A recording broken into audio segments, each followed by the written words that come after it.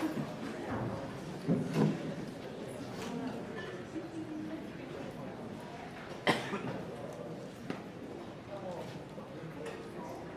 I think we're ready to start the live feed, team. Good evening and welcome to the Grant County Veterans Memorial Business and Conference Center in beautiful Silver City, New Mexico.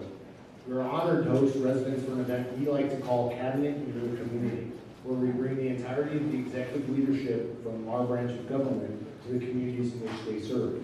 My name is Benjamin Baker, and I'm honored to work with the Office of the Attorney General, and I'm humbled tonight to serve as your MC and guide us through this process. If everybody, to begin our program tonight, would please join me in standing for the presentation of the colors and the national anthem. Presenting our colors tonight is the Vietnam Veterans Color Guard, Chapter 358. Color Guard, please pose the colors.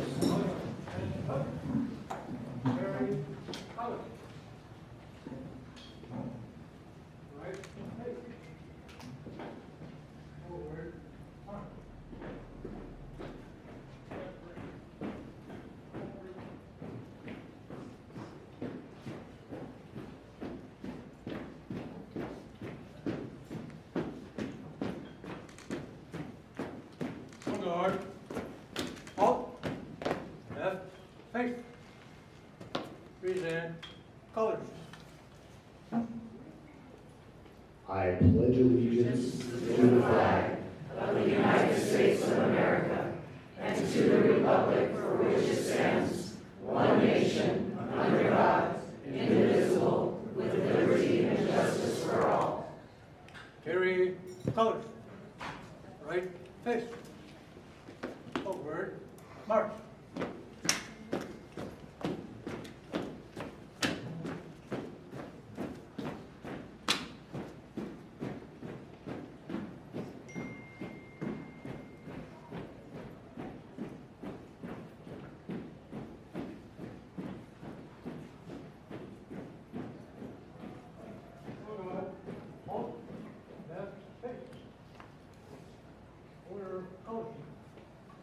Thank you, Color Guard. Ladies and gentlemen, please be seated. Thank you.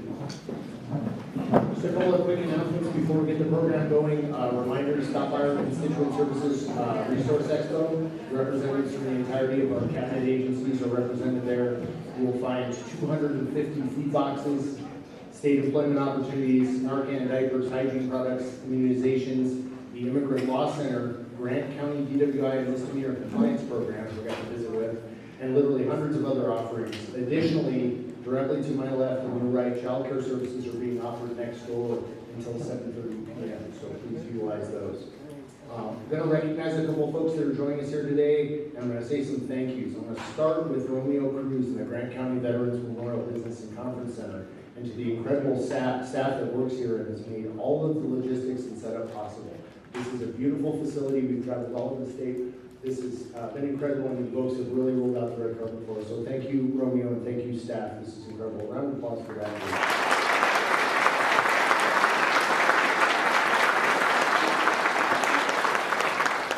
Maybe hold our applause for this group and recognize all of them kind of as a collective, because there are many, and I will miss some folks. It's possible. We try to get everybody as you check in, but this is obviously a really good-sized crowd, and some folks will likely be missed, so my apologies in advance, and welcome and thank you for being here. Starting with Commissioner Eddie Flores, Mayor of Raton, Neil Segato, Mayor of Hatch, Dennis Torres, Bayard City Councilor Francis Gonzalez, Representative Terrazas has joined us in the front row, Representative Jones, District Attorney Norm Wheeler is here, Melanie Goodman with Senator Ben Ray Lujan's office. Mayor Lagner is seated up here in the front. I want to thank you for your leadership and for hosting us in your city here in Silver City. I want to welcome public safety professionals, elected officials, first responders, telecommunicators, fire professionals, emergency responders. Welcome to the members of our cabinet and the secretaries who lead agencies which cover expansive areas critical to the entirety of our state, including public safety, corrections, homeland security, emergency management, military affairs, veterans affairs, the Department of Finance, Economic Development, CYFD, Healthcare, Department of Health, Indian Affairs, the Department of Workforce Solutions, and others, obviously. We are honored to be joined by 4 amazing New Mexico high school and college students serving as interns with our office. Let's give a round of applause for the folks I mentioned and those future public servants and New Mexico leaders.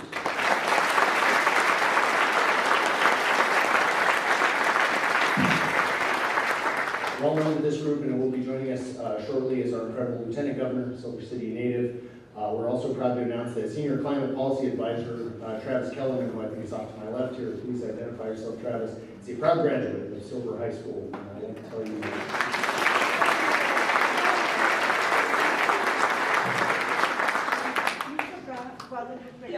She's a mayor pro tem of Silver City. very, very good. Welcome, Mayor Pro Tem. Appreciate you being here. Also, please join me in welcoming the men and women serving in the United States military and our veterans. Thank you for protecting our community. And last, that's right.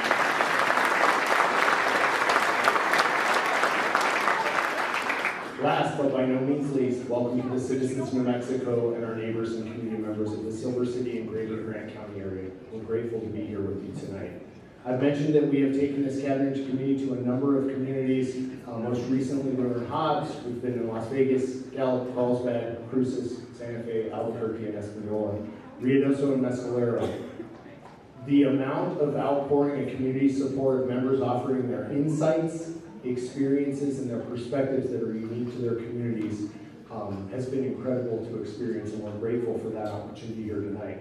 We are eager to engage in that same respectful and constructive discourse, moving us closer to the shared goal of everyone in this room of a safer and more prosperous New Mexico to live, work, and raise our families in. Before we launch into the discussion, I want to recognize a couple of critical parts of the communication team providing American Sign Language interpretation so that all may receive the message are Alex Luce and Katrina Montoya. Please a round of applause for our interpreters. In addition, joining us in the back, simultaneous Spanish language interpretation was provided by Ana Nunez and Victoria Garcia. Big thank you to both groups for helping us reach all people that can hear our message. And without any further ado, it is my honor to invite Silver City Mayor Ken Lagner to deliver some opening remarks. He's going to get us started and make some further introductions of our Lieutenant Governor and our Governor. Mr. Mayor.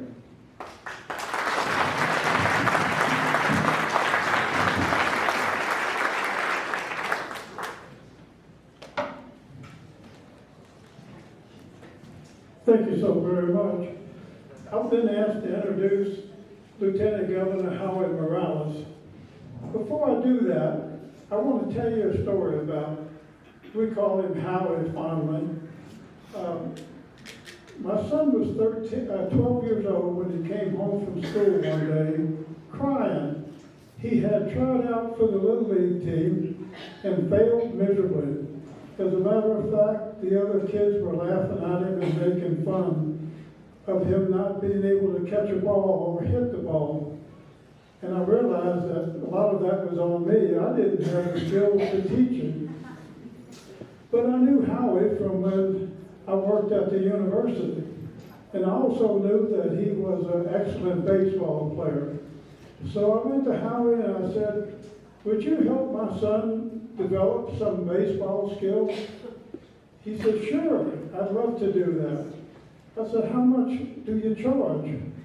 He said, nothing. It does me good to watch young people develop and grow into the better half of themselves. Well, to make a long story short, Howie met with my son every week down at the baseball field, and he went through drill after drill after drill on hitting the ball and catching the ball and all of that. And my son went on to make the Little League team the next year he became an all-star. And he continued to grow and develop with Howie's leadership.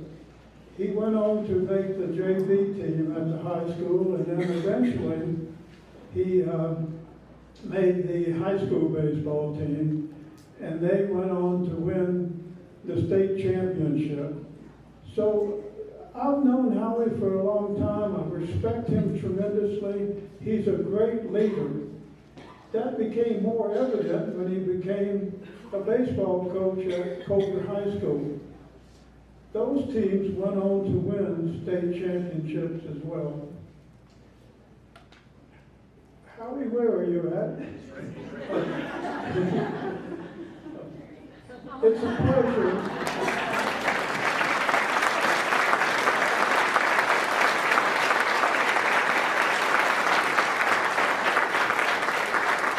It's a pleasure to introduce to you Lieutenant Governor Howie Morales, my hero.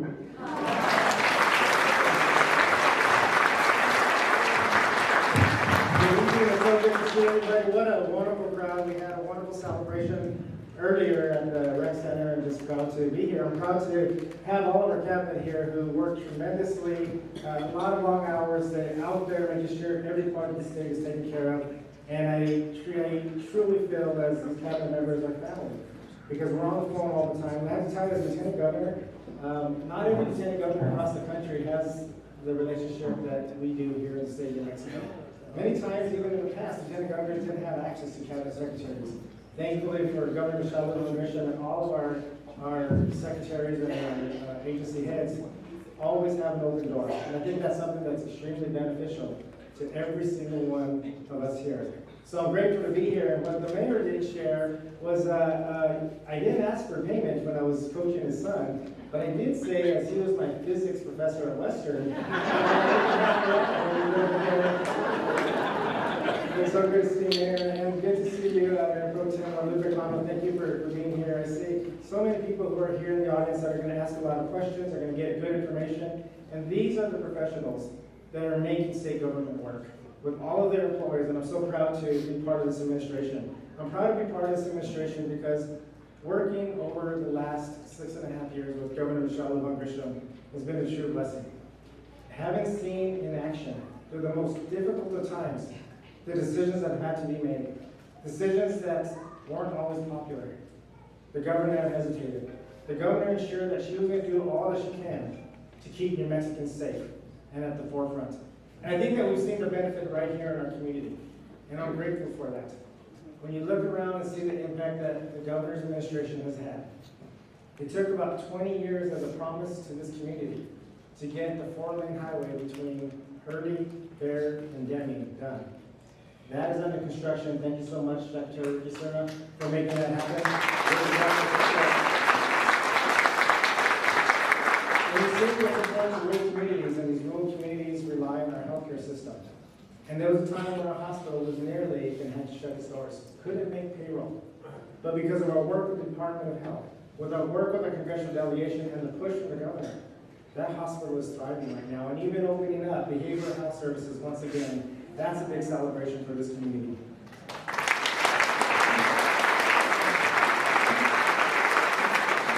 In addition to that, for us, it's important that we take care of our state employees, that we ensure that they know how much we value them, and the compensation increases that we see, even texts that I got this week with state employees saying thank you for taking care of us.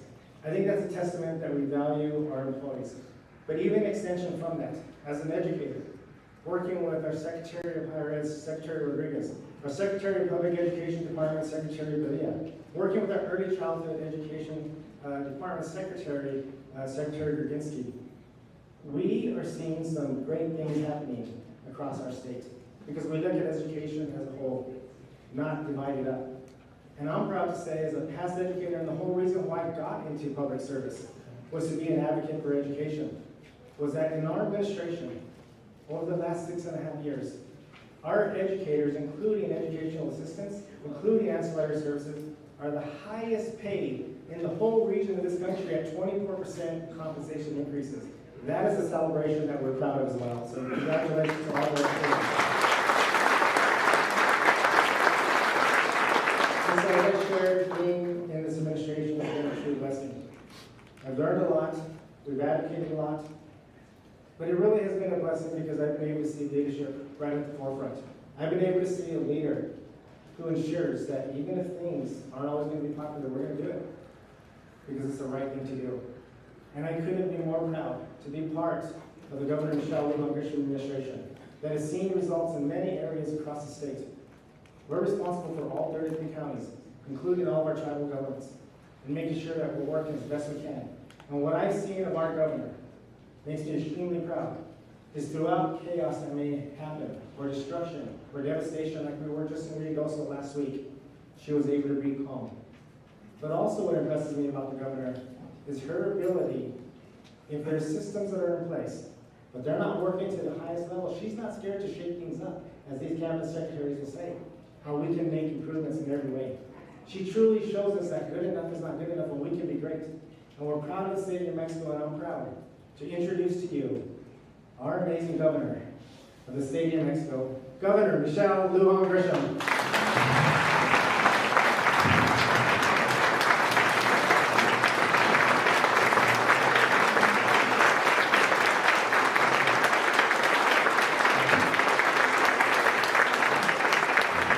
Good evening, everyone. I've spent a large part of the afternoon in Grant County, mostly Silver City, apologizing for being late. But we had a lot of incredible celebrations today as we continue around the state making any number of investments that are important to the community. And we don't do it by ourselves, it's your money.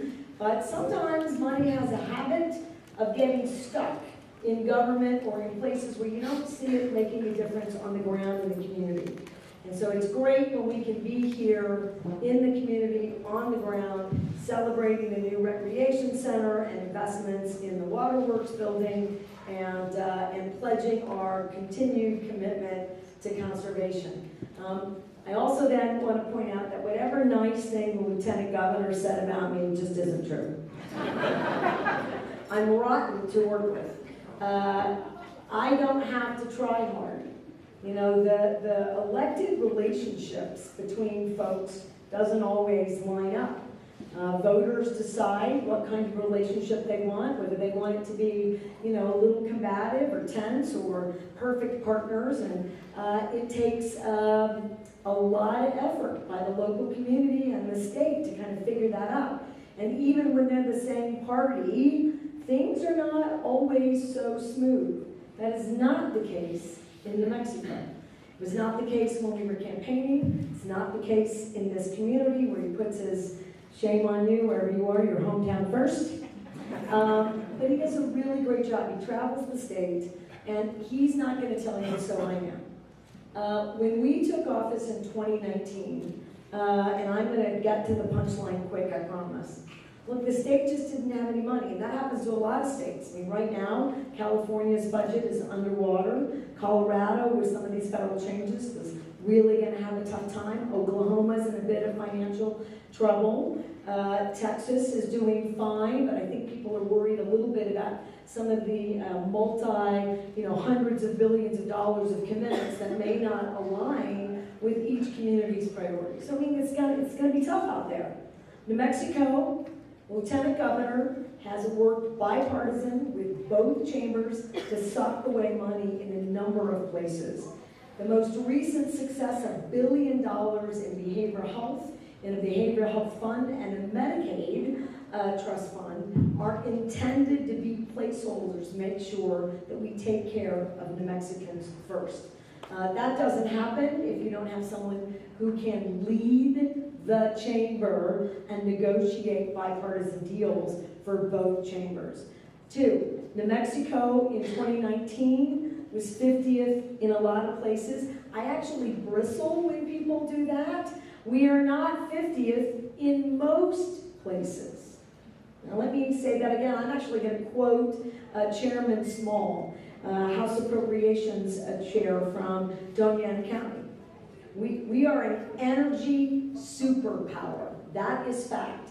The #1 producing state in America, not just oil and gas, all of it, and the #1 place on the globe now for geothermal is New Mexico. And right around the corner in Animas, we have a geothermal project. So we are leading the nation in transmission. Now the nation's a little slow, but I'll take that we're leading in that design every which way. New Mexico's the only state in America that has universal free child care for any New Mexico family. And those states, that is not a challenge. I mean, it should be a challenge to other states to kind of figure it out. If you have to choose between your mortgage and child care, you can't focus on child well-being. This is a state that struggles in that category because we've long been a poor state. So that's an area I'm really proud of. And now we're going to keep working on wage growth so that we don't ever slip from having a professional commitment to the men and women who are taking care of our littlest ones, including home visiting and infant mental health. We have the leading early childhood program in America. Fastest growing, building the plane while we fly it, 3-year-olds and 4-year-olds, nearly universal. We're building it for those 3-year-olds. The hard part is having enough providers in every community. We gotta build it, train them, and get everyone situated and ready, and get the schedules to align. Including for first responders, they need 24-hour, right? They need graveyard shift childcare. So these are issues that we still have, but no state's anywhere close. In 2019, we put $1 billion into public education. We gave teachers a raise, we put nurses back, social workers back, we invested in school-based health centers, and we didn't know COVID was coming, but thank God we've got school-based health centers. We need a lot more from K through 12 and for K through 12, and we're committed to doing that. I was starting with, in 2019, we had 40% on average vacancy rates in state government. The economy was really sluggish. You know, New Mexico got the recession later. Sounds like it was like an infectious disease like COVID. We got the recession. But stuff happens here later because we're poor, diverse, just a different kind of a state. And then sometimes we don't pull out of this quick. So we were really struggling. So no state employees, no programs, no money. We had low reserves. I'm going to say that in 2019, we were probably just a little over 10. Barely. We're at 36, 37, 32. Well, make up your mind, Wayne. Just giving me hand signals back there. Let's go with 37. I made a statement today at Waterworks. We're going to always tell the truth. I make mistakes. Sometimes I get it wrong, and these folks, well, they always get it right. So that's why they're so valuable and important to have here in these cabinets. Today, we're also a powerhouse, punching above our weight class. Depending upon the quarter we test, we're either in the top 10 nationally for economic growth, employment growth, baseline jobs, or we're 6th, or 8th, or 5th. We're staying in that top 10. We were never in the top 10. Well, we are now. And that means that as we have free college, anywhere, anytime, part-time, full-time, 2-year, 4-year, 20-year contract, we're building a workforce that can keep that economic drive going, which means we're building roads, we're fixing dams, we're investing in conservation and climate change mitigation. We're building housing and houses. We're building communities again, rebuilding them. And it's really exciting for New Mexico. And now that we're really focused on literacy, right now we're finishing up 17,000 kids.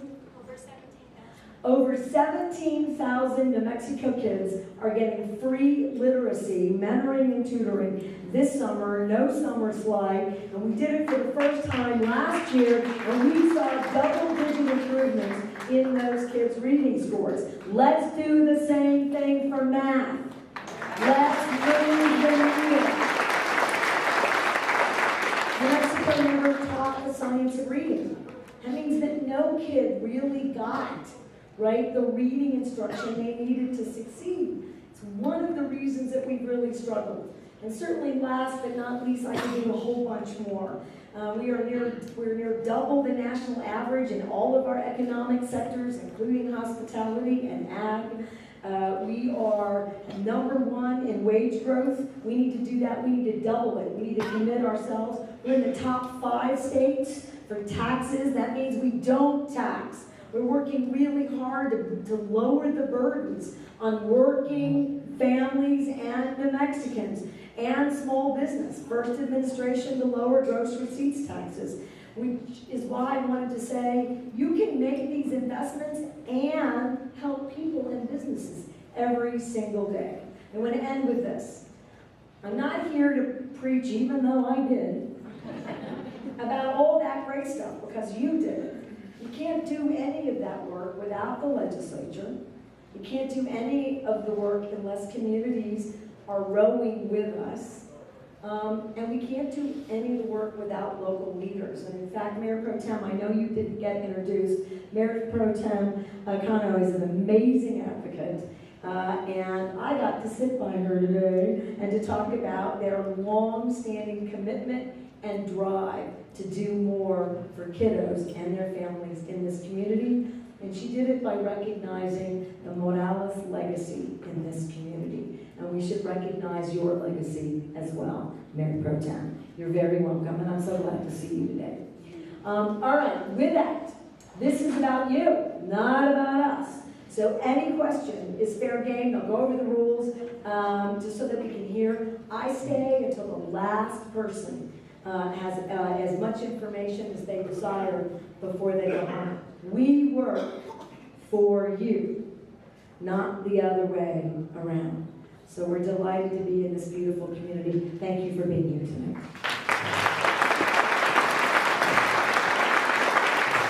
Thank you, Governor. Thank you, Lieutenant Governor. Thank you, Mr. Mayor, for the introductions. Incredible words to get us started. Now I'm going to introduce to the panel of folks up here seated on the stage so you can see the breadth of the cabinet. I'm going to start on my right. These folks are going to introduce themselves so that you know where to direct the questions that are stimulated from our conversation. Thank you. Good evening. It's a pleasure to be here. I'm Emily Kaltenbach, Secretary of Aging and Long-Term Services. Hi, good evening. Gina DeBlasi, Cabinet Secretary for the Department of Health. Good evening, everyone. Jason Bowie, Secretary for DPS. I'd like to just take an extra second. I always like to just recognize our leadership for the rest of the state police that is here. When we have challenges, whatever the community is, it's our commander that always gets things moving, while the chief and I often have the privilege of accepting credit for the organization. It's really them that deserve all the uniforms that are here. Captain Trey Reed, thank you for being here and always making sure that this community has what it needs. Thanks so much.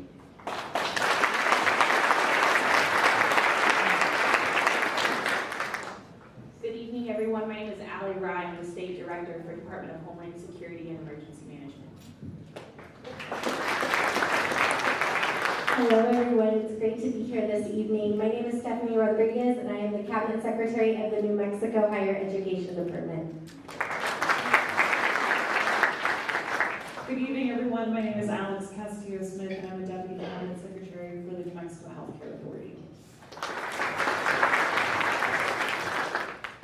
Good evening. I'm Wayne Props. I'm the Secretary of the Department of Finance and Administration. Good evening. It's a pleasure to be here. Rob Black, Cabinet Secretary for Economic Development. Hi, I'm Sarita Nair. I am a Mustang mom and the Secretary of Workforce Solutions. Good evening, everyone. Mike Sloan, Director, Department of Game and Fish. Good evening. My name is Ricky Cernan, Secretary for the New Mexico Department of Transportation. Good evening, everyone. I'm Teresa Casados. I'm the Cabinet Secretary of Children, Youth, and Families Department. Good evening. It's a pleasure to be here with you all. My name is Mariana Padilla, and I'm the Cabinet Secretary of the New Mexico Public Education Department. Good evening. Thank you for having us tonight. My name is Elizabeth Anderson. I'm the State Engineer. Hello, my name is Alicia Tafoya Lucero, and I'm the Cabinet Secretary for the Department of Corrections. Good evening. My name is Clay Bailey. I'm the Superintendent of Regulation Licensing Department. I'm Melanie Kinderdine. Wonderful to be here. It's so beautiful here. Thank you so much for the wonderful time we've had. I am the Secretary of the Department of Energy, Minerals, and Natural Resources. Good evening, everybody, and welcome, veterans.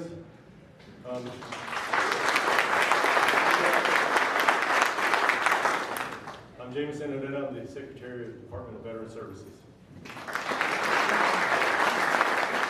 Good evening. I'm Stephanie Chardon Clark. I'm the Secretary of the Taxation and Revenue Department. Good evening, my name is Manny Barreras, Cabinet Secretary, Department of Information Technology.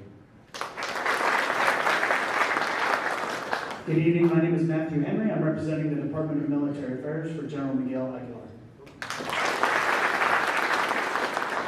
Good evening, I'm Anna Silva. I am the Secretary for the General Services Department.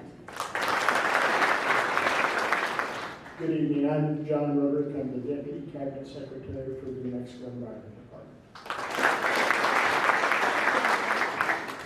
Good evening, I'm Heather Jordan. I'm the Director of the Workers' Compensation Administration. Good evening, I'm Deborah Garcia. I'm the Cabinet Secretary for the New Mexico Department of Cultural Affairs. Good evening, Lansing Adams, Acting Cabinet Secretary, New Mexico Tourism Department. Thank you, Arlene. I'm Rosetta Knight, Cabinet Secretary for the Indian Affairs Department for the State of New Mexico. Good evening, I'm Ariana Quinones Miranda, Deputy Cabinet Secretary for the Early Childhood Education and Care Department. Good evening, everybody. I am Jeff Lopez, the Director of the New Mexico Office of Broadband Access and Expansion. Thank you very much, Cabinet members, for both being here and for your commitment to this community and our state. I'm going to briefly cover a little bit about the format for this evening's town hall. You'll note there were incredible staff members scattered throughout the hall here in the auditorium. They have contact forms that are specifically designed for this town hall. They're going to ask you for some contact information as you raise action items. The purpose of that is so that we can intake those, track them, and report back to you with action items. So please share with the staff member that comes up to you with a clipboard some contact information so we will be able to keep you informed of the progress related to the concerns that are raised. And additionally, thank you in advance for signing in at the table outside for the same purpose. I mentioned earlier, and the governor reiterated, the goal is to stimulate a robust discussion, conversation, and idea generation surrounding solutions for your unique community. Please raise your hand if you would like to be recognized, and one of my colleagues will walk a mic over to you so that you may speak and be heard loudly enough for both the folks here in the room and the folks joining us online. Our staff will hold the microphone for you so you'll be able to refresh yourself with any notes or anything you might have in hand, and we'll be able to keep the questions and the answers efficient and fluid. But please start the process by introducing yourself so we may be able to refer to you by your name. And the governor mentioned it, and I'll reiterate briefly, know that we intend to answer all questions. So please be patient as we want to hear from all of our neighbors. And also remember the ground rules associated with decorum, which were mentioned, which is respect for everyone here and their opinion. Please feel free to applaud and cheer, but also let's please refrain from booing or heckling of any sort of our neighbors. Letting respect be the watchword for our decorum for this. Prioritizing questions for folks who may be utilizing the child care services that will be ending at 7:30 is something that we would be much appreciative of. So if we have folks that are using child care, if we can make that known so that we can get to your questions, as was mentioned, we will remain. Without any further delay or any other announcements, Silver City and Grant County, we came to hear from you. Which brave soul among us will start and lead us off with our first question? Rebecca in the back.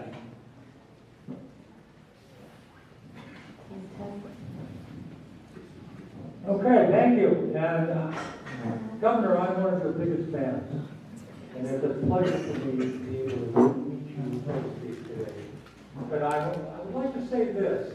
I came back from Vietnam alive. I don't kill anything. And so I would like to say that the environment here, and I think many people that live in it are most appreciative of this environment. Don't kill animals. Sorry about that. But take advantage and keep in mind that the environment here is so important. Thank you.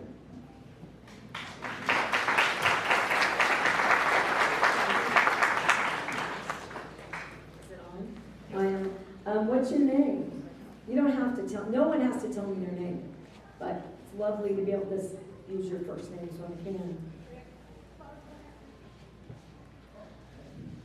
Yeah, Governor, my name is Paul McMaster, and I live on Big Bend, which is about a rock. You can throw the rock to Gomez Peak. Well, Paul, thank you for coming. What a lovely thing to say. And I love this community too, and I'm keeping track of what people care about. And we're going to keep investing in the environment, but we are mindful that there's diverse opinions, but that was very helpful, and I'm grateful that you're here tonight. You've done a remarkable job so far, so I just think the environment is so terrible. Big issues in this state.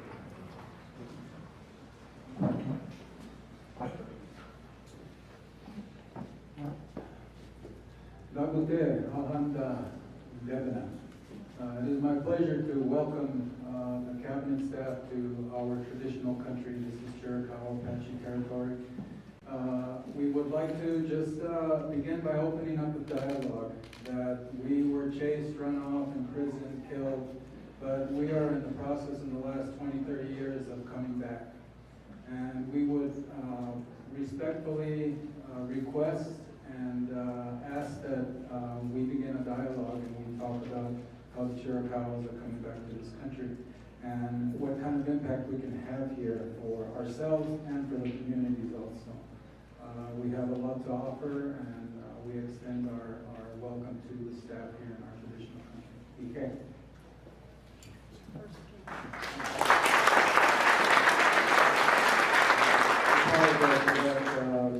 My name is Basu number 10, but I'm referred to as Joe Science.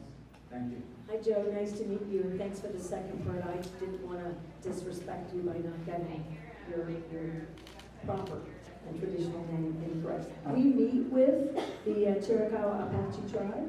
They're in all of our consultations and are included. The legislature works hard to include some capital. So I just wanted to tell you thank you for being here tonight. Thank you for making sure that we recognize our sovereign nations. And there are too many really tough stories about not only the colonizers, but any number of other issues. But this state's done, I think, an incredible job about making sure that we recognize the independence of our sovereign nations and self-determination, and that we have very robust consultation requirements that I think might be the most robust and strict in the country, and I'm proud of that. And so it's nice to meet you, Joe. Yeah, we have a history that we are very proud of our history. But there are several groups of us, and we would like to, that's why we request to open up the dialogue to inform you and rather share our story of how we are reorganizing and coming back to this area. Done. Thank you. Yes, sir. Do we have a hand in the back? It looks like there's one right here. Yes, ma'am.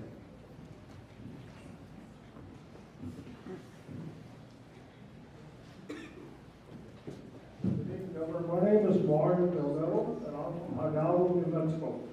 So I came from Lordsburg. So I have a few concerns. I need to know, are you guys going to shut down the senior citizen August 10th? Is what the paper said down there. Well, I'm going to give that to my aging secretary, and this, no pressure, but it could be your last town hall if that answer is because I'm going to do a couple of things before she answers, but I'll be fast. First of all, I can't imagine that is happening unless it's temporary while we do something, because forget about me, the former aging secretary.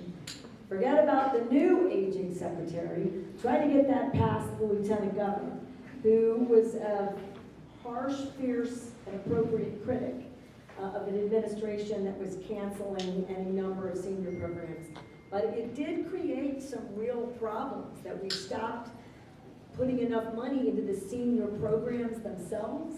The cost factors went up dramatically. It did for everything, including food costs post-COVID. And there's been some rebalancing. But my intention, let me get an answer.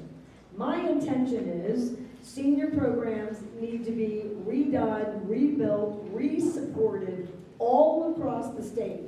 There was a time in New Mexico when 300,000 senior citizens were attending senior programs around the state. That is no longer true. It was also true, and I'm not pressuring anyone, it's also changed, but local governments put in a ton of money and don't anymore. So we really need to think about how we're doing that and look at the legislature. We really haven't kept up. The federal money, the Older Americans Act, is small, getting smaller, and New Mexico used to boast for every federal dollar we put in 6, for every federal dollar to meet the demands, and it's the right thing to do. We probably need more like $20 for every federal dollar, and I made that calculation up a bit, but I would guess I'm not far off. Secretary? Thank you, Governor, and Mr. Delgado, thank you for being here and voicing your concern, because this is a big concern for all of us at the Aging and Long-Term Services Department. I can assure you that senior center will not be closing. In fact, I don't have a fire in front of everybody here. In fact, it is our responsibility to ensure a continuity of services and a high quality of services. And so we've been working with the non-metro area agency on aging. And in fact, earlier today, I met with both the mayor of Wardsburg and your county manager to discuss what those plans are going to be. But we guarantee that even if there isn't a provider August 9th, our non-metro area agency on aging will be on the ground providing those services, and so there will be no break in services. But thank you so much for being here and voicing that. And we will be out and about to figure out how we can improve those services. So yes, services will continue, but over this next year and a half, we are going to improve those services. And Governor, in fact, we need to, right now, I think we're shy of, for every $1 in federal funds, we have just shy of $4 match. It's gotten lower, and we need to increase that. But I'm proud of our state, because there are a lot of states where they only rely on federal funding. I also want to share that this governor, under her administration, we have increased dollars into senior services about 55%. But we know there's a growth in aging demographics, and we need to continue to work with the legislature, as the governor said. So thank you so much, Governor, and Mr. Delgado.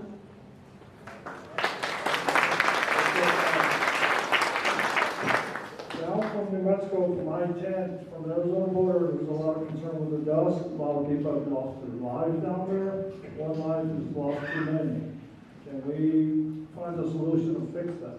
And our roads in Hidalgo, county roads, city roads are in bad shape. If we can get some assistance down in Hidalgo.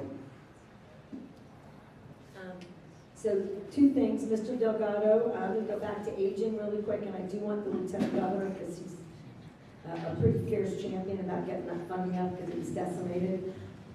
We're having how many people in this room, I hope it's not just me, have been to the conference on aging that's held annually that used to be at the Glorietta Conference Center near Santa Fe? Am I the only one? That is 2, 3. But you guys all work for me. Have you been, Mayor Pro Tem? We used to get 1,500, 1,800, 2,000 retirees there. It's an incredible way to build, momentum. We're paying for that, including your stays. Mr. Delgado, can I get you to come? Come on. So I'm going to reach out to you personally, and we're going to get you to that conference, because we're going to help build a better statewide system. And then quickly, I'm going to just go to roads.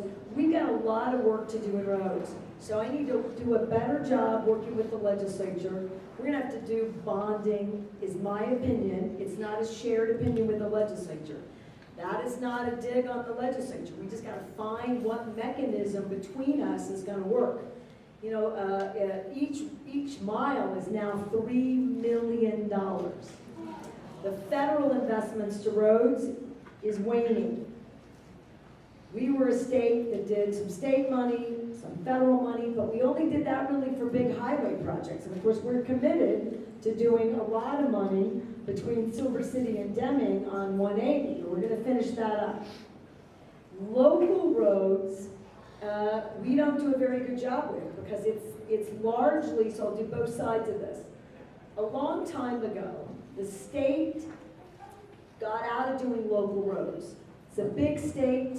you're a constituent in your community, you can tell the folks leading Lawrenceburg that's your #1 priority. You get a little money from the legislature, then you all put it together. You're not waiting for us and competing with I-25 and I-40 and the bigger connecting highways.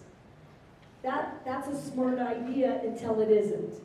Today, counties and cities don't have the same kind of resources given the costs of roads, and so many of our local roads, particularly county roads, are in serious disrepair. New Mexico, that is not a ranking I like. We're at the bottom. We're gonna have to readjust that arrangement, I think. And I'm hoping to make a hybrid presentation to the legislature about what we're really gonna need. And we've got legislators that have been really smart about money. I want to thank them. It's why we have great reserves. It's why we got money in savings. But if we don't leverage money when it takes years to do a highway, I mean, when you're talking 100 miles, big state, and doing all the connecting county roads, these are billions of dollars worth of projects. And if you start them, but you don't complete them, then they're double whatever they were.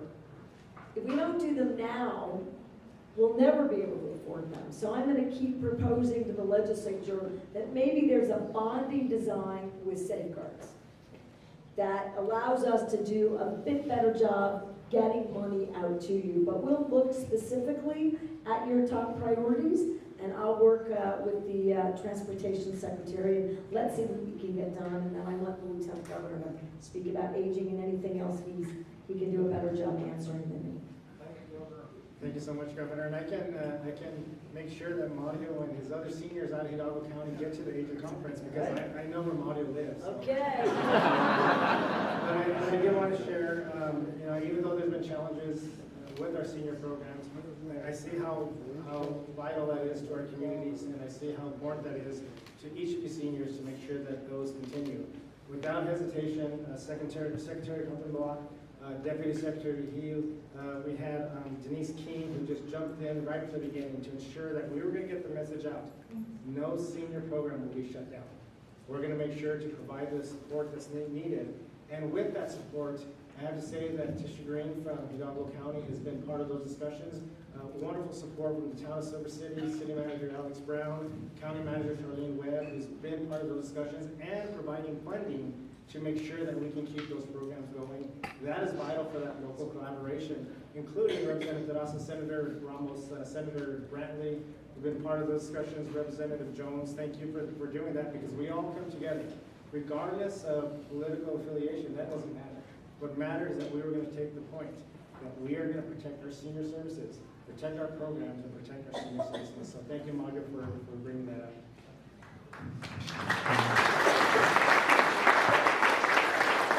Hey, Mario, good to see you. We had a conversation a little bit earlier. And just to reiterate the strategy, I think that the governor mentioned, which is wonderful for our legislators here, for you all who have good relationships with them, is if we can find a way to create a sustainable funding model for the Department of Transportation, their work to then support local and county roads becomes that annual process, as opposed to all of us becoming that annual process. And so we look forward to doing that. With regards to dust, it's interesting because I just met someone from your community who walked up to me before and said, we have a material that can help with dust mitigation. And I said, are you kidding me? We have two big priority areas. One is here and one is up in Los Lunas, and we're actually going to work together with him to see if we can pilot some of that in some areas. But one of the areas, and I was just in Santa Teresa the last couple of days, that we're seeing is part of it is tied to a lot of development that's taking place in the southern part of the state, in particular solar farm development. What happens ahead of construction is they come in, they devegetate, they clear, they construct, and then they do some vegetation to help with that dust. If we can find ways and strategies, perhaps even through permitting, to do that work on the front end, we can minimize a lot of that and then address some of the overgrazing that occurs in some other parts of the state, like the Northwest. So, and I know we're going to visit afterwards, so we'll talk about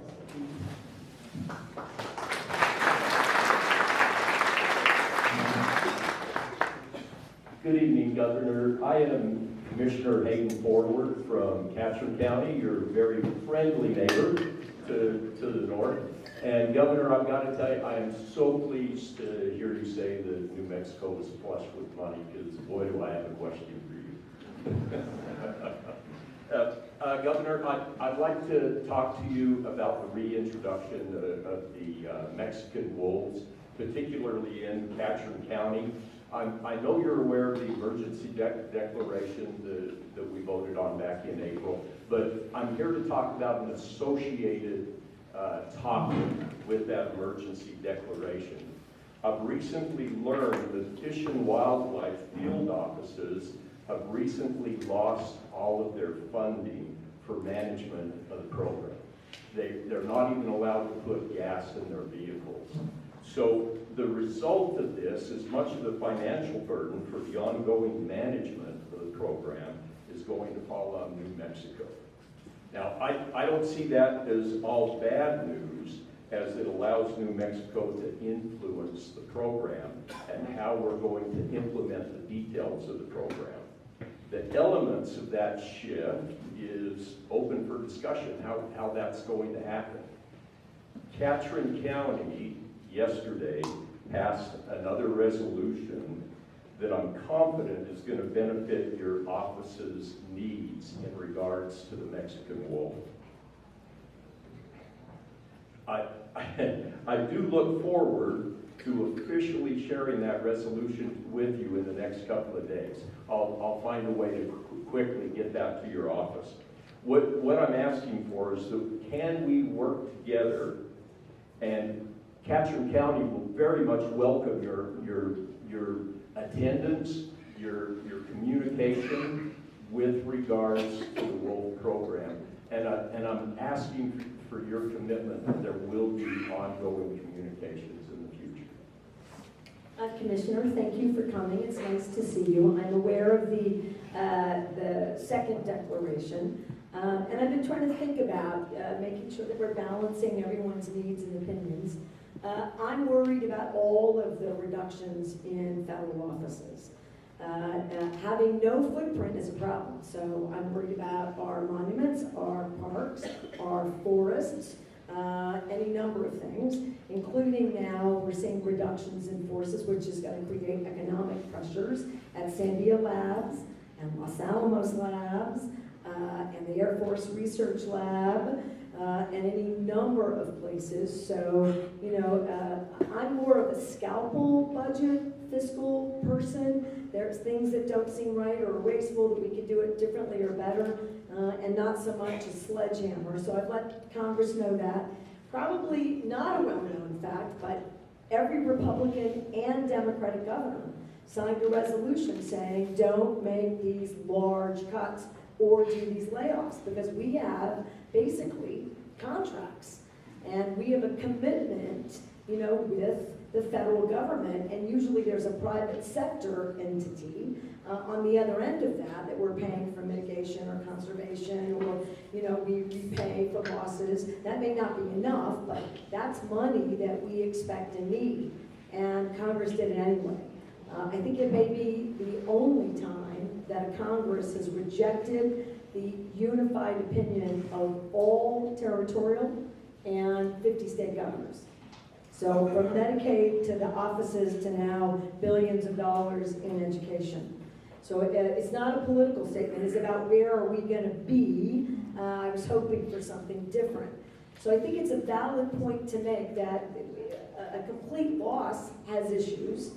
If we can figure out what we can do, there might be opportunities. We should look for opportunities. We've got to hire some of these federal employees. We've been interested in making sure that our national parks and monuments are staying open. I'm going to visit White Sands as an example soon. I'm getting complaints. I don't know that they're valid. I haven't validated any of them about whether there's enough staff to keep it open and properly managed. So I just don't know. But forest health is, and for a community that just came off the trout fire, these are issues that we're worried about. And so I appreciate that the county sees these as issues we have to address. Thank you. On the emergency side, you know, I don't know about declaring an emergency. I've got my guard doing swift water rescues tonight in Rio Doso, again. We were worried about Silver City, and we had swift water rescue teams here. I have just under 100 National Guard men and women in Albuquerque helping us with a public safety challenge. The likelihood that they'll be deployed to more fires, to more work around the border. They do all the drug, helicopter, drones, and flights always have, and drug interdiction. We'd like to have more people. We offered that up to the federal administration. They said no, but I'm hoping they'll rethink that because we think that's good work and the Guard's really interested. So all that said, it's tough to do those sorts of declarations, but we could look at a formula. So, you know, we have to meet a threshold before I declare an emergency. And I do it in two ways. One, to send personnel, and two, to send money, which the legislature puts guardrails on. And I hate those guardrails, but they're valid and really important in this case, because then we can be fair and completely unbiased about what we do. We can think about a threshold. Under the FEMA guidelines, I'd love to discuss some kind of operation like that with you and see what you think about it. So if you're gonna come up personally, I think I'm there Monday. Listen, every day is Blur's Day. I don't know what day it is, I don't know what date it is. That's the best part about my job, I have to say. It's exciting every day. But we'll reach out to you, sir, and we'll figure it out. Well, I certainly appreciate your answer. And did I hear you say that you have received the resolution that we passed yesterday? I heard about the second one, but I received the first one. Oh, okay. So the one that you will officially receive, it does show a clear bipartisan support of the activities that we're requesting assistance on in Catron County. I know this can be a polarizing topic, but what's important is proper management of the program, and that's what Catron County is driving towards, and we desperately need the state's help to achieve that. Thank you for being here. You bet. Thank you.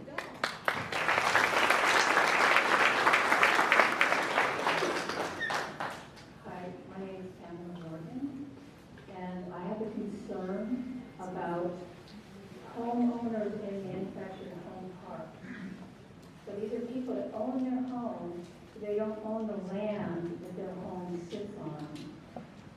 It can be very frightening area to live in that situation. There are other states, such as Arizona and California, that have protections in place for the homeowners, but New Mexico doesn't. And it failed again this legislative session to enact any of those protections, such as rent control. They were calling it a rent cap, but rent control and the right for the residents to buy the park if the current owners are selling, which means the current owners have to let the residents know that it's up for sale.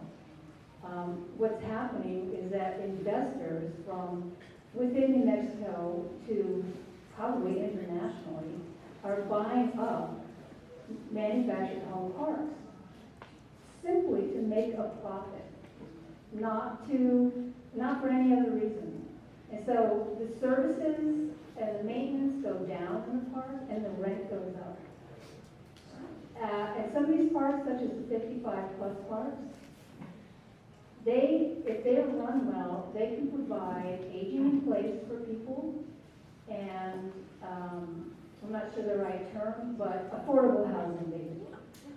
And I think New Mexico may have the highest percentage or one of the highest percentages of rates where homeowners have manufactured homes. So this is really a critical issue that I would love New Mexico to get views on. Thank you. Thank you for your concern, and thanks for working on a legislative fix. You are correct. I don't know if we're the highest, but we're in the top states for home access and ownership that is manufactured housing. And it will be part of the, multi-dimensional solutions, because we want to invest hundreds of millions into affordable housing. 110 million for a variety of strategies right from the state, a couple $100 million that are the New Mexico Mortgage Finance Authority, and we're pushing cities and counties who can to leverage that, and we're going after federal money. So all of the above. I think an interesting idea, I don't know what more we could do by regulation, so I'm going to have my regulator say something. And I'm going to ask the person who's managing our investments for affordable housing, because we could think about a couple of options. So one, we've been looking at purchasing state land and building on state land so that we can really leverage that opportunity for both zoning and permitting. So I'm a little cranky about this. Too many cities and counties in New Mexico have such arduous zoning and permitting laws, nobody ever builds anything. And it's a problem. Las Cruces has updated theirs, and they're doing a really good job. Angel Fire has done a really good job on updating theirs. I don't know where Silver City is as an example, but we should work on that. And we did some affordable housing units here. We'd like to do more. But towards the manufactured housing, we could buy land and create those homeland ownership opportunities for folks who already have or are interested in purchasing manufactured housing, and then also create the right kind of assistance to afford it. So I'm interested in all of the above. A better regulatory framework, and making sure that we lean in with the resources that we have. We want people to have equity and viability for the long term. We need more New Mexicans to know they can get into a house or rental property and stay there. That's got to be a priority for us in the next year and a half. And so I'm going to go, I don't know who's first. Superintendent, all right. Yes, Governor, and you're both correct that this is a huge population. Closer to you. See?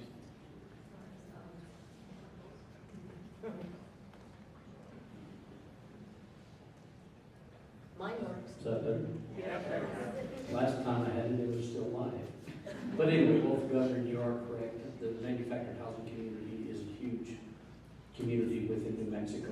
Many of them are aging, are elderly, or people on fixed incomes. On my side of it, we're regulatory. We do the compliance issues of it. But I can tell you this, the last session and most recently, we've had conversations about the issues you're bringing up. It's more than one fold, it's several fold, trying to figure out how to put it together, who to put it under, how to come together with the financing, and who can regulate and who can run it entirely. So with that, we've had a particular legislator, Representative Matthews, has really been a champion for this. We had a meeting with her recently along with Secretary Nair. So we are looking at it, trying to figure out what would be the best issues before we present to the governor. You have to go fast. And you present it to me fast.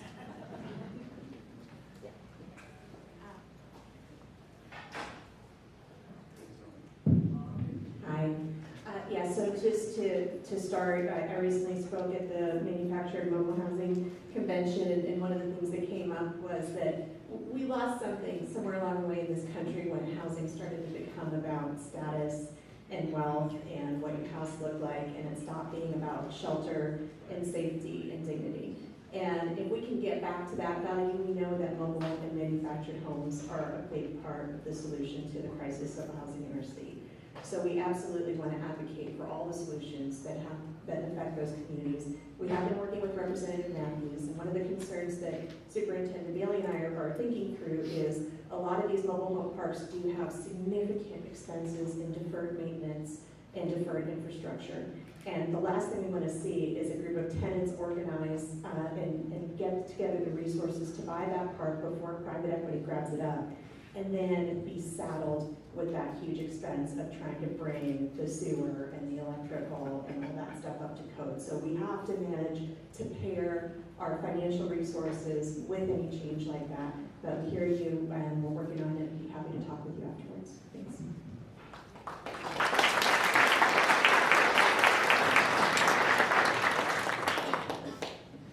Good afternoon, Governor Lujan Grisham. Thank you very much for being here and listening to us and discussion here.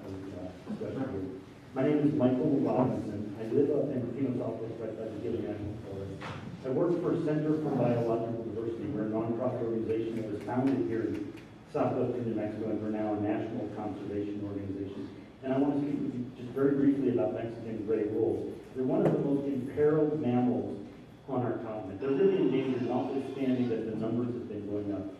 And a large part of my concern is that over the last 20 years, and I've got the figures from the U.S. Fish and Wildlife Service, the genetic diversity in the Mexican wolf population that originally stemmed from just 7 animals that were survivors of the government extermination program, that genetic diversity has been reduced significantly due to mismanagement by the government on behalf of the livestock industry. It's always, oh, well, there's a lot of pressure to kill this wolf or that, trap that wolf, and we'll do that, and we'll worry about the long-term consequences for this endangered subspecies of the gray wolf. We'll worry about it later. And there's been permanent losses in genetic diversity that is essential for the long-term viability of this animal to be part of our world when our grandchildren are standing up in town halls and the like.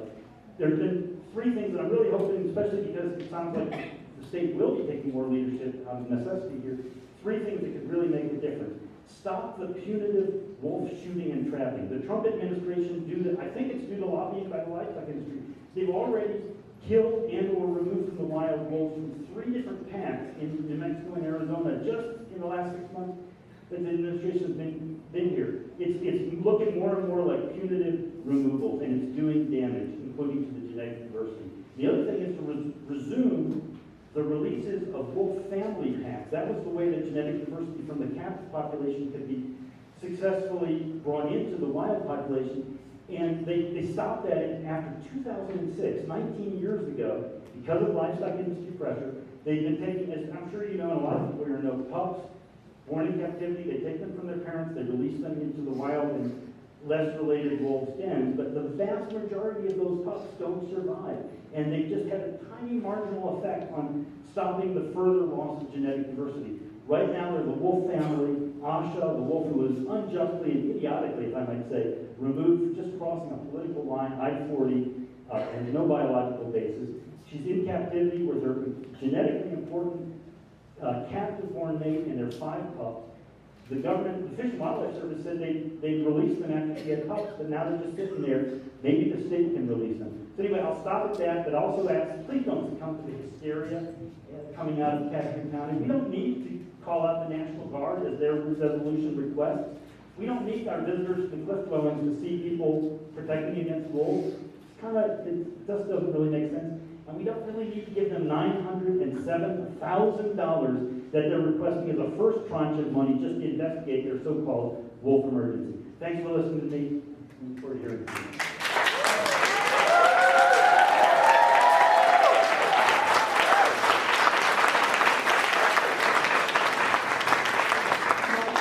Thank you for being here tonight. Thank you for what you do. One of the things I do, I think, fairly well is know about the issues, very familiar with that wolf family, very familiar, I pointed out that in aging, both administrations on the federal side, the last one and the current one, are not giving us resources or support to do right by those programs at all. And Fish and Wildlife has left a lot to be desired, whether you're a livestock owner or you're an advocate on conservation and wildlife diversity, which is critical to, frankly, keeping all of our habitats the way they ought to be. So what I do well is figuring it out so that we figure it out. So I'm interested in the status of that. I'm interested in what we might do with Fish and Wildlife. I don't have a plan, but I think I'm going to end up speaking with you further. And any elected officials are always welcome in my office. But I'm a truth teller, and so I think it's clear that I don't think it reaches the level of an emergency, although I'm interested, as I said. Let's see if you can make a FEMA threshold, but I mean, to put that in perspective, your losses are 50 million. And I agree with you about the Guard. I have really, the men and women of the Guard are incredible. And protecting all of us is their number one job. Protecting the country. They do international deployments as well. I mean, this is a group that does incredible work, and I have them deploy overseas. They help other states right now, Arizona as an example, with their wildfires. Michigan is here with some of their swift water rescue teams for us. They're also in Texas.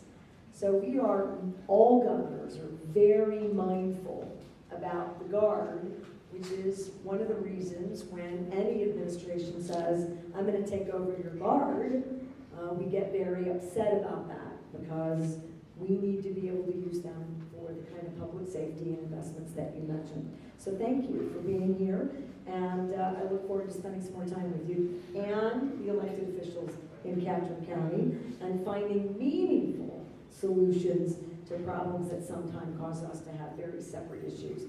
But I'm good at that. But thank you for what you're doing. I need you. Thank you very much, Governor. Follow up.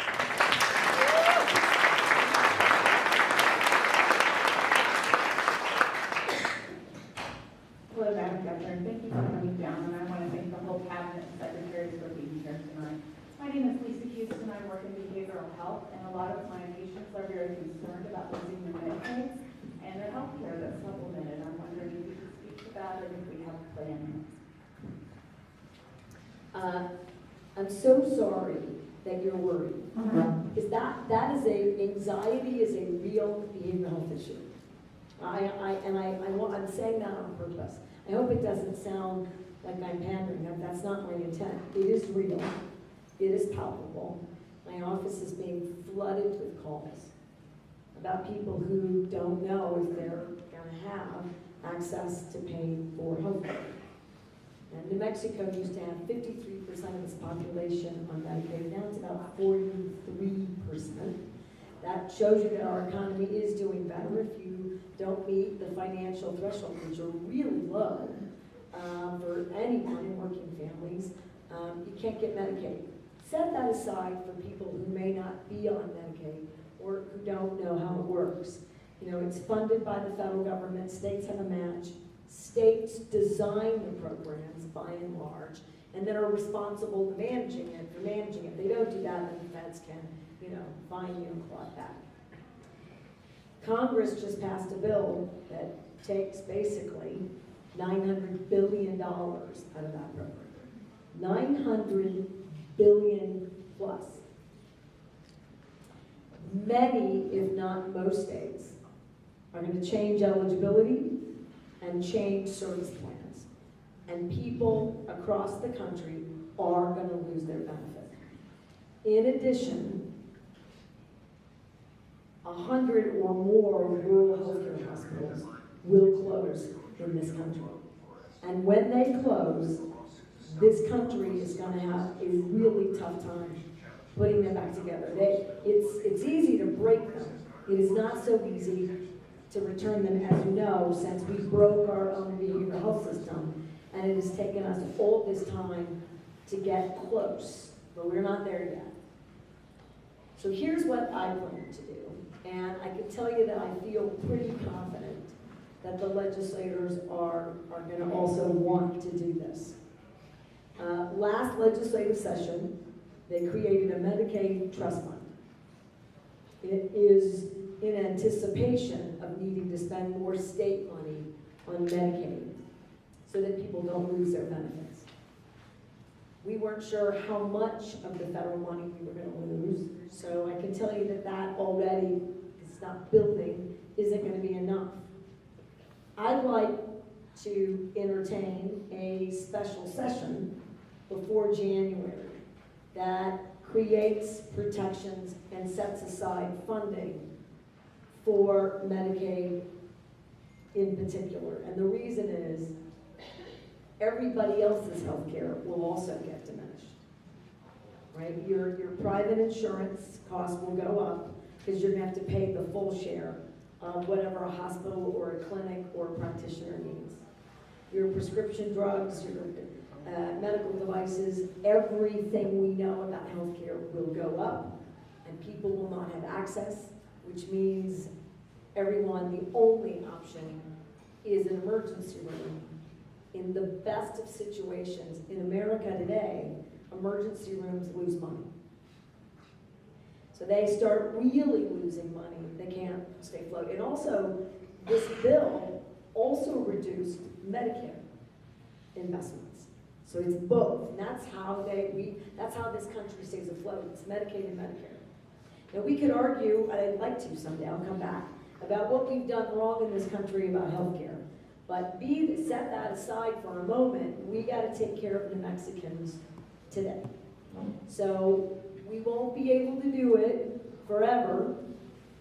We're gonna have to figure it out. My hope is Congress will see the damage and come back to this sooner rather than later. But my plan, and I think there's broad support, is to have the legislators lean in, make sure hospitals, providers don't close, and that people know, the Mexicans know, we got you for as long as we can, which is why I made the statement, California is not going to be able to do that.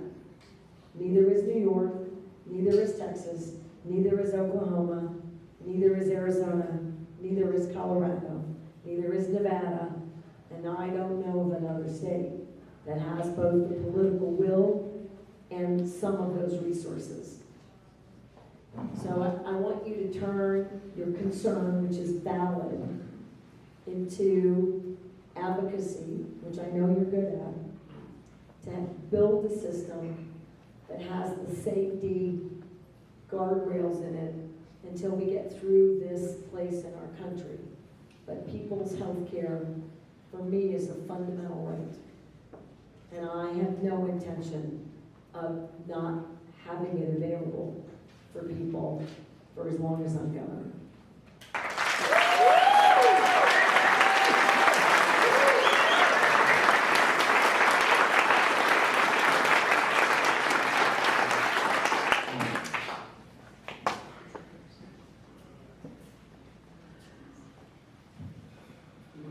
Good evening, Mr. Shell. I would like to ask you a question. Is there any possible way that you guys, your administration, might be able to look into some economic development in Gaitron County?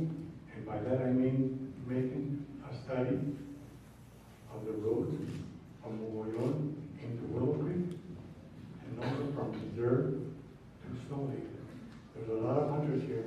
I believe that it will make a big impact on New Mexico because there's a lot of hunters. And I hunt myself, there's a lot of hunters in here. Those roads are very terrible. We've asked you before, and I don't know. They said it's state, they said it's federal, they said it's county. Maybe maybe you guys can look into it and see what can be done. That's my comment to you. Thank you. And one more thing. Yes, sir. Mr. Morales, I think I'm going to call you Saborita. No pun intended. No pun intended. Thank you. Well, sir, thank you for your service to our country. Thank you for being here. And we have not done as much as we want to do or wanted to do for rural economic development. It is challenging in a small community, but it's not impossible. And we've got to do a better job because if we don't, these beautiful, pristine, incredible communities where generations of New Mexicans have lived can't stay. And we don't want that. So I'm going to have my economic development secretary talk a little bit about that. But yes, I will commit to not just a study, but really trying to get something done. And again, the lieutenant governor will make me do it. Let's try to do something. You know, the last time, it's been a long time, I actually haven't been to Reserve proper in far too long. The last one I was there was during, elk mating season, and my car did not fare too well. So note to self, Cabinet, don't leave your car outside when it's elk mating season if you don't want a bunch of elk attacking your car. But it was great, because I, couldn't go outside for about, I don't know, a couple of hours. And I think it might have been a state car, even better. We can do much more. And just because it's hard, I feel bad even saying it out loud because it just sounds defensive and like an excuse. So let's get that done. Let's come into your community and let me have my economic development secretary see if he has any specific ideas for you and your community, sir. Thank you for the question, sir. Rob Black, Economic Development Secretary. I will say, I want to start the conversation with, as a compliment to Silver City first, though. Some of the programs we do have designed specifically for rural economic development, our Main Street program, our Trails Plus program, we were celebrating a ribbon cutting on that today.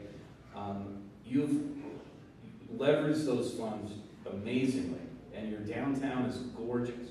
I spent a lot of money down there today because it's you've built such a wonderful thing. But I think it's those let's take advantage of those opportunities. And the other part is we now have a new program, thanks to the governor's leadership and the legislature helping us pass what's called the Site Readiness Program. And you can apply for this program if you have land that you'd like to see developed in your community. We'll provide free analysis for that land. We'll determine what best opportunities you have. We can provide additional funding to do infrastructure for that part of that land. And we coordinate those efforts with our partners at DOT, at the Department of the Environment, etc. So I would encourage, and we can work with you and we can follow up to make sure that your community and your leadership and your property owners are taking advantage of that program so that we can provide that free analysis and help market your community as a place for business growth. I believe it would help Luna, Reserve, Elma, Glen, all those little towns. Not just those towns, but down here on Silver also. And maybe a little bit of Arizona. But No for Arizona.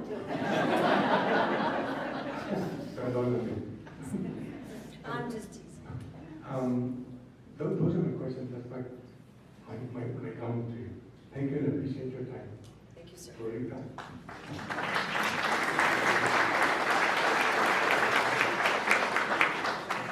Governor Grisham and Commissioner here on behalf of my mothers. I have her in 2 Genesis facilities. She died a horrible death. I'd like to know if there's going to be anything done to monitor these places. I know Genesis has gone bankrupt. What can be done? I was there every day for 8 months, except for 5. I've got several pictures. As you know, Governor Grisham, a lot of these people don't have people to go visit them and make sure things are taken care of. So please, can you tell me? First of all, honestly, I'm no fan of Genesis, and I'm no fan of many of the private and other long-term care facilities. We, as a state, are struggling to put a lot of those systems back together. They were also broken, not an excuse. I'm not happy. My cabinet knows I'm not happy. I made my cabinet, and I went on several visits, and we cited a ton of facilities, and that does you absolutely no good in the context of what you had to bear and witness. And I am so sorry, and I thank you for being such a good caregiver, because far too many people in their own homes and in these long-term care facilities have no one. And I was a caregiver for a long time, and I was really mad at those facilities while I was governor, too.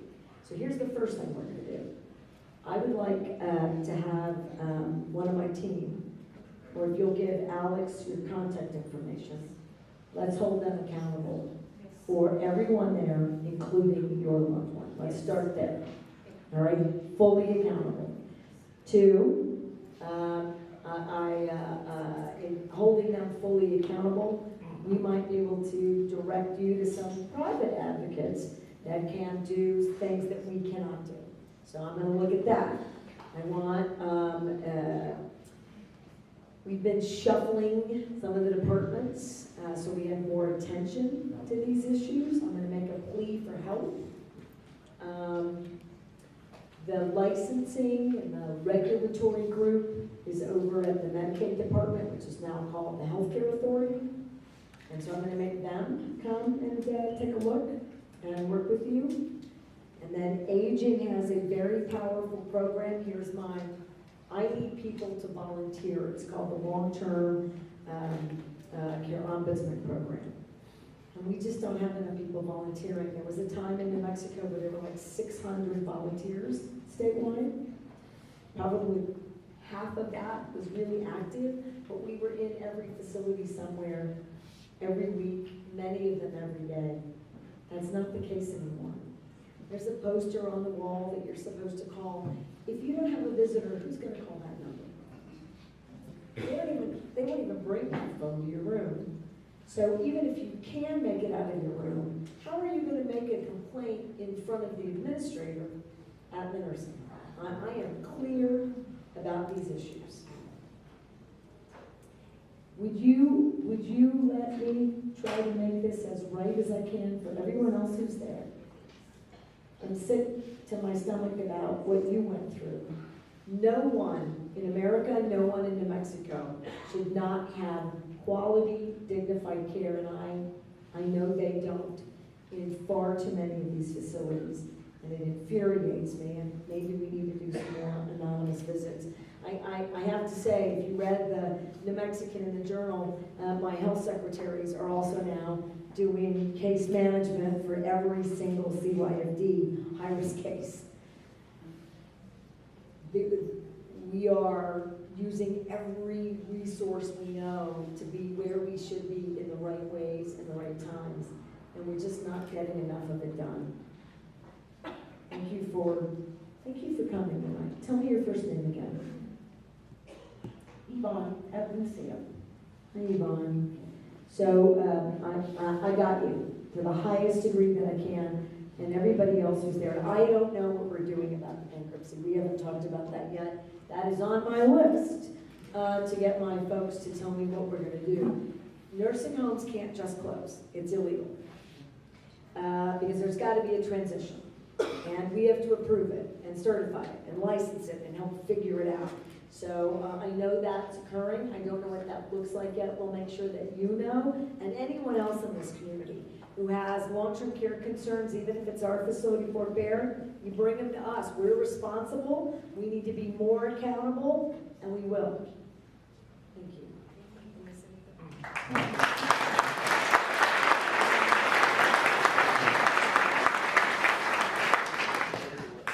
Yes, my name is Paul Foreman. I guess I need to address the Department of Transportation guy. And I'd like the governor to listen to it too. I want to talk about Highway 15 and Highway 35. 15 starts up here at PA and goes to the Cliff Bars. Highway 35 comes off of 152 going towards Kingston. You turn off on Highway 35 and it goes around and ties into Highway 15.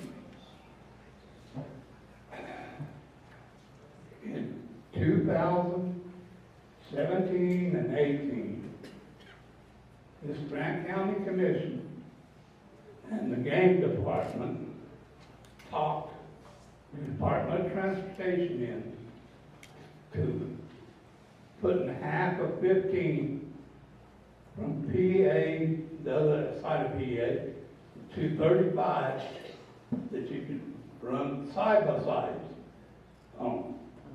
From there on down the clip ones on 15, you can't go. Why, I don't know in God's green earth, but that's the way it is. Okay, Highway 35 It starts at 15 and 35. You can ride those side by side for about half of it. It leaves out the community of members. Members is controlled by that Highway 35. It runs through it. There's no way to get around it. Part of that road is too narrow.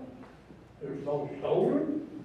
You can't get off the road and run down the side of the road. You can on part of it, but not very much of it. Okay, my side-by-side is registered as an as a on-road vehicle. I pay insurance on it, and it's registered through the insurance company as a motorcycle, not an off-road. All this off-road is coming from the game department. But it's the way it's registered and insured, I went to the motor department, I paid extra to get it for on-road. And the license plate says paved road. Okay? But every community around here, I'll start with Fierro. You can ride those side by side in their little community. There you can. Santa Clara you can. Silver City you can. It's got its limitations. Highway 90 and 180. But then it goes out the cliff. And they can ride it. But it leaves the community of members out. They can't ride them because of the stinking Highway 35. The only thing I've got out of everybody about this is 35. There's a section of the road, when it leaves 152, it's 30 mile an hour speed limit. Then it goes up to 45, and then it goes up to 55. I got a ticket for riding this bike on this road by the gang department. I didn't get it from the sheriff's office. I didn't get it from the state police. I got it from the gang department. I had to go to court over it. It was a $200 fine, but I got it down. The judge seen my side of what's going on.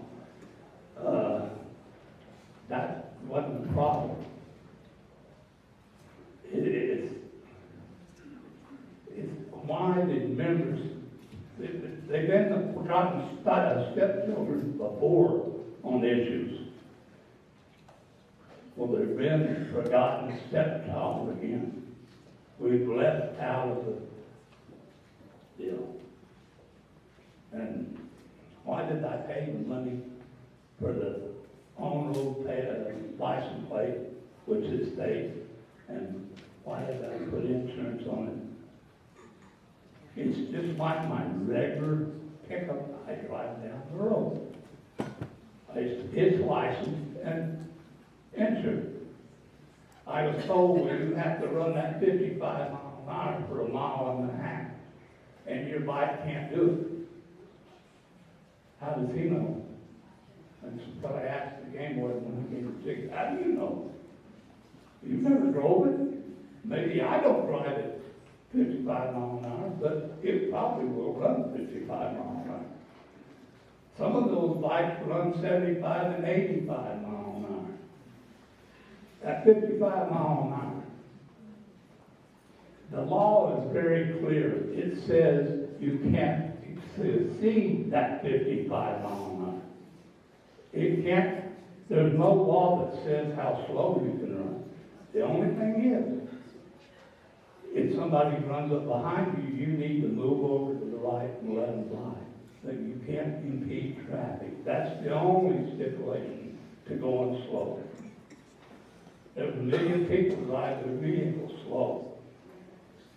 You know, as long as they do that, they're not violating the law.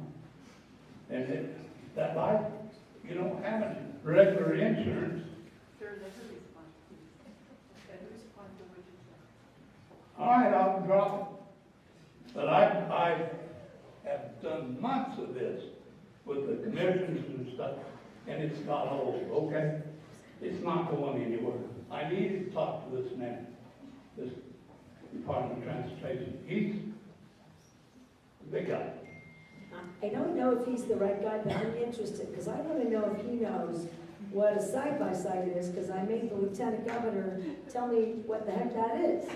So I learned something. You're the first. We've done a lot of town halls, young man, but no one has ever brought that to my attention. So please pardon my ignorance.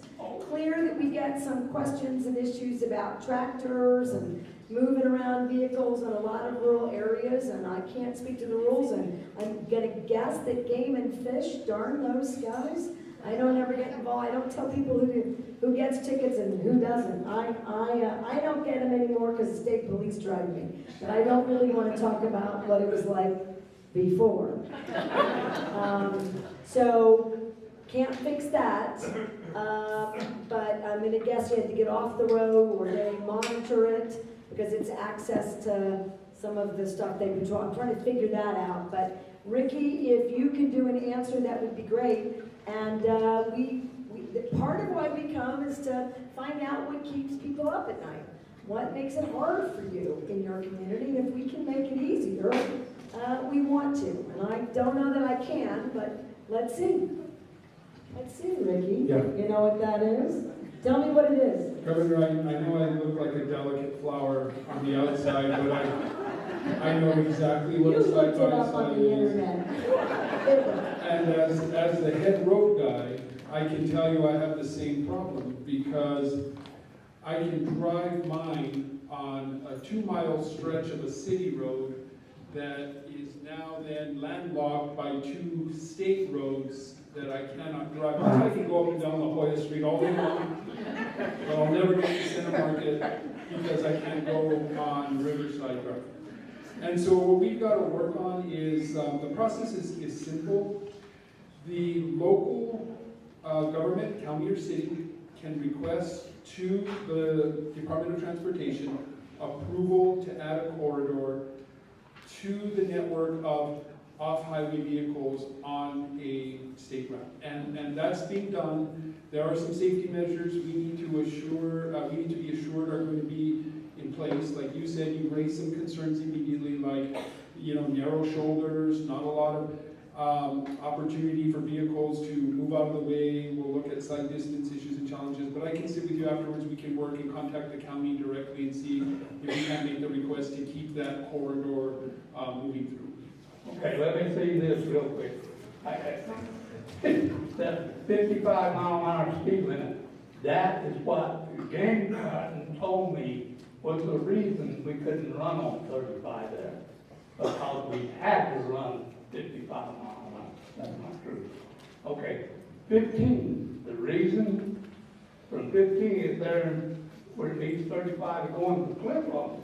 The reason why the transportation won't let us side-by-side go to the cliff road, the road's too damn steep. And that's a bunch of bull. There's cars, pickups pulling camp trailers, semis, everything else goes down that road.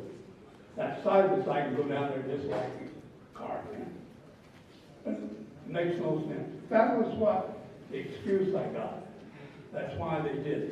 One thing, I'm starting to really like you, but Now you don't want to like me. It's too late for that. I do already, and this is why you hire people who are smarter than you are. So thank you, Secretary Serna. I can do this. We make mistakes. I don't know whether that's the appropriate reason for a ticket or not. I don't. But I'll ask Game and Fish, you give this young man your contact information. Well, no, we can look at it. I can't make a promise. When I make a promise about a call and getting things resolved, that's easy. When we've got a ticket or a regulatory issue, that's a bit more challenging. But in fact, sir, we have made mistakes. And if we've made a mistake, that could be helpful. And do you mind if we take a look? Yeah. All right, you do mind? I don't mind I mean, I got a ticket, All right, okay? let's I don't care. I don't care. I took care of it. I dropped it down low enough that I could afford it. I got it done. All right. I I'd don't, like that's to not see my if the mayor complaint. say. My complaint's to the rest of the valley. How's that?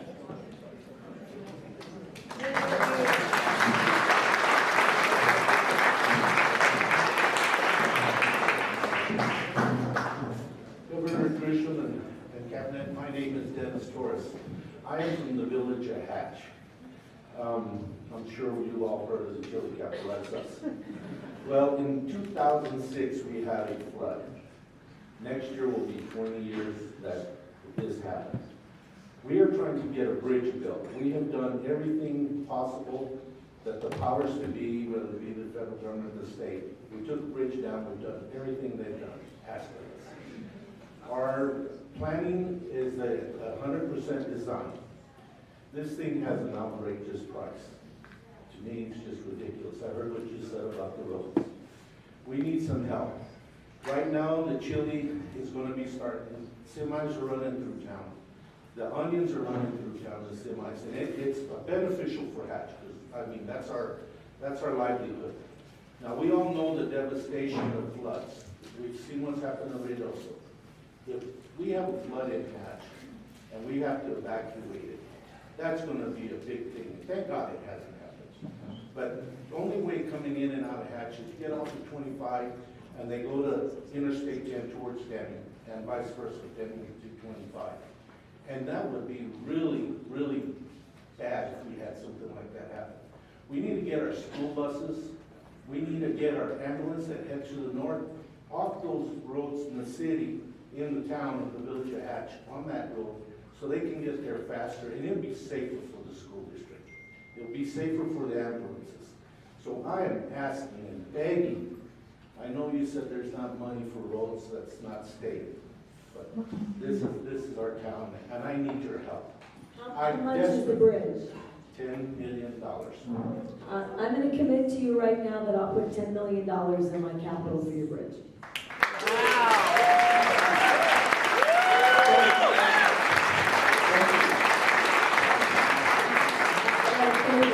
Secretary Sterling, can you go out there and make sure that it's safe enough until we get money? Yeah, well, I have, actually. Mayor, I missed you. I met with some of your staff last week. Mike Castillo, our public director, I was with my wife at my wife's a judge. We went to a conference in I thought maybe you got a ticket. Well, the governor has to always throw our thunder, because I was going to commit some stuff too, but since you're going to use it for off-highway vehicles instead. But Mayor, I did. I'm sorry I missed you, but I was with your team last week. We were on the site. I have your plan set. We have some ideas, and we've talked a couple of times that maybe can alleviate the need for that entire lot to come from capital outlay. And then we do need to do some other things at the intersection of 26. We looked at that as an issue for big trucks turning and coming up to Silver and Deming. So we'll have a follow-up discussion. And again, it's an important corridor for your community as a secondary route if there's ever an accident, a fire, or you all need to evacuate. Thank you. And Governor, thank you for committing to that. I'm so happy. Thank you.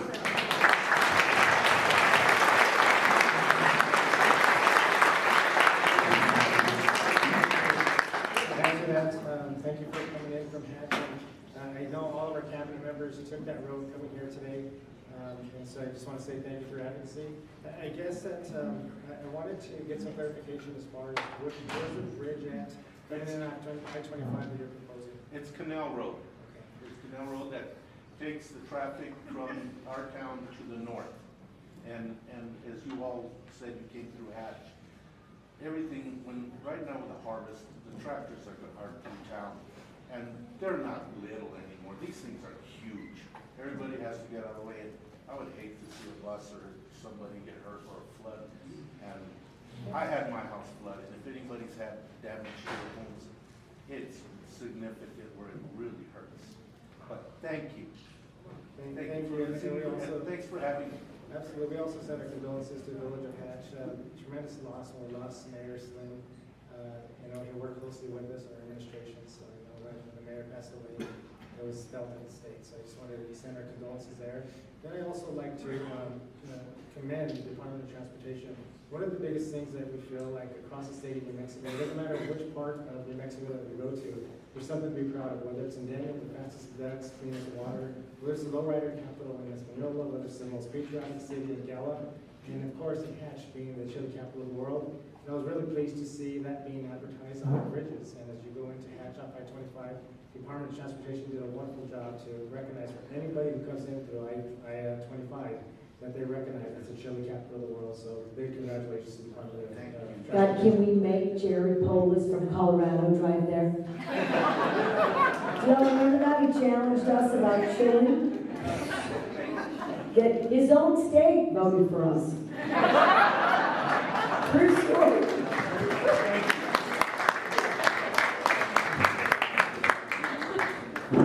Folks, my name's Al Gamboa, and I've got several things to thank you for, and my question will be at the end of that long.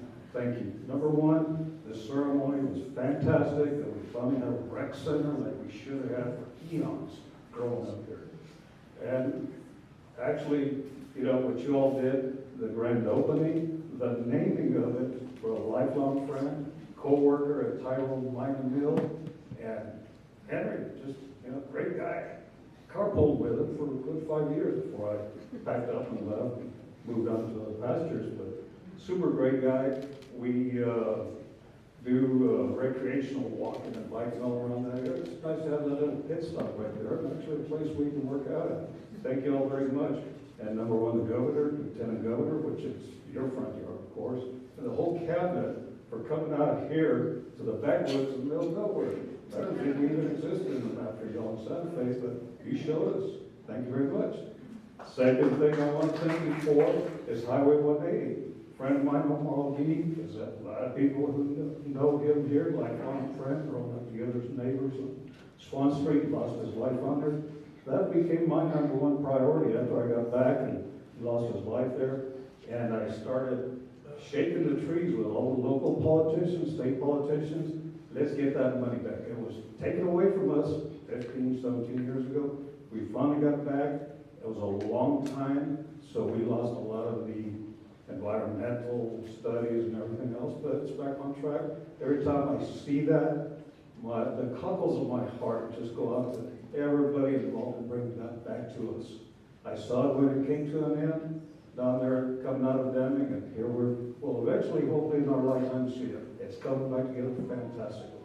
Thank you all again, from the local, municipal, all the way to the state level. And also, besides 180, the rec center, everything that we do get attention for down here in our needs. As the saying goes, squeaky wheel gets the grease, and I think we actually do enough squeaking, and it's nice to have one grown up there knocking on the trees and the doors and everything, making it happen. And the one question I do have, since a lot of the questions here happen to be health related, and where I'm going with that is the outflow of physicians of the state, and we know what the cause is, which happens to be liability insurance. My question is there anything being done to remediate that issue with our liability insurance cap being much higher than the surrounding states? So we're losing a lot of physicians to Texas, Arizona, Colorado, which also happens to impede a lot of their health issues. In my case, I'm fortunate, veteran, I get most of my health done in El Paso and William Beaumont, and so I don't rely on the local medical community for much, but I see way too many of us having to travel out of here for that, whereas we should be, a large percentage of us especially, we travel a lot. And a lot of our locals that don't have that option, well, they're not getting necessarily the highest quality of physicians. We do have a fantastic medical community, by the way, but we could do much better if we didn't have that outflux of those physicians that are kind of capped by that liability issue. So is there anything to remediate that? Thank you very much. It's a very important question, and I would love to debate and say it's fine. It isn't. I will say these three things, and then I'll tell you what we're doing about medical malpractice. New Mexico, quite frankly, when you take it all together, it is more expensive for physicians here than it is anywhere. Number one, a lot of our physicians are 60 and older.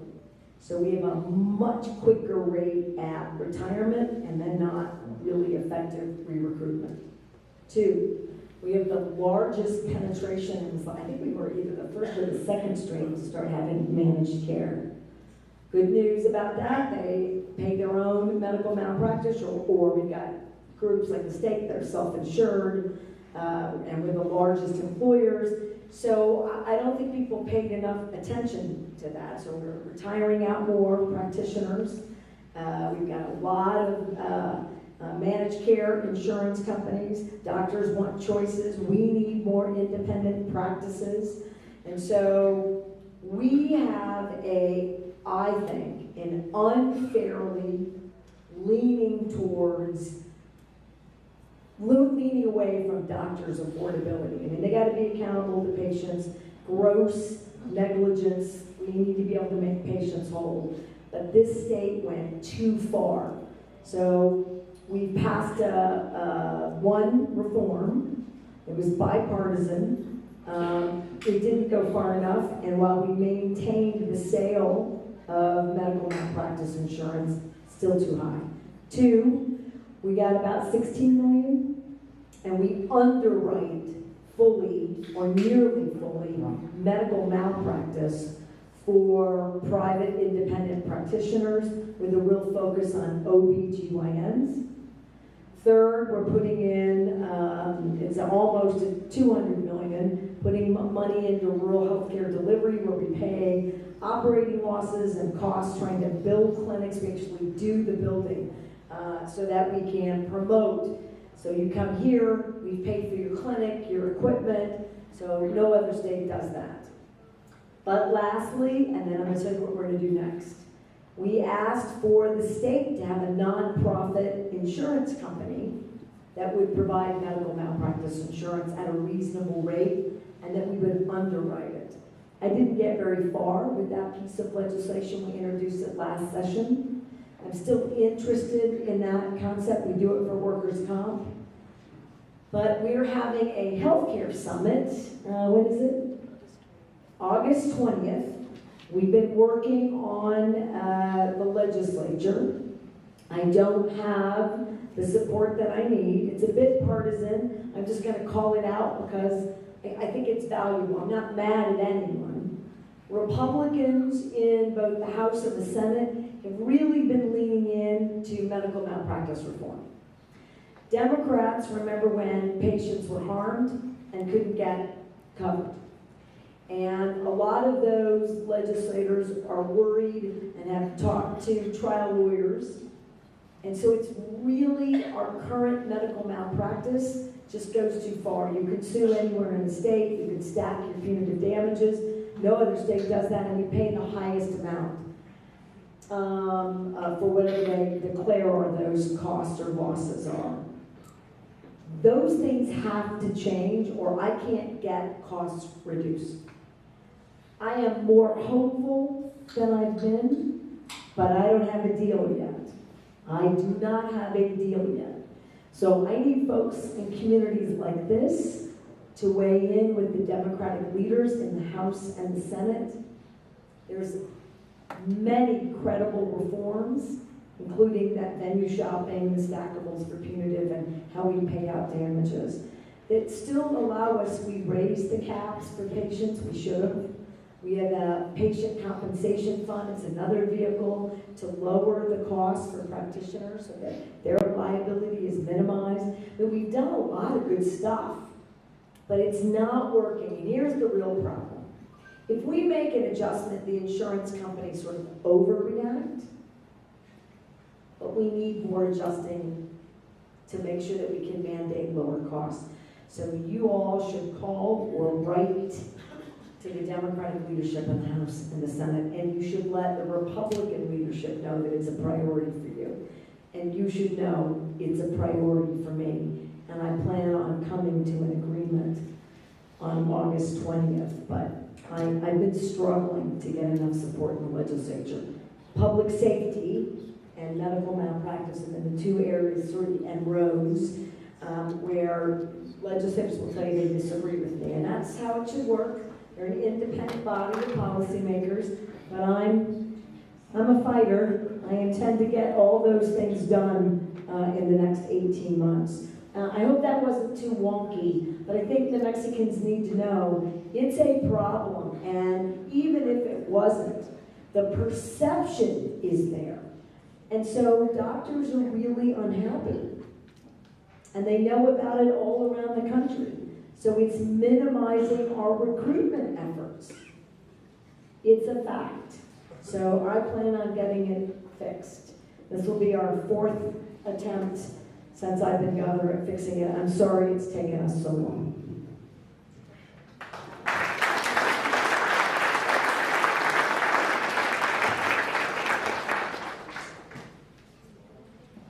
Good evening, Mr. Governor, panel members. My name is Zoe Ewell. I am a local activist, a union organizer, and chapter organizer for General Strike US New Mexico. I am running for mayor of Silver City this November because I believe that there is power in these hills. One of the things that I really believe in, one of the things that's most important to me is speaking truth to power. So I feel like I have to push back on something that you said. Lower Medicaid enrollment or Medicare enrollment does not mean that the economy is doing better necessarily. It's frankly hard to hear the people in power saying things like that when I know individuals within this community who barely make more than the requirement. We're talking $50 to $100 more. And just because the system isn't feeling the strain does not mean that my people aren't. Now, I have 2 questions for you if you don't mind. I'm sure you heard about the recent trout fire. Many locals were fearful that they would lose everything. You said that you're worried about our parks and our forests. With violent crime falling and wildfires getting more intense every year, damages costing the state millions, why don't we stop buying toys for the police and redirect some of that money to managing our forests? Why is our priority hiring cops instead of firefighters? Well, I'm going to push back, and thank you for your courage, and thank you for putting your hat in the ring. It's one thing to be an activist, boy, it's another to be a candidate, so thank you for being willing to do public service. So I'm going to go to the public safety thing first. Many cities in New Mexico are now the top most dangerous cities in America. Fact. Fact. Also fact. We're about 1,500 to 2,500 lower in the numbers of police than we were more than a decade ago. Fact. Fact number 3. We haven't paid our first responders, they are first responders, nearly enough. Fact, this morning I was at a funeral for a line of duty death by a police officer. Fact number 4, New Mexico's violent crime rate and juveniles with guns is so out of control that there has to be a balance here, that where we spend money in forest mitigation and conservation, quite frankly, should not be we should not fund for public safety. Public safety includes paramedics and firefighters, all in the same bucket. We have not done enough, and also the number of people incarcerated in New Mexico a decade later, while our violent and repetitive crime has gone up, is lower today than it was a decade ago. So we have done criminal justice reform. We've done all the prevention work. We should do more, but I'm a big fan of accountability and making sure that bad actors and the people who are running around with guns and killing innocent individuals in this state are held accountable. 46,000 cases, 46,000 since 2018 have been dismissed by judges in New Mexico. 46,000 repeat felons have been before the same judge in many communities 30 and 40 times a year. So this state has an issue that no other state has. So that's Those are all facts. You can check them. I don't disagree with you at all that fire mitigation and a federal government that doesn't believe in climate change do not bode well. We've put a ton of money. We have a conservation fund that's got $400 million in it and is building. We are setting a legacy to do more environmental conservation. Some of these are wild areas that are managed by the feds, not by us. I do think that the federal government and states have not done enough moving fuel out of these forests productively. And we haven't done enough fire mitigation. So I think you're spot on that we ought to be doing a lot more, both around communities in these forests. We need to remove debris. We need to be doing a lot more for flood diversion. But we are talking about $50 billion or $75 billion. But I think we should be putting money aside for that. I agree with you. I think it's actually something the legislature is likely going to think about. Last thing, I'm talking too much. You're very patient with me. And that is this.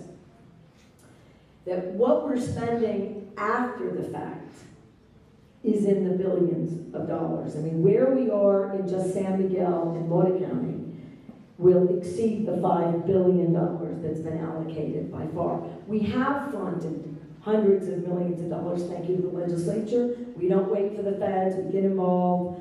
But we're really going to think about that differently. States are going to think about it differently. And your prevention concern and statement, I think, is spot on. States are going to have to do more, and so are local leaders, so thank you for that.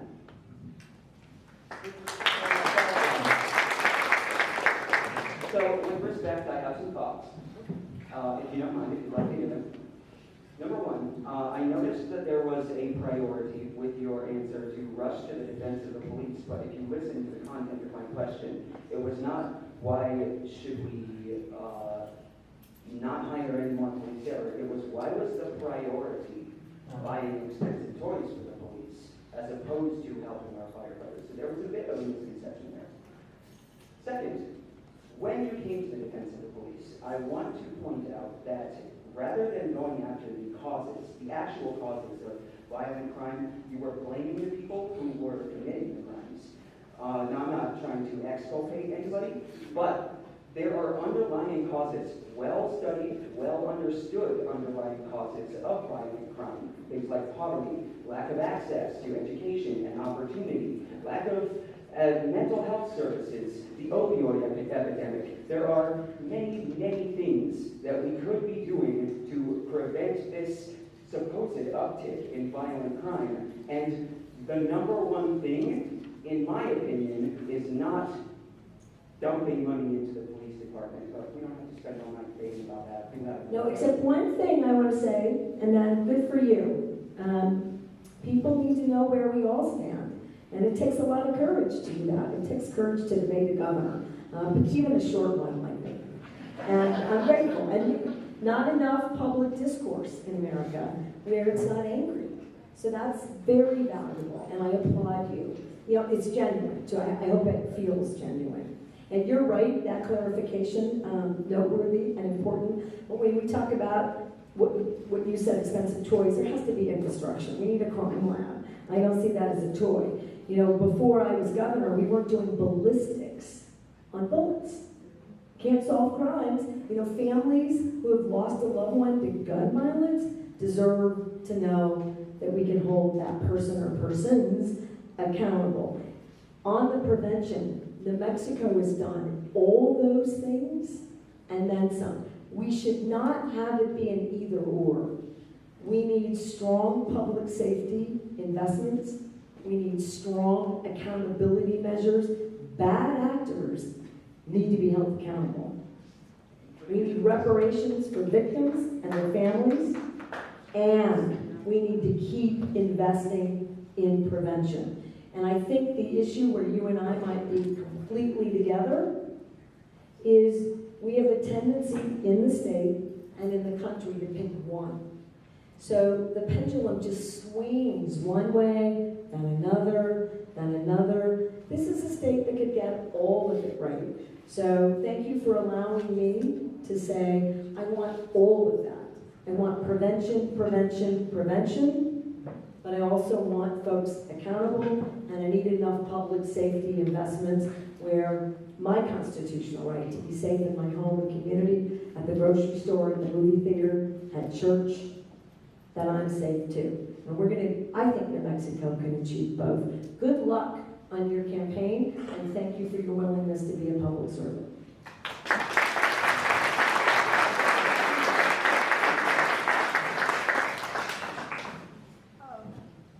Governor Gisham and Lieutenant Governor and Thank you for being here, all of you. My name is Joanne Saucedo, and I have a question as to at least the Head Start programs, if they are going to continue, being that the federal government is withholding quite a bit of money, and also for the education department as a whole. Also, I would like to ask if you are going to be able to continue with the tuition, free tuition for college. It's very important that we keep our future in mind and that we do the best we can to help them out. Thank you. I didn't hear the middle, so college, Head Start. What was the middle thing that you were concerned about? The school systems in particular, they're all up in the roar because the money is being withheld from the government. So I'm planning to talk to legislators. I've been trying to take us from tepid to lukewarm. Come on. Come on. So, the Republicans asked me for a special session. And the Democrats would like us to be thinking about our strategies. I think we have good strategies, trying not to pick on anyone because we're not here to defend themselves, but rather, I'm not quite there, but I would like to call a special session to make sure that we realign our K through 12 budgets, particularly special education. I have no interest or intention in letting any of our Head Starts close. I want, just like Medicaid, I want to work diligently to make sure that those are stood up, and Medicaid funding. I'm concerned about all of that federal funding leaving at once. I think we can manage, if we add money to these budgets for a year in a number of ways, including dipping into our reserves and getting that money out there. I think that we could likely create a budget for the year after that that's close-ish. I don't know what that's quite going to mean. Depends on all of these impacts. If Congress doesn't fix that, year 3 is going to be incredibly challenging for the state. And that's assuming I win. And I do think there is, and I mean win with policymakers. I think there's appetite for legislators to stick with these investments. We went from 50th, Lieutenant Governor did that, 50th in childhood poverty to 26th in 2 years. You're going to see that continue to move in the right direction. We're finally seeing graduation rates and absenteeism rates go up and decline, the 2 categories where you want that. Absentee to decline, graduation to go up. Now we want to see our scores go up. We're going to be able to walk through the doors of our literacy institute. We have universal meals. We're going to do more in scratch cooking. We want no kid to go hungry. We were the second best in the country in improving food insecurity. We're going to invest hundreds of millions in affordable housing. We work hard. You shouldn't worry when you work hard and you're earnest and you've got integrity and you care about your community and your family about keeping the lights on.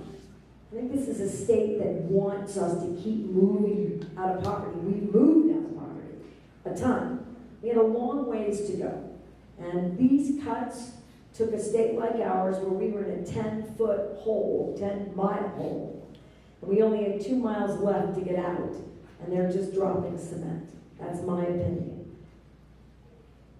I think the state stands pretty ready to stay the course for as long as we can, making some moderate adjustments.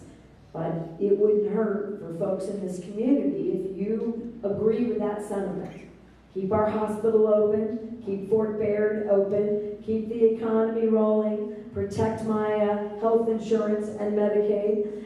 Anything that Medicare drops off, including preventative services, we pick up or ask the HMOs to pick up. All that stuff. Let your legislators know if you're worried about school budgets. I am. I think there'll a shift. And I'm hearing that some schools want to go to 4 days a week. We cannot do that here. We cannot do that here. So I'd like sooner rather than later, to look at those budgets, to make the decisions that we need to make, and to tell the Mexicans we're fixing as many of those problems in this next year as possible. And we're going to focus on continuing to build issues and to build resiliency in the state. So if you agree with me, let your legislators know. If you don't, let them know. They work for you too. But that's my plan, is to get all that stuff addressed sooner rather than later. And Joanne, thank you for those questions as well. And the governor is absolutely right. The amount of focus that's been in from the state side to improve all levels of education has really started paying off from early childhood all the way through our higher education system. I'm like you, I was a Head Start graduate, and I'm really concerned when I see the potential cuts to a program like Head Start, frankly, because it has the word diversity, equity, or inclusion within its language, and that's not the way that we should go and approach that. And being able to work with our legislators, making sure that we can find a way to really impress upon our congressional delegation to continue the fight. Because without those, that's a federal program, and without that support, we lose a valuable program that's made such a big difference in my life and other people's lives. I also want to mention, as far as the freezing of funds that have taken place recently, our Attorney General has taken on the fight, is carrying a lawsuit.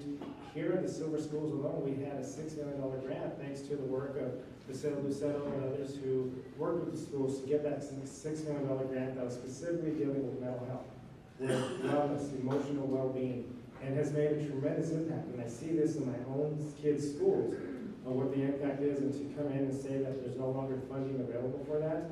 I'm proud of the Silver Schools for standing up and saying we're going to fight this.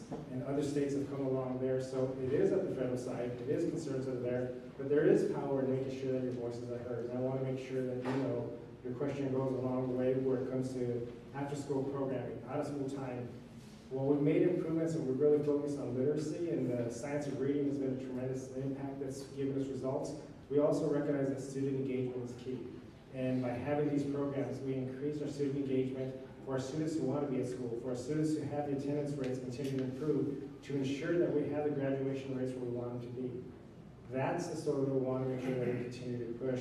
And to your last point that you mentioned, as far as our lottery scholarship and opportunity scholarship, what a tremendous win for this administration. The governor pushed hard. Secretary Rodriguez, who was there working with the legislature in a bipartisan way, really fulfilled a promise where years ago New Mexico was thoughtful enough to put together a lottery scholarship that would provide for tuition and fees and books to be covered. Well, the tuition raises, the cost of those students going to school really just outpaced the amount of funding the legislature could do. I'm really proud to be part of this administration under the governor's leadership that we fully have made full of that promise to fully fund the lottery scholarship and giving opportunities for students who may have not gone to college right out of high school but want to come back, like my sister, who's getting a nursing degree, who's moving forward to have an opportunity for other students in the areas of workforce that's needed with our career technical opportunities, our welding, our certification programs, like plumbing, electrician, all those that are part of the opportunity scholarship. That is something that you don't hear often enough in the state of New Mexico, but we're proud of that. Because other states are looking to see what is it that we have done. What we've done under the governor's leadership is we invested back in our students. So thank you, and just know that promise is there. We have the second highest, maybe the highest. I think Virginia is the only state that has a permanent fund. Basically, our higher education authority fund, I believe, is at nearly $1 billion. Those are the investments that we're gonna make to continue to fulfill that promise that was made on the road.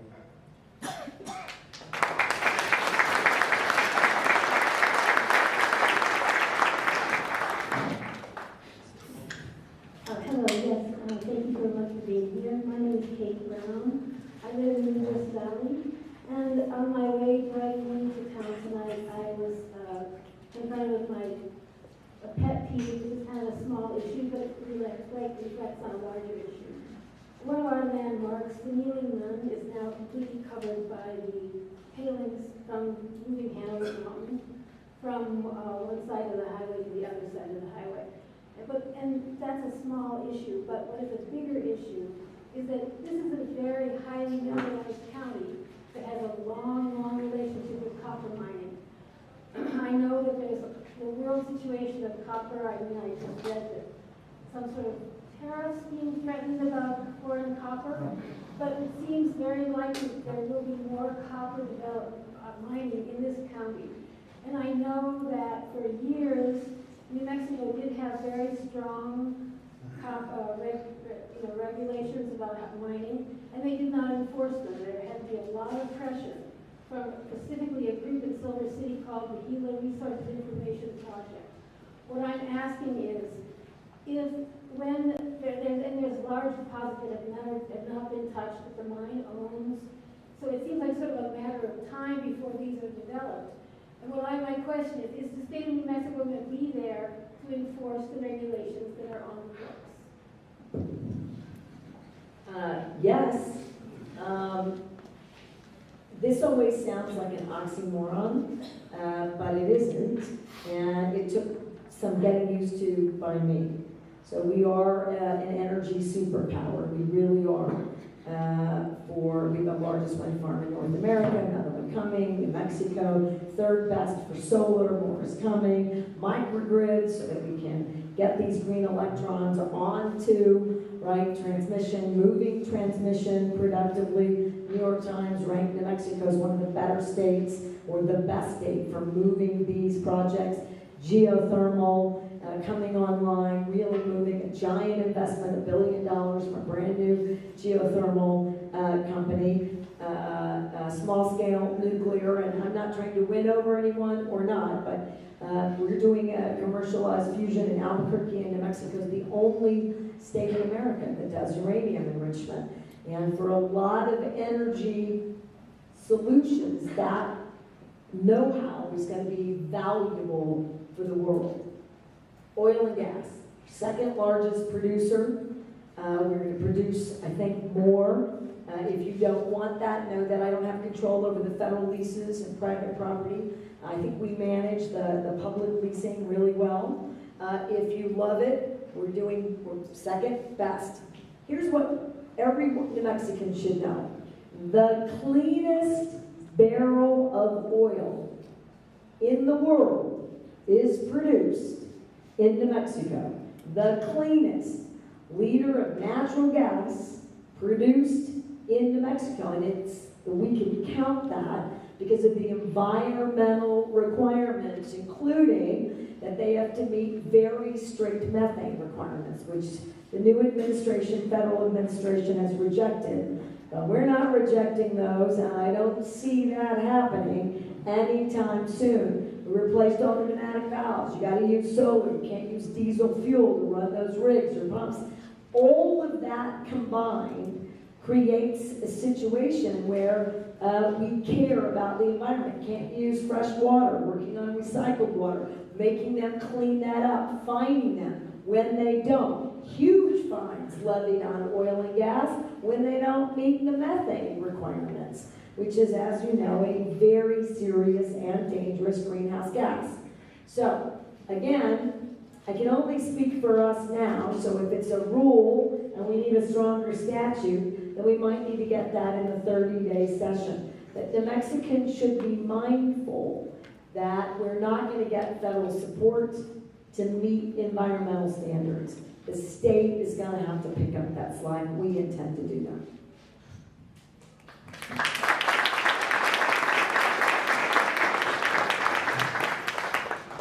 Well, as we all know, there's a a lot of corruption on all levels of government. We all know this. Federal, state, local. And our local senator here, Louis Benasas, can attest to, and Gabriel Robles, the one that's not here. But the Attorney General, Rob Flores.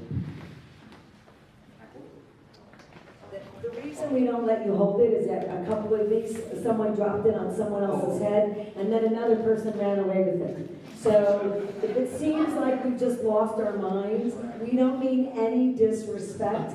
That did happen. Was taking luxurious trips to Africa back in 2023, sponsored by big companies, Uber, TikTok, Pfizer, Amazon, staying in 5-star hotels, eating Wagyu steaks, going on safari trips.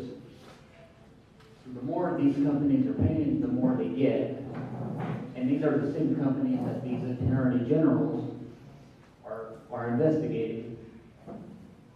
So speaking to your accountability comment a while ago, what are you doing to hold Raul Torres accountable for that kind of behavior? Well, I'm going to disagree with you a bit, and don't get mad, please. I'm going to try really hard. One, I think there's corruption in the private sector and the public sector too. I do think that we need to be mindful that we don't do broad brush and that we don't make assumptions based on what you read in the newspaper or the internet. Number one, people still believe in New Mexico that somehow I'm personally benefiting, and I don't think your legislators believe that, from federal FEMA money or state disaster relief money. Two, the internet says I have $200 million. Now, I'd love to find that. The internet is wrong. Completely wrong. Two, it is true that we use state dollars to buy Wagyu beef. Does anybody know how much we spend? Because it's important. Because that happened. Any guesses? Throw out a number.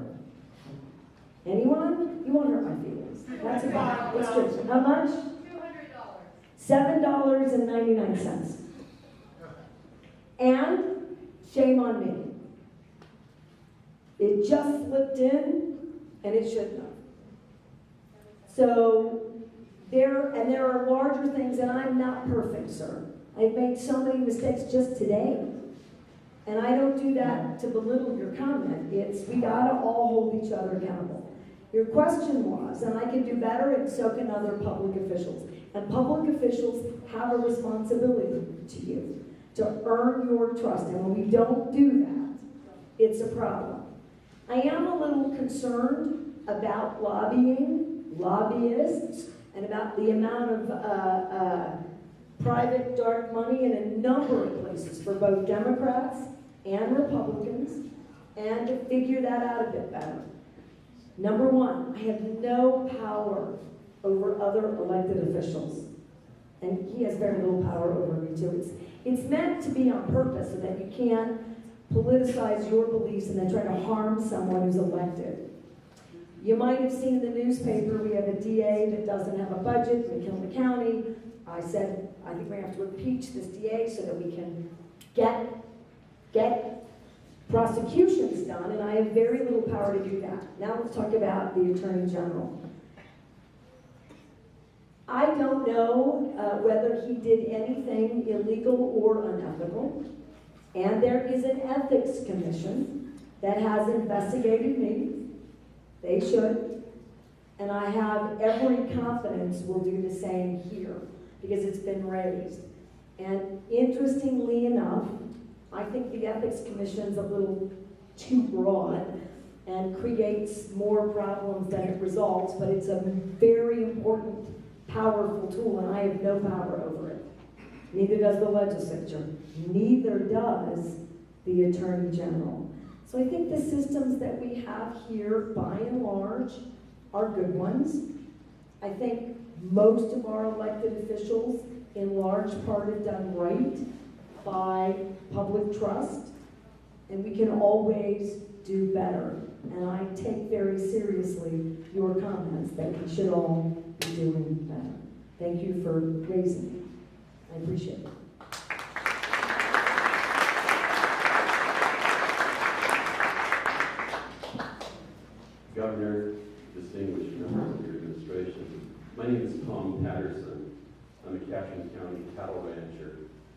I also serve as president-elect of the New Mexico Cattle Growers Association.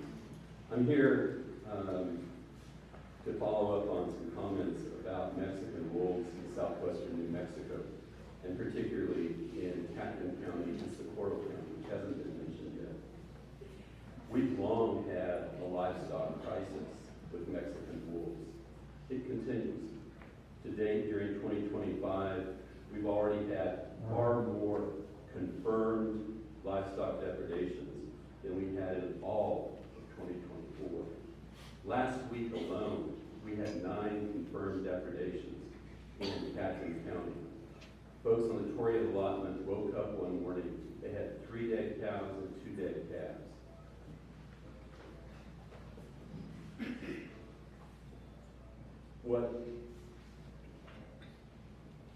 What is important to note here from even the discussion this evening is that this is not, however, just a livestock problem. What's changed over the past couple of years, because of habituated wolves, is that we're now having more human wolf encounters and instances of wolves killing pets off front porches, out of front yards, and killing kids' horses, their pet horses, their barrel horses. During 3 hours of testimony on April 3rd, the Catron County Commission heard from our citizens about what it's like to live among wolves, especially for our most vulnerable, our children and the elderly. Breeley Green, for example, from Quemado, testified, 12-year-old Breeley Green, testified about being stalked by a Mexican wolf. And she broke our hearts when she said, why is it that people treat Mexican wolves as being more important than I am? We heard from Mr. Spurgeon, an 80-year-old resident of Reserve, who said that he opened his front door one day and there was a Mexican wolf standing 10 feet in front of his door. The commission passed that resolution asking you for a declaration of public safety emergency. But I want you to know that since April 3rd, Catron County has not sat on its hands. It has deliberately and thoughtfully done what it can do to protect our citizens, so we may, if possible, coexist. I didn't say exterminate, I said coexist with wolves.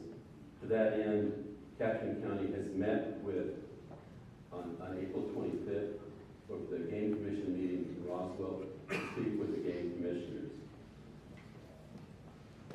about management practices that we think will foster coexistence with this apex predator. Is likewise met with the U.S. Fish and Wildlife Service, which has primary jurisdiction over recovery of the Mexican wolf. A key focus that's been undertaken has been on education. To educate the public and our officials, Catron County has participated in developing a PowerPoint presentation that draws heavily on information concerning Mexican wolves from the U.S. Fish and Wildlife Service, from Wildlife Services, and from the County Livestock Loss Authority. Prepared a series of 8 video messages from Catron County residents to respond to the allegation that this is all in our heads, that there are no real problems with wolves. It has, and those videos, by the way, have now approached 300,000 views across the United States abroad. It's distributed flyers to Catron County school children and Catron County businesses about what Fish and Wildlife Service recommends doing in a wolf encounter. It has done public service announcements with more than 500 radio spots about the same. It's surveying Catron County residents about their attitudes towards Mexican wolves. They have taken this very seriously. They are not, as was suggested by some members of your Department of Homeland Security, trying to pull a publicity stunt. This is a real problem in Catron County. Not just a livestock problem, which is where people want to keep the meat. This has become a public safety problem. Public safety problem. When wolves kill one of my yearling steers 300 feet from my kitchen deck, it's a problem because that's where my grandson's going to play.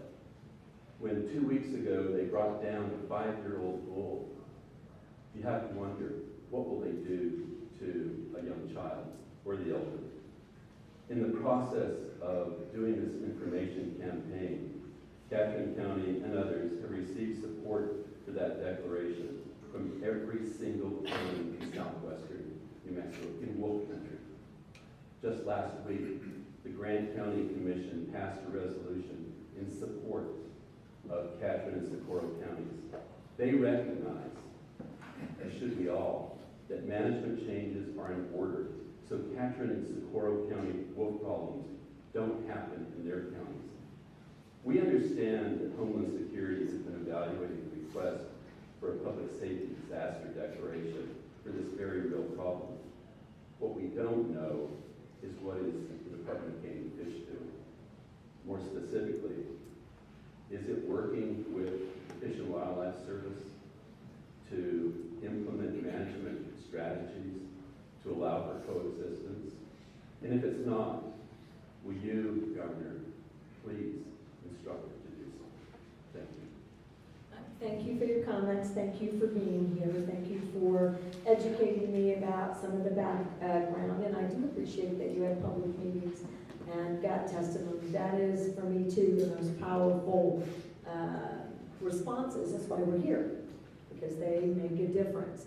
Still, these are not the kind of public Homeland Security declarations that are normalized in the context of what they do.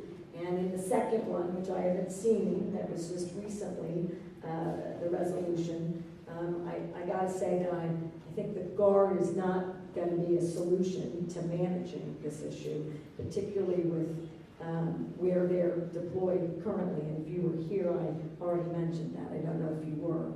But I'm interested in looking at ways to manage and to bring folks from varying perspectives about this. And frankly, because it's a federal issue largely, I'm not sure we've engaged in ways that we could have. So I don't have an answer, but a commitment to look at all of these issues carefully and to engage folks directly about them. And I appreciate that you've traveled here tonight and that you had public comment on these matters.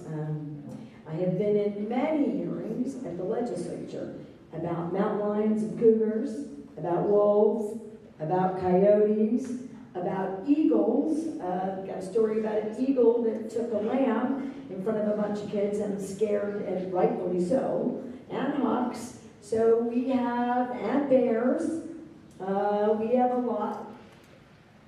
We need livestock owners. We need New Mexico to raise food. Gotta have it. Proud industry, need it. My great-grandfather was New Mexico's largest sheep rancher, and he was out of Union County for a long, long, long time. So predators are an issue, weather conditions are an issue, management requirements by the feds and the state an issue, and probably time to look at a lot of it again. Some of the most challenging hearings in the legislature have been about these issues related to property owners and livestock owners. And so I'm aware how contentious it can be, and I appreciate that you've made it not contentious and are asking us to take a look. And I have no doubt that some of it will end up likely in the legislature as well. So thank you for bringing it all to my attention. Thank you. Absolutely.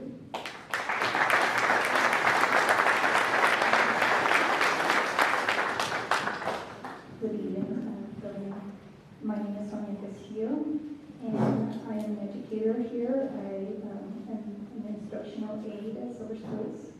I first of all want to thank you. You reached out to my daughter last year during a difficult time, and you took time to make a mother and her family feel very heard and loved. And I thank you for that. And I thank you, Senator Lieutenant Governor Howey, for reaching out as well. And I also want to thank former Senator Saez Correa for reaching out to us as well during a difficult time. This is all regarding into my question is that working in the schools, I still see the need for support services for families with children with disabilities. want to thank Priscilla. I didn't know that she was one that built the grants, but yes, those wellness rooms are so beneficial, so beneficial. I've seen great gains in children's well-being through those, and so thank you, Priscilla, and thank you, Lieutenant Governor, for bringing that up, because yes, we need those rooms. Those children, our students need support services. There is a lot going on within our community, and those rooms are so beneficial, so beneficial. But again, back to what I was going to ask you, back to the question, was New Mexico State, I believe, is building resources for families for children with autism, and I was hoping that maybe that we could also do that within Western New Mexico, Eastern.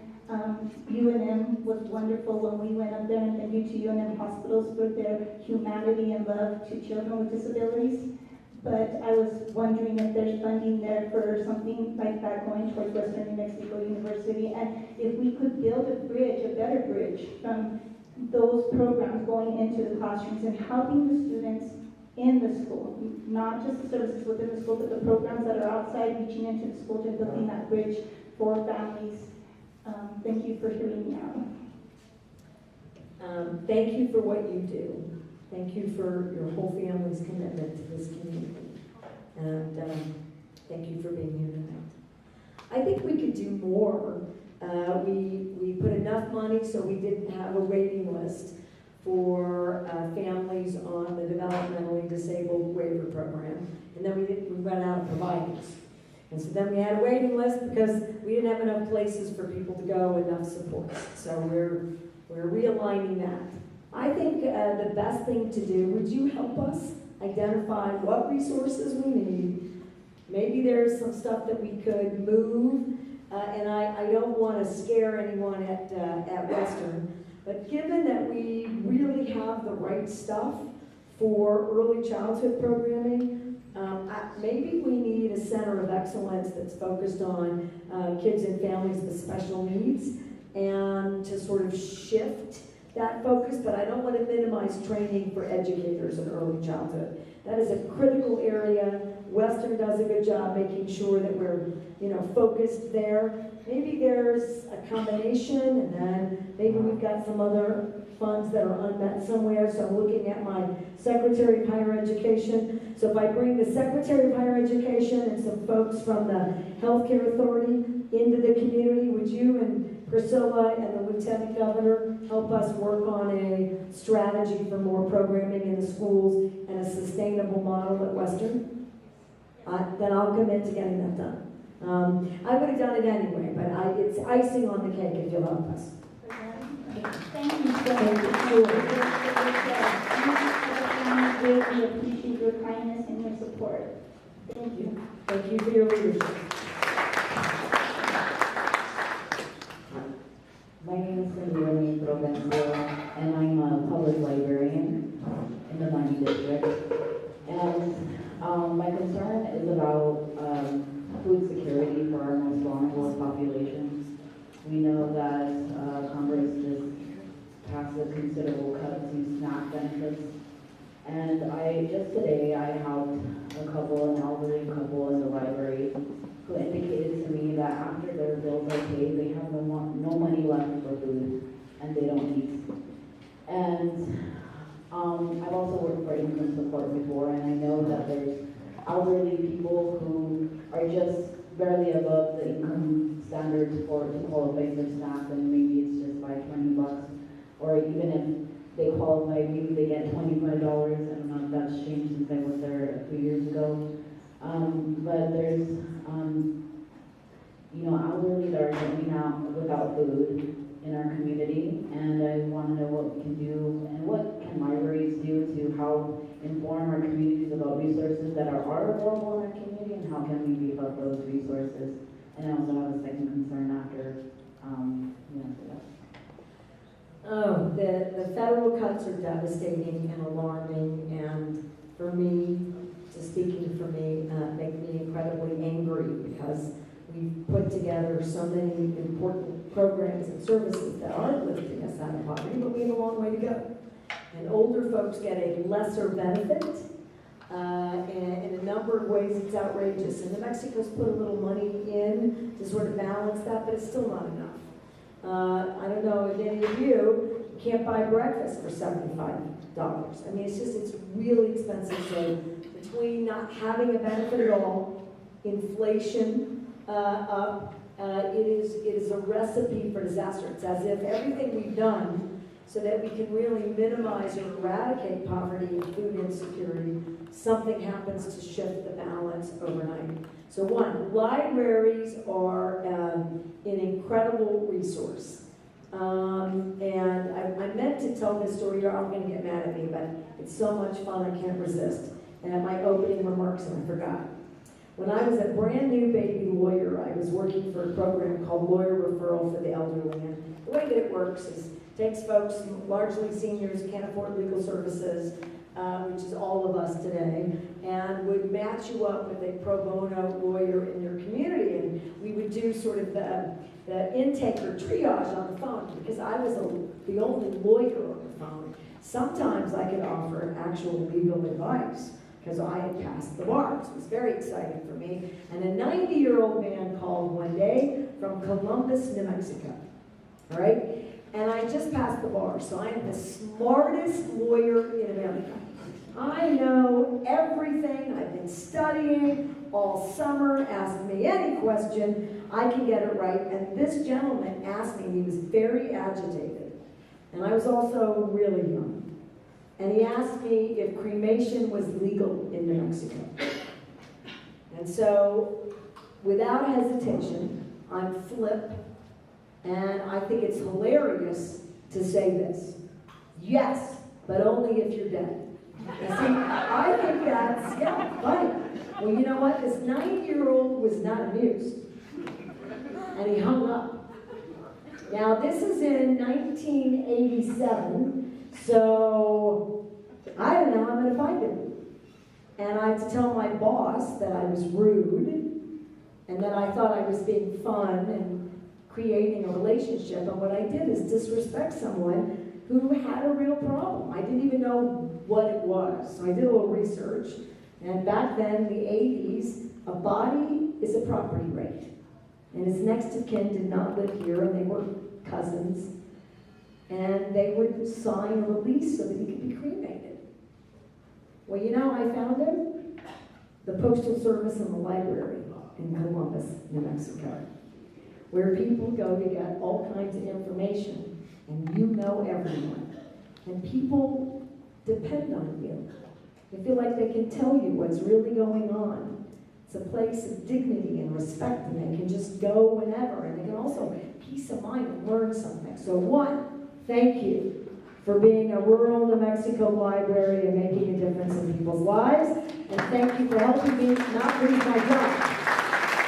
I have to say, I found that guy, I fixed his problem, and we passed a new law in New Mexico, so you didn't have to get any more releases from your next of kin to be cremated. Two, we can do a better job putting information out about where to go to get food, including the senior programs and any number of our investments for food security and support, including the local pantries and everybody else. We should really work on creating a community design. So if you give us your contact information, I'll make sure to work with you. We can do a better job at saying this is what is still available, this is what we're going to do in New Mexico. And then lastly, it's got to be part of that safety net set of strategies. We're going to have to lift up New Mexicans who would otherwise lose benefits. Because if we don't, we're going to slide so far behind after we've been moving out of that darkness. I just think, it's inhumane, but it's also bad for the economy, bad for development, bad for all of it. So, bad for treating chronic disease. You know, the best thing we can do for people is make sure that they're getting healthy, regular meals if they're chronically ill. So I'd love to work with this community to make sure we don't lose services for anyone if we can.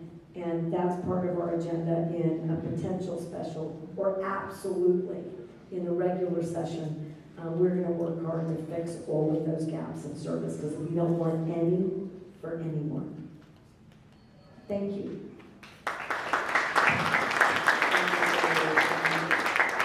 My second concern is about affordable housing, and specifically about affordable rentals. They're very hard to come by in Grant County. The cost of rentals are skyrocketing here.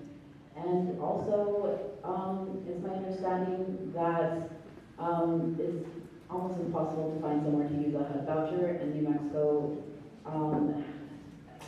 It's legal to discriminate against sources of payment like HUD. And it's my understanding that's still the case, even though there's been efforts in the legislature to change that. Do you foresee New Mexico making it illegal to discriminate against people who have HUD vouchers and other forms of assistance to pay for rentals? I mean, it's already illegal to discriminate in a HUD voucher, but there are ways to make it seem like it's not discrimination. You have to do an application fee, and you have to front that. You have to have a regular record of where you've paid rent, where you've lived. You can't have any other issues. There's a number of ways that they get around that.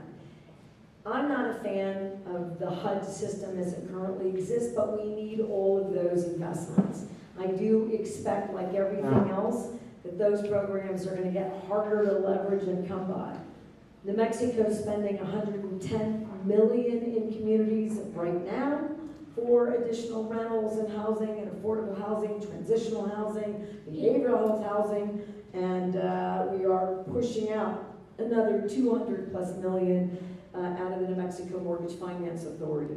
We've spent some money here for housing. I think we're going to have to do much more. The biggest issue is this: we stopped building anything. So it made it really easy for costs to go way up because you could create your own markets and you could be very selective, and we weren't treating people very fairly. And so the American dream of having any equity, either in long-term rentals, or owning a piece of your own property and housing, that just went away. We need at least 30,000 houses built in a year. I'm not going to make that.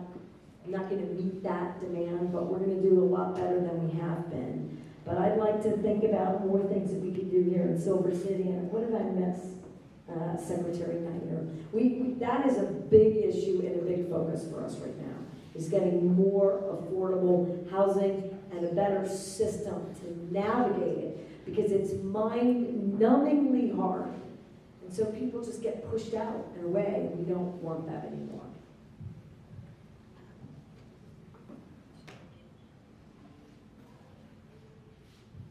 Thank you, Governor.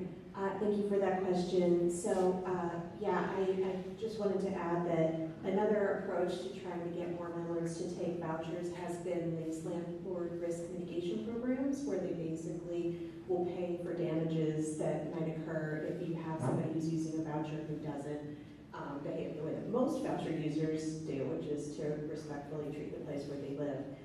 And so both the Mortgage Finance Authority has that, as well as some local governments. I think that's something that we'd really like to amplify. When I was in my previous job, I was in the city of Albuquerque, and we did pass source of income discrimination protections. I don't know their likelihood of passing in the state as a whole, but I will tell you that, as the governor pointed out, it didn't help as much as we dreamed it would, because of things like application fees and other ways to circumvent them. So that doesn't mean we shouldn't keep trying. I think we have to try a bunch of other things as well. Thank you. I have a follow-up question. So when on social media I see a lot of posts about people posting their rentals that are available, and they'll say no HUD. Is that legal or not to say that publicly, that they won't accept HUD, period? It's an interesting question. What's not legal is to post it and then accept it for somebody else, so that they were sort of targeting. Can't do that. Holding people accountable is tricky. I'm not saying we shouldn't be doing. We absolutely should. which is why there are public interest law firms that do a ton of work, and there are programs that do work for not all populations, unfortunately. Legal aid, I don't even know if they do housing anymore, but the elder rights team does for seniors and disabled adults. I think it really depends on what they're doing, but if you suspect someone is targeting certain renters and not others in an unfair way, and still using HUD vouchers as a vehicle to make sure that you always have a renter, we'll make sure that you know who in our departments to call, and so make sure you give this, you're going to be easy to find. That's how I found my guy. My 90-year-old is, I can find you at the library. But I'd like to work with you a bit more directly on that. It's going to depend, could be, but I'm not really sure. We'd have to take a look at it. But we should take a look at that particular case. Thank you both for your responses.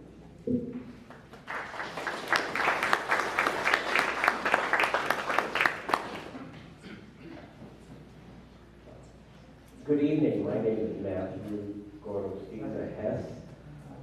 At the Santa Teresa demonstration last Saturday, there was a group presenting that had retrieved bodies over the last 2 years.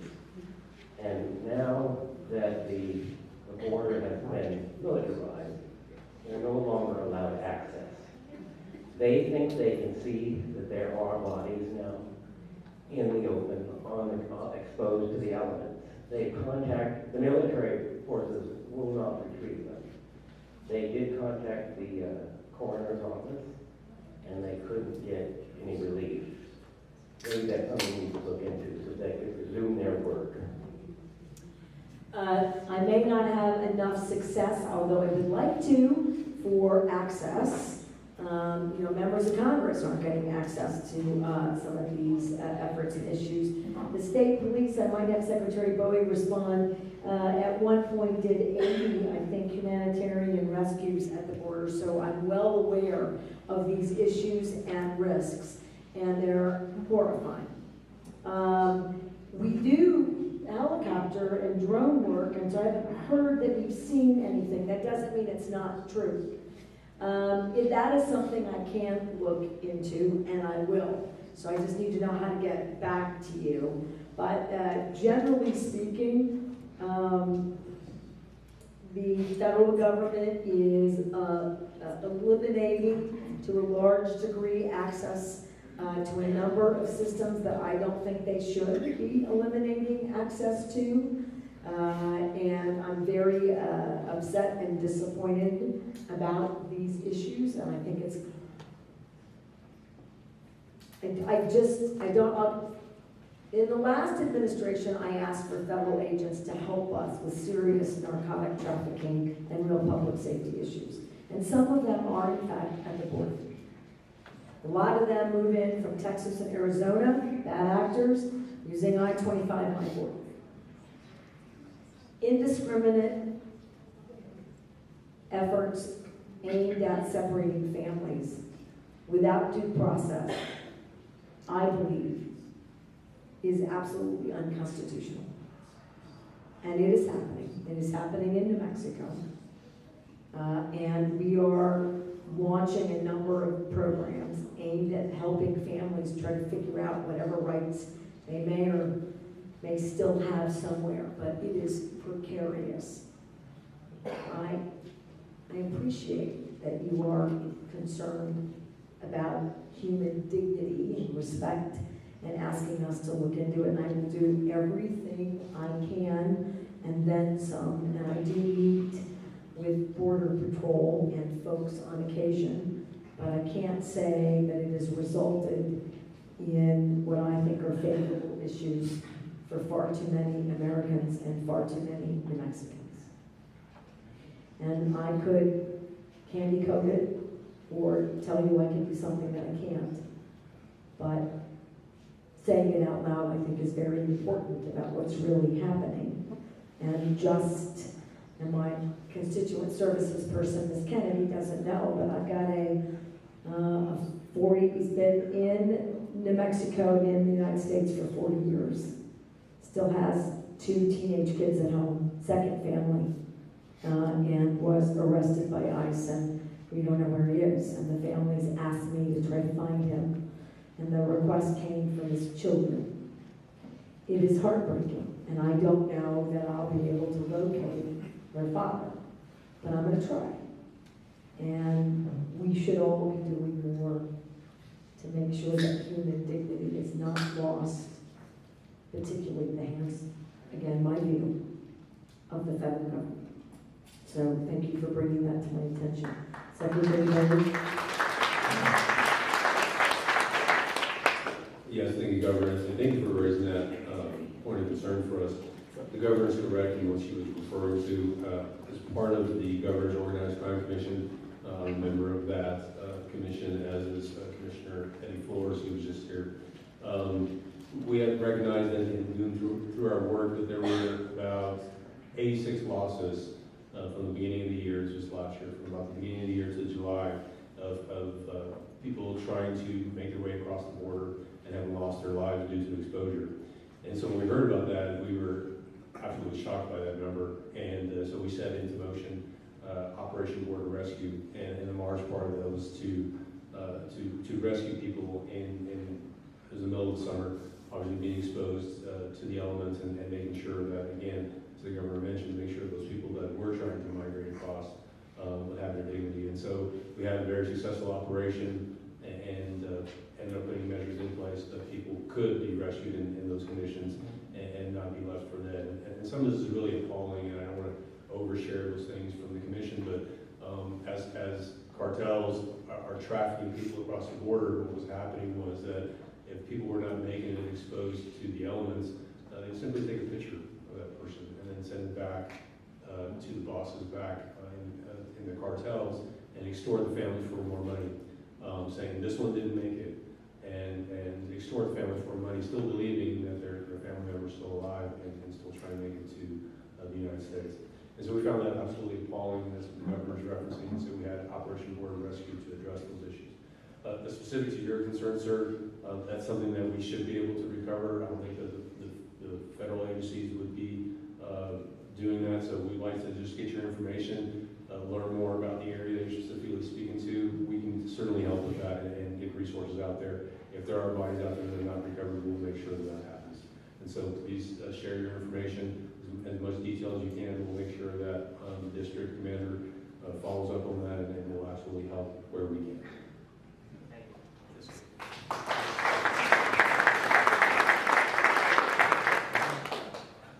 Good evening, Governor, Lieutenant Governor, and secretaries.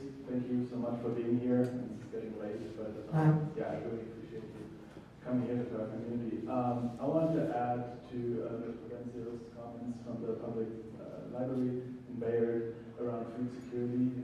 My name is Johannes Lenzer. I'm with the National Center for Frontier Communities. We're here headquartered in Silver City, and we operate the Frontier Food Hub, where we work with local producers, as well as food pantries, food banks, and a lot of your agency folks through the Grown program, the Approved Supply program. And first of all, I want to say thank you for all the work you've done over the last few years through your office, the Food Initiative, which really has moved the needle on getting local food into the hands of local residents, especially in remote communities like ours. As you're considering a special session and dealing with all the cuts that are happening on the federal level, you know, what the USDA has been cutting specifically around the local food purchasing agreement for the regional farm to food bank program, I want to put a plea in your ear just to consider looking at that program as something that maybe the state could pick up, because it really is impactful both for our residents to get access to nutritious fresh foods through the food pantries, as well as for our farmers, our ranchers, to have direct markets where they basically get to serve their community while still making a fair dollar on, you know, the work and the labor that they're doing. And for us as a nonprofit operation, as a food hub, we really work with partners across, you know, the entire region. We hear from our partners in Deming, in Reserve, as well as in Grand County, that even through the existing food bank TFAP programs and others, there is a shortage of food already. And continuing cuts are going to impact that. If we can get funding to replace some of that missing food with just food that's already being grown here, it really serves everyone, it serves our economy, it continues helping build our efforts to increase workforce development around agriculture, innovation, resource conservation, that we've been working with WNU and other partners, like the Public Library as well, teaching opportunities for local food. So yeah, local regional farm to food bank program is a fantastic blueprint to really allow effective and impact. So thank you. Thanks for raising that. I might have forgotten about how important those connections are. Most Americans and too many New Mexicans, our local small, well, even our big grocery stores, but our small grocery stores and farmers without SNAP and these investments into food programs will cease to exist. We already have enormous food deserts in this state. And I appreciate your positive comment. We've done a lot to try to deal with that, but we have a long way to go. And again, going backwards just doesn't feel right, not an option. So I'll make sure that those issues get looked at as we put together a budget. And I really appreciate that you're reminding me, and everyone, if there's things I'm forgetting about where we ought to bolster, please, please let your legislators know, let us know, let the lieutenant governor know, because we don't want to slip backwards. We want to keep building. We have a really bright future in the state. And I know there's lots of things that have yet to be done or things that we could have done better, but I really feel like we're on the right track, and this is such a slap in the face to states that have put their own money and their own desires, human dignity, quality of life, really investing and leaning in, and then to to pull all of that federal money all at once.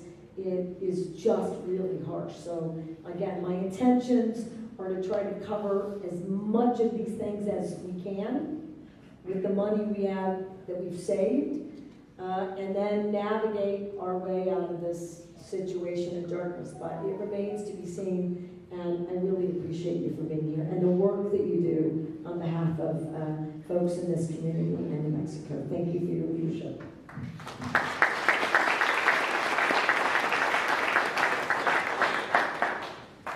Hello, my name is Dr. Don Stevens. I'm the former medical director and family medicine residency director at the Hidalgo Medical Services.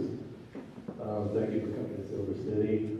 I would like to read a letter that was signed by 13 medical practitioners. The subject is no confidence in leadership, dear Hidalgo Medical Services Board of Directors. On behalf of concerned practitioners in the community and past practitioners employed by Hidalgo Medical Services, we write to formally express our deep concern regarding the ongoing instability within HMS and to declare no confidence in its current senior leadership, specifically its CEO. The persistent and severe turnover among practitioners and staff has negatively impacted the quality and accessibility of care available to our community. Healthcare services rely on stability, trust, and continuity of care, elements that have continuously eroded under the present leadership tenure. Patients, practitioners, and employees alike have suffered due to these disruptions, leaving our community underserved and vulnerable. Sorry, I'm getting texts coming in. Leaving our, where was I? Leaving our community underserved and vulnerable at a time when healthcare access is more critical than ever. The decisions made by the board profoundly impact the lives of our community members. The lack of effective leadership, failure to address retention concerns, and the resulting deterioration in medical services necessitate urgent change. As current and past stakeholders in this community, we can no longer remain silent while HMS fails to meet its responsibilities. As a governing body of HMS, we look to the board to take the necessary steps to address these issues. We respectfully urge the board to take immediate and decisive action to remedy this crisis. New leadership must be appointed with a clear vision and commitment to the community to restore stability, rebuild trust, and assure long-term viability of HMS as a reliable healthcare provider to the communities it serves. We appreciate your prompt attention and look forward to meaningful steps towards resolution. We stand ready to meet and discuss our concerns with members of the HMS board. And by the way, the board, I know our time is limited, but in our opinion, the board did not make a good faith effort to reach out and speak to us. Can you comment on that letter, please? Yes. Without having all of the facts based on the no confidence and what the board's done, like I don't have the financials, I haven't looked at them at this point, I will. And any of the other retention, quality of practice, number of issues. Here's things that the state has done in similar circumstances. We have made it a condition of licensure if we identify the issues as being substantiated, and we often find that they are. We can change out the board. We can go into a receivership, if you will, and we can place managers until we get it on its feet. We can do a number of things tied to the certification and the license and the amount of funding that the state does. I mean, I'm a little old school, and now I remember when Hidalgo Medical Services, for a cooperative, comprehensive healthcare center, was a model we wanted to replicate in so many communities. So thank you for being there. I have not personally looked into any of those issues. I'm aware of them. It is on my list. I was just leaning over to my Secretary of Health about where we are in that analysis. Typically, as you stated, we wait and see if the board resolves the issues, and then we still worry a little bit about stability and take a look. We will fast track a review and make sure that we don't have a clinic and a medical center that can't operate because it doesn't have enough providers. We have been in several small hospitals and several small clinics since 2019. And I'm happy to report that in the vast majority of them, there's been an effective turnaround. I can think of two where I'm not satisfied that we're there yet. Is it more than two, Secretary? Please say no. Okay. Two. So that's not a specific answer. I don't have one, but I'm aware, and we need to get to a place where there's confidence by the folks who are there every day, including the patients, that it can be stabilized for the long haul. But thank you for bringing it to my attention. Do either the Deputy Secretary, if you want to, Secretary, say anything? She doesn't want to, but I'm going to make her. Thank you, and thanks for the question. Yes, I mean, we've seen this in a couple of the other small clinics across the state, and we'll do more to work with the board of directors to find out kind of where they're at, what their thoughts are, and we can do that relatively quickly. I'd just like to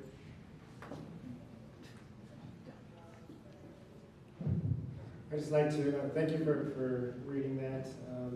I watched this closely, and I want to go back and Al had a good point making about providers leading.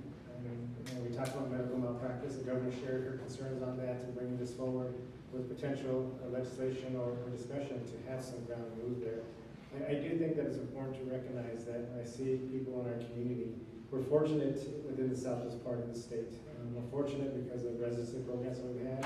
We're fortunate because we have specialties, OB services, psych services, orthopedic, other types of services that are provided by people who went to school here, went on to medical school, came back to the community. So we're fortunate from other communities where we have a robust amount of providers. But I have to share that when there's data that's given and the it's in healthcare, it's a national trend that healthcare workers are leaving the profession. The reality of it is I see that we don't have our providers leaving the profession. We don't even have our providers leaving the community. They're just leaving, unfortunately, a situation that they feel that they just can't work under. So I want to just commend all of our providers for the work that you do, for staying in the community.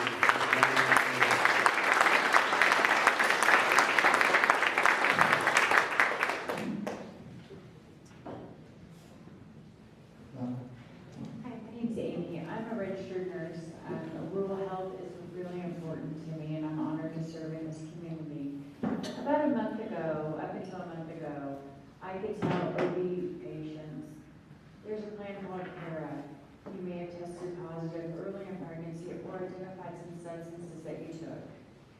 And no worries, we've got resources here in New Mexico, and we're going to cover you, no worries. About a month ago, that plan became punitive. Some of our patients, their doors have been knocked on because they didn't answer a phone call. CYFD appeared, the state police appeared. It concerns me gravely. I recognize that we do have an opioid problem here in New Mexico, and we've lost some newborns and some children. However, my fear is that pregnant women will stop seeking care because they are afraid that they are going to be penalized. Secondly, how are we going to navigate if we begin to take children away? How will CYFD navigate? How will rural health, how do we house the children? Thank you. Thank you for your work. I have been struggling with this navigation and was a funder when I was a county commissioner of a program you might be aware of called the Milagro program at UNM for addicted moms so that they could get treatment while they were addicted before delivery. All those models are critical. The facts, unfortunately, today, we are experiencing not just an opioid epidemic, but fentanyl opioid. Yet you put fentanyl and firearms and meth into a household, and I got trouble.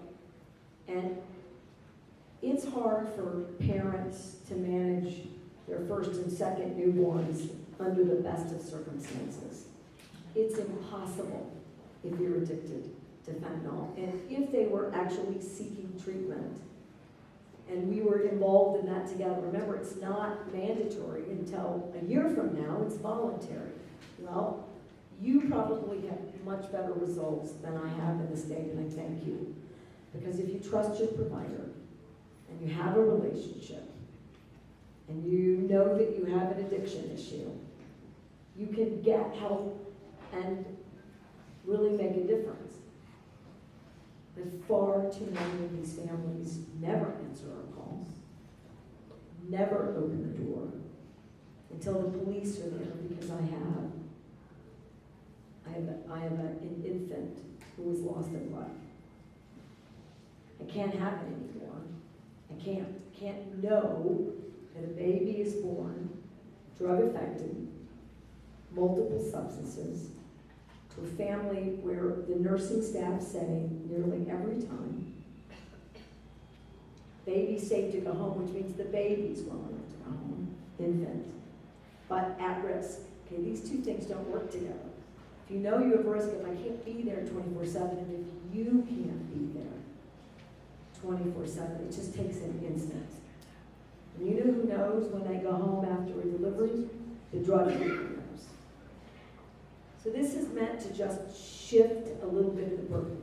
That means I want all of my health and human services secretaries to navigate directly what's going on in that house so that we get families to treatment. 2, any custody that's awarded to CYFD, and I'm going to tell you we're not going to get a lot of custody because the rules are very strict, as you know, for the right reason about family support, rehabilitation, reintegration. You know, we don't like a separation. But I think that pendulum shifted so far the other way now. We have no ability to get moms and families into stable, low-risk environments so that they can be loving parents, which is always their intentions. CYFD has emergency placements. That has never been our issue.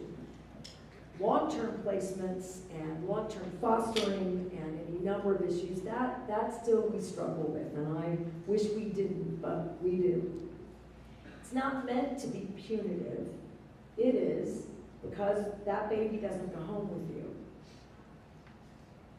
But if I don't do something entirely different and recognize that a fentanyl-addicted household is not in a position to make good decisions until there is sufficient treatment for that infant or other children, I cannot risk the life of another infant, toddler, or child in a household. I can't. And even if I could, this is how states, every state has been in a consent decree, nearly, for their children, youth, and families to bring this. And we are on our way. And it's because that pendulum, it's everyone goes home, you don't have to say yes to an intervention. Nobody ever gets to go home. Somewhere in the middle, I'm hoping to build a system of trust, which I think you want me to hear. There's got to be a system of trust. We've got to get more families to know that we'll support them to treatment. That what we want are families to be made whole. But I can't imagine what that family goes through when they lose an infant and are then prosecuted for the loss of that infant. That seems to me to also be, if we can cope with the loss and we don't, to be so unfair to a family that is coping with a disease. It's a disease. It's a medical condition. I can't make people get treatment, so I'm hoping to flip the safety side, but not forsake these families that deserve more from New Mexico, not less. And one last thing, I'm gonna need help. I'm gonna need voices like yours. We gotta figure out the nuances. Can't go all one way and then we stay there, and then all the other way and we stay there. It has to be a multi-pronged, multidisciplinary approach here. But to let families who were so sick managing this disease and ask them to do all of it when we know that's nearly impossible, I think is also unfair. So that's really the thought here. But the thought is not to create permanent custody at CYFD and then to let families go home and say, you call me when you're interested in care. That's not the intention. The intention is to keep the infant children safe until we can rehab a family and support them through this journey and then reunify that family. So I'm going to need voices like yours to make sure we get it right. Because it's a really tough decision. But I think I've made the right decision, just given the situation we find ourselves in. I mean, they talk about these drugs as monster drugs, because they are. Would you be able to support rural health? Because we can't house them in our community hospitals typically because we're fairly small. Our staff is pretty limited. Will there be help? There's so much money, and now we have the 7th, which sounds like an oxymoron as well, 7th best behavioral health access per capita in America, which should tell you that this is a country that is not invested in behavioral health. So I'm proud of that, but then not really proud of it. We have beds. Some folks in rural New Mexico are going to have to travel. It requires an inpatient treatment. But we are dedicated to building a system everywhere. And if there was ever a place that can build the best behavioral health system, I'm in it. I mean, the kinds of folks that live, work, and care about families here, and with Fort Bear here and others, we can build the best system. And I'd like to work with you specifically to do that. Build some things while we fly. Other communities have it already. Most folks who are seriously addicted are not banging on our doors for behavioral health. That's really the bigger issue. And something else I'd love this community to consider, and again, if you don't agree with me, that's part of this discourse, right? Knowing maybe where I got it wrong or what we can do differently and seeing how people are reacting. But we're the last state in America to change our danger to self and others statute. It's antiquated, never considered fentanyl and meth and all of the other conditions combined. If I can't get people into treatment for enough time, you know, insurance companies did that whole, it's 28 days. No, it's not. Then I can't get people to get well enough to then make good, competent, fair, individual decisions about their lives. So it passed unanimously out of the Senate in this last legislative session on the floor. I couldn't get a single hearing in the House. Not a hearing. And so I think we're all frustrated that we're going to go too far one way and not far enough another way. It's a bit, we need to drive this thing down the middle, pragmatic, smart approaches with the willingness to adjust it all the time. This is how we get into trouble. We make a decision and never look back. We have to look at it all the time, in real time, which is why a majority of all of my healthcare secretaries and education secretaries in real time are evaluating each of these high-risk cases themselves. Because we need to know what we can do better and then shift the policies immediately. I really appreciate that you know about it. I really appreciate your concern. And I don't think it's an invalid concern. I just feel like I don't have the right tools or choices, but I think we can get it right. And I appreciate you very much.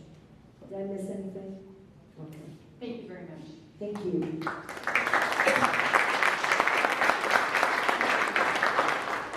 My name is Kyra Salcido, and I am a local dentist and the former Chief Dental Officer of Hidalgo Medical Services. I wanted to re-highlight the troubles Hidalgo Medical Services is currently facing. They are currently the only federally qualified health center for Grant and Hidalgo County. As a homegrown provider, I am very concerned for the community's health needs.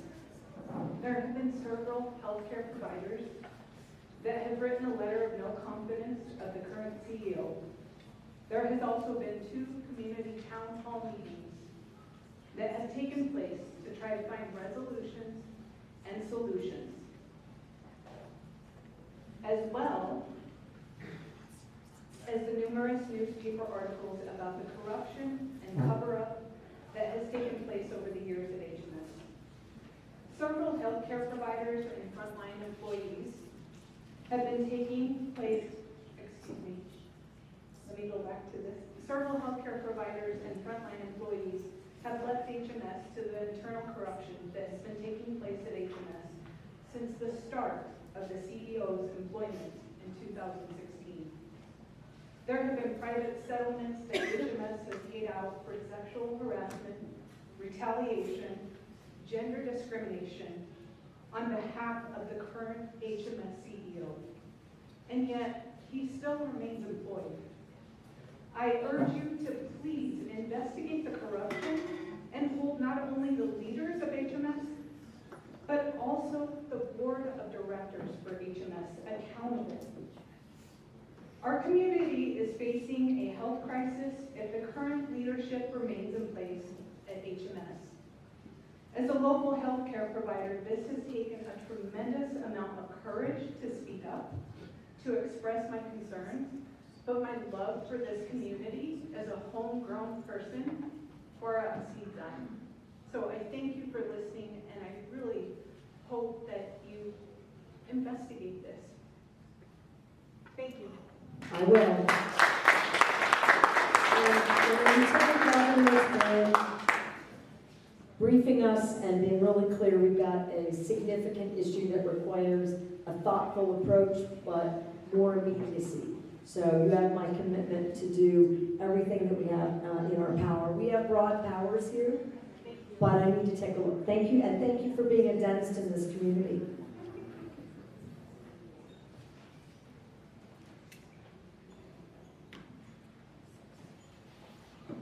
Hello, my name is Laura Shane, and I can honestly say that I haven't had this many people get my heart rate up in a long time, probably decades, so bear with me.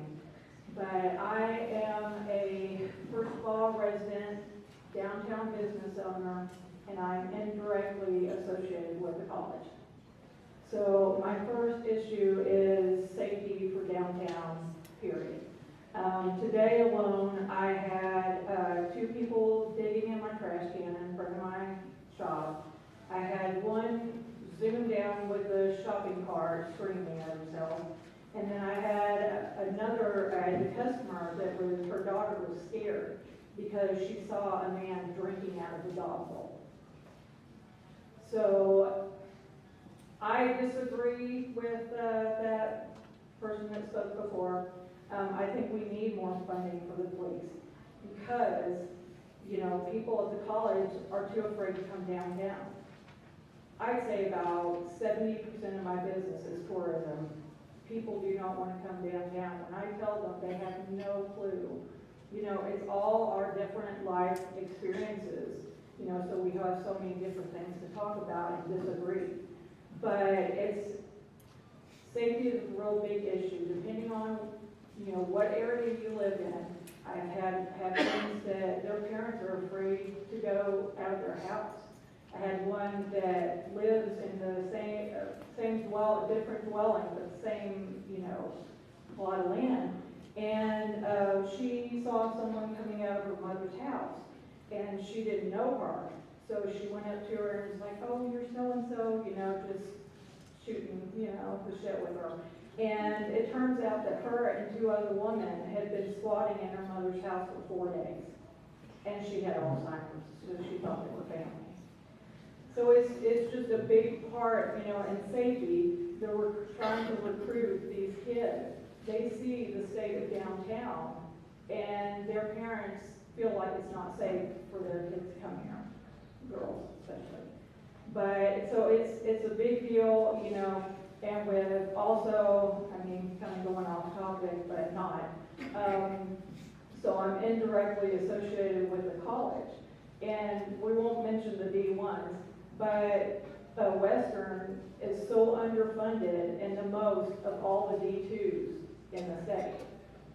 So, you know, it's just, safety is a big issue, and our police need more money because, I mean, yeah, they have a new car here and there and whatever. I see them drive downtown every so often, but unless something major is going on, they're not going to stop.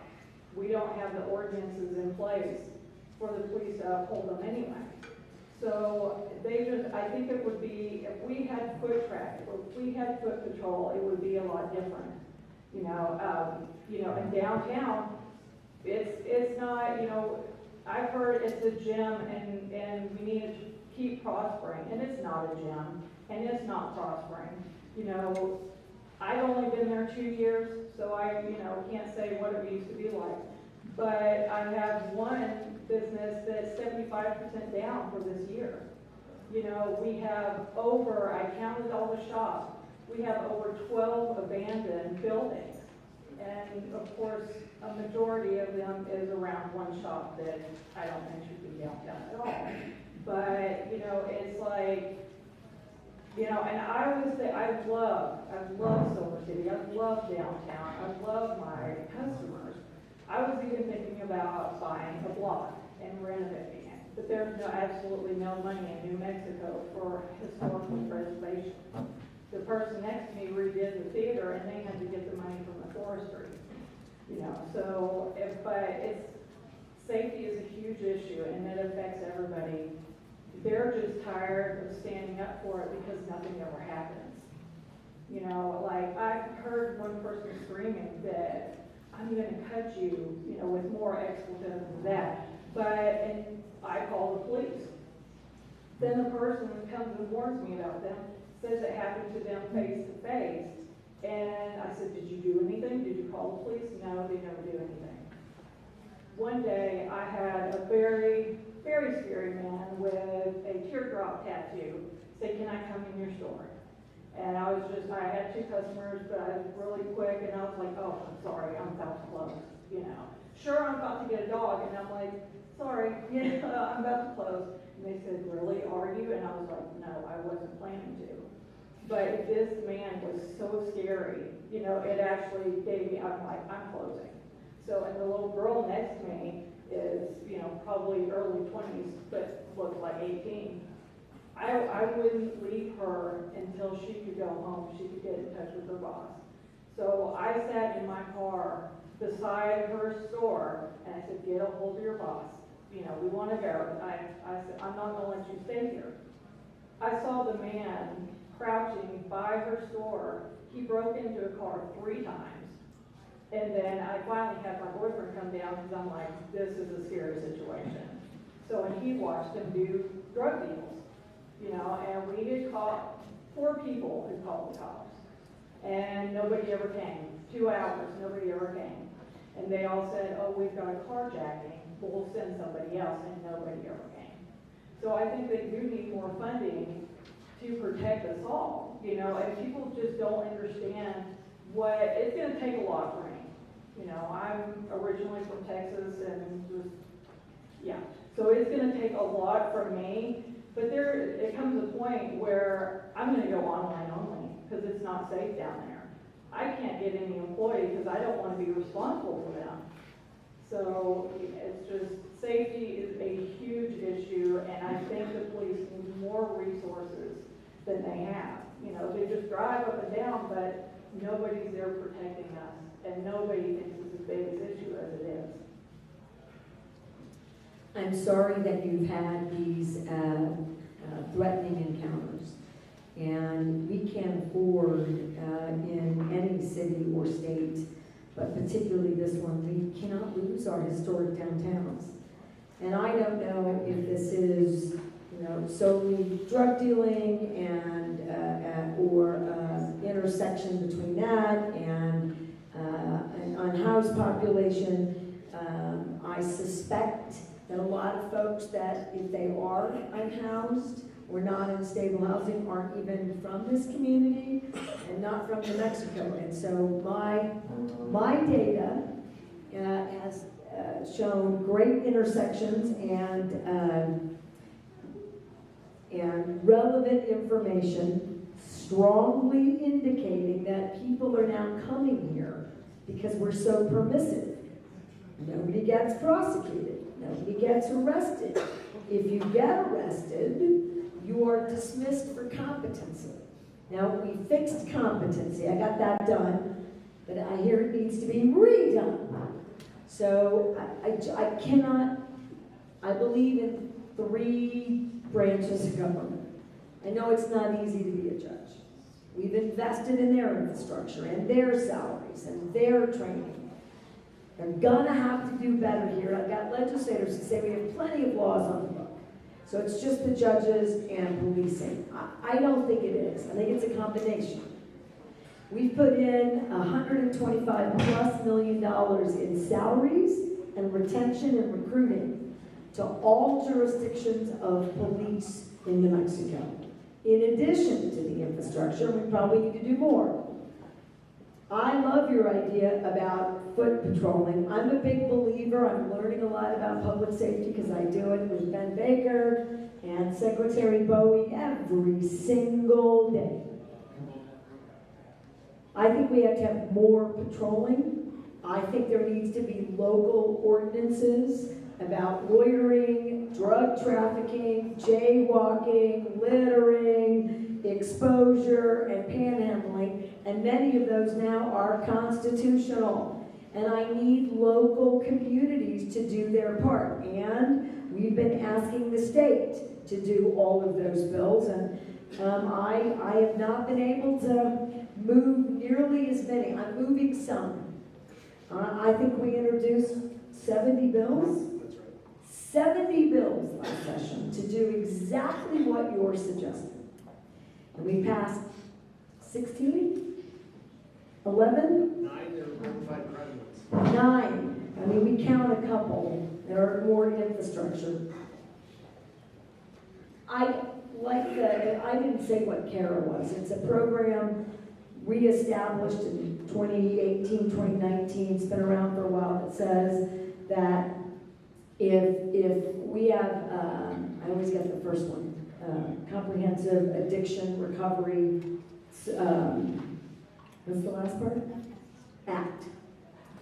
So that we were doing something upstream and meaningful to families who are addicted. It was intended to be helpful, but it went too far. It's voluntary, no one's accountable, no guardrails, nobody has to go to treatment. Kids are unsafe. We should do more prevention. We should be fair to folks who find themselves legitimately unhoused. We know there are people who have serious mental health issues that need help. We don't want to incarcerate our way out of that risk. We want to provide kind, comprehensive, evidence-based strategies. But it is also true that drug dealers use this hiding in plain sight where you don't have to be hidden in a permissive environment, and all of a sudden it's everyone's fault. Police won't arrest, there's no place to take you, judges will release you, people aren't mandated to go to treatment, we have no local ordinances, the state doesn't have a state updated set of bills and laws, and it's mind-numbing. And the longer we take to fix this, the worse it will get, and you get to a place where we can't really fix it. So all I did was lecture you on the thing that you're asking my help on. I'm focused on housing, healthcare, and crime in the next year and a half. I want these public safety issues addressed. We asked for a bunch of money for public safety and for folks who are unhoused because nobody has a consistent set of requirements. Well, that money now comes from the state, and we're going to create consistent, serious guardrails for folks so that we have accountability. I'm happy to put more money into patrolling and policing. You can help me by making the case as you are with your local leaders, and the vast majority of your legislative body was really helpful on crime. They need help.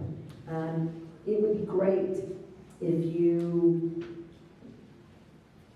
got on social media, not my favorite, but wrote a letter to the editor. I need all these voices out there because literally policymakers are telling me what we heard earlier. Crime is not a problem. Public safety is not an issue. Risk is not shifting. And I completely disagree, and so do the numbers. The numbers are escalating in New Mexico, and I think people are coming here because we don't hold you accountable at all. So I'd like to fix all of it. I'd love to work with you about how you might share your voice more than this town hall, but I hear you, I see you, I'm appalled. No, I appreciate it so much for listening to me. Yeah. Can I help pay for security Yes. for your local business? Yes, they actually did have a security at the Mission, and he helped out a couple little stores. I haven't seen him in forever, but yeah, so that, and I know of somebody that has a, like a satellite police station, you know, and we have a lot of empty buildings, and especially across from the one business that I think invites more, you know, issue. Can I ask, you don't have to call that business out, is it a cannabis business? So, 20/20 hindsight and a crystal ball, if I could just have those two things. I still believe in creating a bona fide industry. I still believe you were getting it. I didn't want to incarcerate people for small, drug offenses. What I thought would happen is not what happened. And that cannot be the only industry in downtowns all across New Mexico. We just passed legislation this session, so thank you, to curb it, to roll back, to create real safeguards, and I didn't have any authority to really regulate them. Well, now I do, and if you're not doing it right, and many of them aren't, not only can I close you down, I can seize your product and destroy it, and that is going to happen statewide. So that's an area, I might have done that a little bit differently, so that's why I asked. I'm aware that's an issue, so let's see if we can get Mr. Baker and my public safety team to look at strategies for paying for more security downtown and creating a substation. If it wasn't appropriated, sir, I don't have money just laying around, as you know, which should make you feel good, that I don't just have it stashed somewhere. But we might have some opportunities, and let me take a look at that, because I am really concerned, and I know the Lieutenant Governor's got some ideas, and I will do anything and everything. I believe that there's positives and negatives to that kind of company. But last time I counted, there were 13 here in Silver City. Population 10,000. There's no way they could even sustain that. It's too many. It didn't roll out the way we were hoping. So my apologies to the state and this community, but I hope also, and particularly to the young man who said, look, I worry about you, public officials. You want a public official who will tell you that's not what I intended, and then have the courage to say, and we did it in this last legislative session, we need to get control of that issue in that industry. And so I appreciate that sentiment, and I agree with you. I mean, not that I need to agree with you, but we do. All right, we'll get that done. I had an opportunity to meet with several of the groups as there. Chris, the district attorney, joined us as well. Others, and I think that there's good suggestions that were given. One of the things that really worked well, there was a collaboration between the county and the city, and they were able to infuse some money that really increased the amount of support and controlling downtown specifically. And to the group's knowledge, that it really made an impact. That had to stop because it wasn't sustainable, but if there's any area that the state can assist in helping that, I know Councilor Pence is here, County Manager Webb is here, and so the collaboration that took place and increased the support specifically for areas that were really high frequency of crime made a difference. So we can get more information to you, Governor, on that, and appreciate the group that shared that information of how successful that was.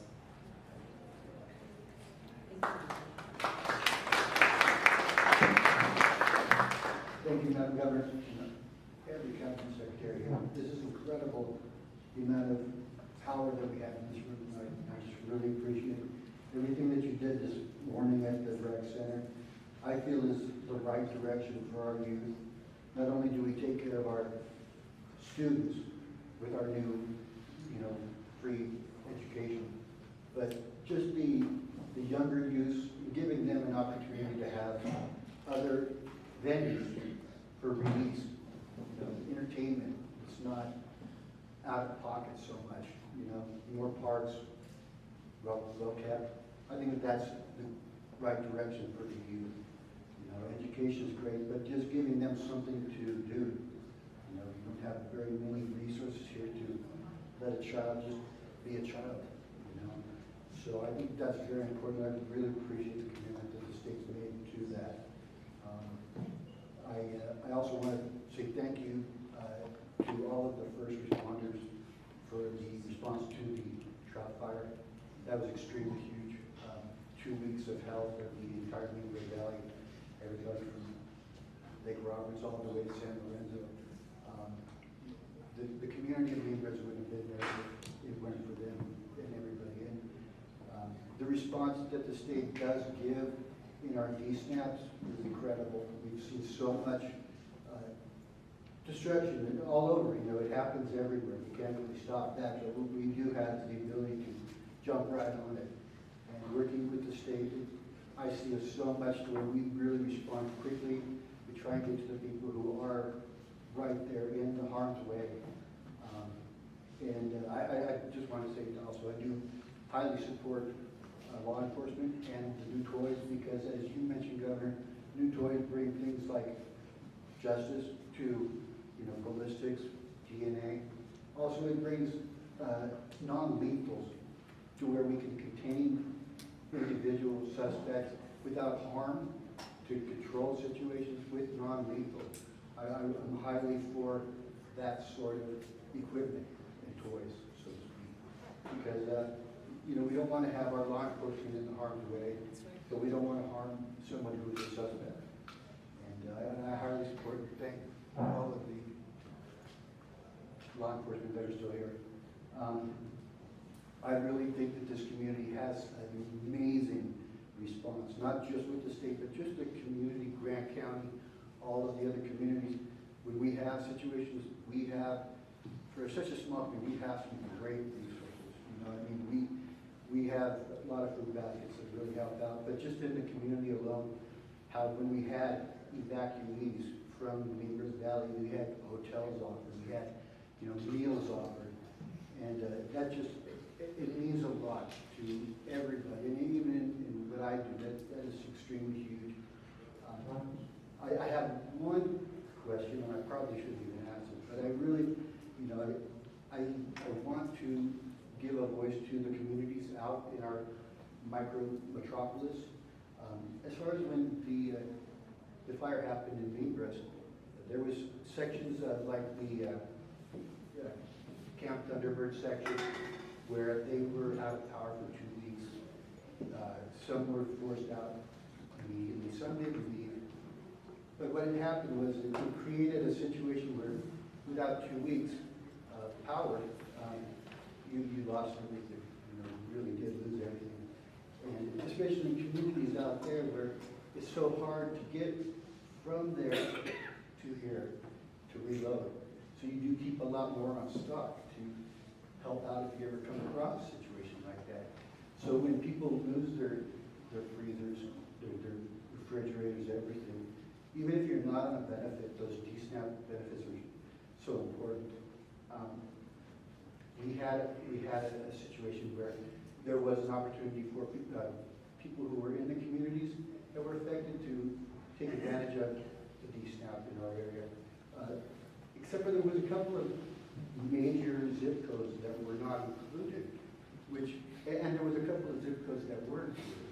For instance, Silver City has a zip code that was put onto that. But Silver City wasn't really affected by the fire. So you wouldn't get a really big response of who was affected by it. The smaller communities, some of them don't really, hear so much or know about things, so a lot of them don't even know. But what had happened was the zip codes that were directly affected, I had fire 500 feet from my house. I had 200 feet of flames, and my 80-year-old parents were out there. At one point, we were set on go since 2 weeks before. Like the Saturday, it started in Lake Rock. It didn't really quick. So I was just wondering, what was the reasoning for not including Neighbors Valley into your DSNAP this time? I don't think I got an answer. We typically, there's a damage threshold to include a community in the declaration. Try to incorporate the county, which then is every single small village or community. And then bigger communities can have, like Silver City proper, can have enough damage, even if it's just smoke damage. I can't believe I just said just. But smoke damage in and of itself, you may not see it, but it's there, and then that helps that qualification. That's likely what occurred, but I'm going to have the Homeland Security Department talk about that in a minute, but I have a specific question. The power outages, how long it takes everyone to get them back up, make me insane. It is not lost on me. I lost one crop of chili, well, twice, when the storm came into Santa Fe and the freezers all broke because their electricity goes off. And I lost my mind over $250 worth of chili happened twice. Literally lost my mind. Now, I can buy new chili, except it was out of season. Right, but I can replace that. What about people who everything is in there? Their food for a quarter or longer. All their meat, all their protein. I did not have that situation. And I was really upset about it. And yet, nothing was going to happen.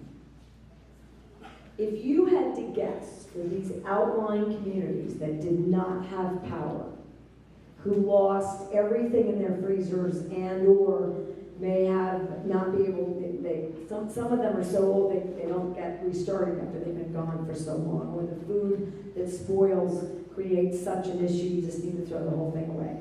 If you were to just guess a number in the amount of food and individuals and the amount of freezers and refrigerators, how much do you think people lost? If you were just guessing off the top of your You're head. talking household sizes Yeah. or like income sizes? Doesn't even matter to me. So like, for example, in Midwest Valley, if there are, and I'm making this up, there are 50 houses, or properties and ranches, doesn't even matter to me in this thing I'm asking you to help me with. So if we had 50 freezers and 50 refrigerators, and they were full, so I'm gonna say $500 worth in a freezer, I made that up.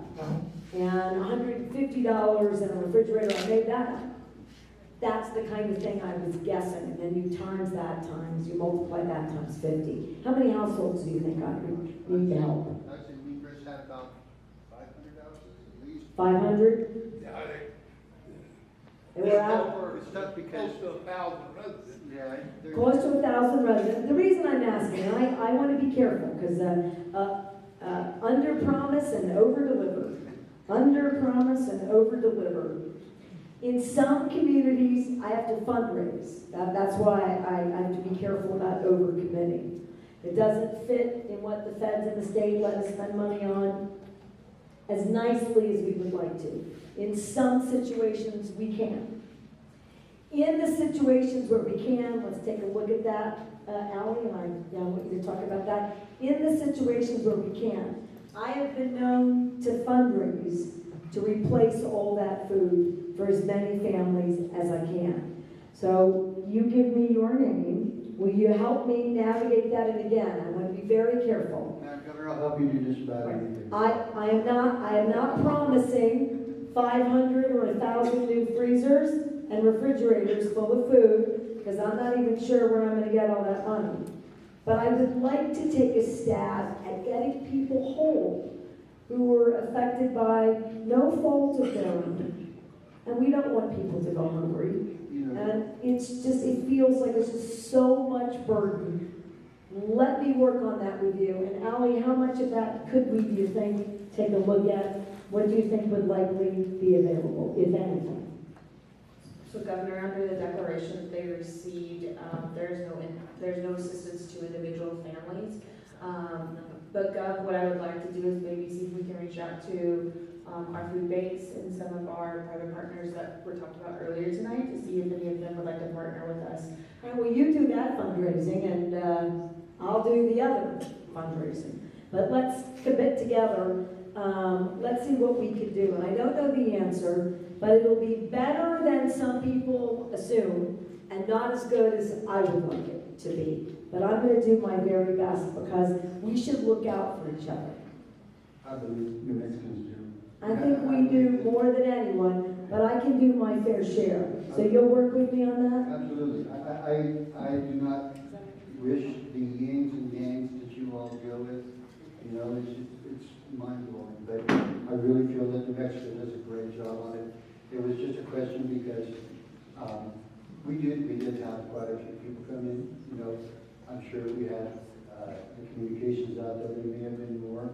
And it's just a service that we offer to the people that do need it. So if it was somebody that needed it at that time, but they weren't offered it because of their zip code, that was a problem for them. And you know, I feel that a lot of people will just, you know, we do have food banks and stuff like that, but as far as the state goes, it was, they were left out a little bit, and I just wanted to know the reasoning on that. I feel like I got a great answer from you, so I'm happy with that, and I do appreciate you taking on all this. And I do feel like all of this is constantly working for us, so we're getting it up, and I believe in all of this. Thank you so much. You're welcome. The Lieutenant Governor's got a brilliant idea, and I'm going to be sad when I hear it because I didn't have it. And thank you for bringing that up, and I know that we watched the fire closely, 47,000 acres that burned. I've lived here all my life, and I've never seen that amount of firefighters, that amount of professionals that came into the community, just took up the whole Silver Schools. And that was a testament to the collaboration, working together with our volunteer firefighters, our local emergency responders, and all those that came in from all over the country. But I hadn't heard that specific need and the concern there. I did get a lot of phone calls, and I just want to just give a shout out to Allie. Thank you for the work that you do in dealing with these emergencies. Like I said, we were in Ruidoso. You dealt closely with us in the Hermit's Peak, Camp Canyon fires. You were here in Silver City with the Trout Fire. And so we saw the impact, and I got a lot of phone calls, quite frankly, from Ferengi residents not understanding why they were evacuated. And it was because the power that was basically cut off. And the reason that the power was cut off, I fully support it, was to make sure that we were protecting our firefighters, to ensure that they weren't going to be in harm's way and that there wasn't going to be any danger that was added to that. And so even though residents didn't understand it, maybe not agree, at the end of the day, they understood for the reasoning for that. Because this is families that may have been impacted, fortunately what we see all around the state, it doesn't matter which community, is New Mexicans come together for New Mexicans. And that was the case here as well. So I propose that maybe looking to see the process that may be in place for families that were impacted, that were left out with their zip codes.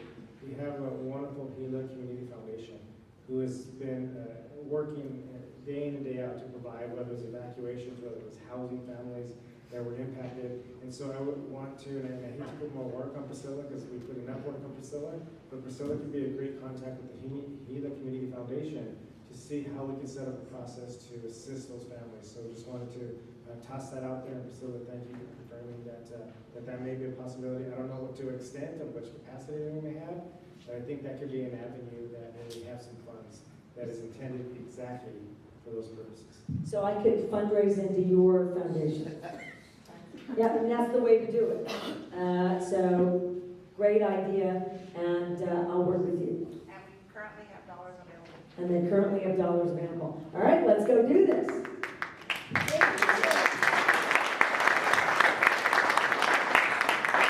Hi, my name is Catherine Evelyn. Thank you so much. I appreciate you, government and staff. And I want to first thank you for getting us through COVID because of Dr. Tracy. I really appreciate it. I'd like to speak about the health care in Grant County. I've been fortunate enough to have a provider for 20 years at Silver Health, and every time I get an appointment with her, I always wonder if she's going to still be here because I recently heard they were bought up by a hedge fund from Florida, and I don't know if that's really true, but that's what I heard. So, and I know they all work really hard.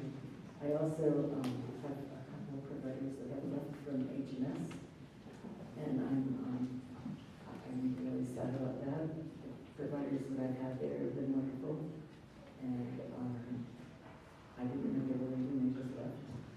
And I also need to go out of state. I go to El Paso, I've gone to Colorado, I've gone to Tucson for specific health care, and I'm afraid that if my main provider at Silver Health disappears, I might even have to leave New Mexico, which I don't want to do. So I just, appreciate your idea of making it easier for providers to come and stay. We have a great community here, and I think the providers we've had have been wonderful, and I'd like to keep them as long as we can. And once again, thank you all for being here and staying so late and listening to all of us. Don't we? We need you. And I'm aware, and we also, in all of our managed care organizations, they are now required to recruit and retain providers. So we don't pay them unless they do that. And we're pushing really hard on all fronts. We are not where we need to be, but like I said, that's a focus area for the Lieutenant Governor and me over the next year and a half, and we've set pretty lofty targets about the number of primary care and specialists that we need statewide, and we're going to do everything in our power to meet it. including stealing them from other states. And we're going to be unabashed about that. And so thank you for raising it again, and thank you for being a member of this community. Good evening, Honorable Governor Lujan Grisham, Lieutenant Governor Morales, cabinet members. My name is Lorenzo Saenz, and I am a proud HMS board member. I'm accompanied today by 2 members of our executive team, as well as another board member, Randy Guardo. First, thank you for providing our community with the opportunity to speak with you and your cabinet this evening. It's greatly appreciated. Secondly, Dan Otero, HMS's Chief Executive Officer, extends his apologies for not being able to attend today's events, as he is out of town due to previous commitments. He has asked us to share the following comments with you and your cabinet. Hidalgo Medical Services is proudly celebrating its 30th anniversary of providing comprehensive primary medical care, behavioral health, dental, and family support services to over 14,000 patients in southwestern New Mexico. As a fully accredited, federally qualified health center and HRSA 330 federal care grantee, as well as an accredited patient-centered medical home by the Accreditation Association for Ambulatory Healthcare since 2018, we have a strong track record of providing comprehensive, integrated, and affordable healthcare services. We are committed to continuing this success into the future. Our 200 employees, including 37 direct care providers, are dedicated to delivering the highest quality healthcare services. We intend to continue our strong record of success and to serve our neighbors, some 30,000 New Mexicans in Hidalgo and Grand counties. Our volunteer board of directors, past and present, have made caring for this rural population possible through their leadership and responsible and fiduciary oversight. As you have heard tonight, there are individuals who have expressed their concerns about HMS and the services we provide. We believe it's because they also care deeply about this community. We have worked hard to clarify these concerns and set the record straight where appropriate. We also appreciate and respect the concerns shared by our current and past patients, community members, and others. We acknowledge our opportunities for improvement and remain committed to making the necessary changes to strengthen our services. Lastly, and most importantly, our CEO and a representative of the HMS board welcome the opportunity to meet with you in person and discuss any concerns raised this evening, or that can share with you directly. Mr. Saenz, it's nice to meet you and say hello. I mean, here. And that's the reason we come. Is that if there are issues we are unaware of, we are made aware, we can address them. If there are challenges that require us to help both review, investigate, mediate, resolve, lean in, we want to do that. Like the mayor of Hatch, we need money and I can make a commitment. That's the best part about being here, is knowing what the priorities are and then just moving on them. Healthcare is complicated and really hard, but I have an obligation, because we certify and license every healthcare provider, so we gotta look. But I absolutely welcome your commitment to meeting with us and talking with us, and I have no doubt that we'll get to effective resolutions, whatever they may be, so that until we take a look, and I take a look, and I'm briefed by the Lieutenant Governor and others, hard to say, but we are in a really tough time, and now I'm going to take the board side. So I took the provider side. You make allegations, you got to feel like those allegations are concerns are taken seriously by the people who are required, that's often us, to take them seriously. On the other side, running healthcare is rocket science. It's hard and it's getting harder, not easier. Now we're trying to make it easier in a number of ways, but we're up against, it's an uphill battle as this country, quite frankly, figures out what it's doing in terms of healthcare. So our job is to figure out, looking at both sides of that equation, what's best for the community, what's required by statute, both federally and the state, and to make sure that we do everything that's required to lift it up if it requires lifting, if it doesn't require that, to make sure that we maintain stability. So I'm dedicated to that, and have no doubt we'll be in touch, and I appreciate that you're here tonight. Thank you. It's nice to meet you all.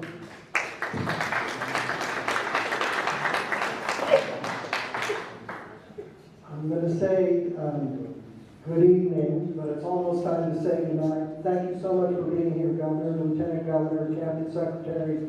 I know this has been a bit of an endurance contest for you. You certainly proved and provide the confidence that you're leading the land of enchantment even into a better place, so thank you. My name is Christiane Harvey. I'm one of the Lynn County Commissioners, and I'm also proud certainly as one of your appointees to the New Mexico Border Authority, Governor, so thank you for that trust. I stand before you tonight because we have a major economic development project in Lynn County. You've heard about it before, the berm project. As you're aware, there's about 1,500 acres immediately north of the land port of entry in Columbus that lies in a flood zone. That's one of the reasons over time that Columbus has never had the ability to develop their industrial park and attract that manufacturing and economic development as we've been able to over in Santa Teresa. So we worked hard on this.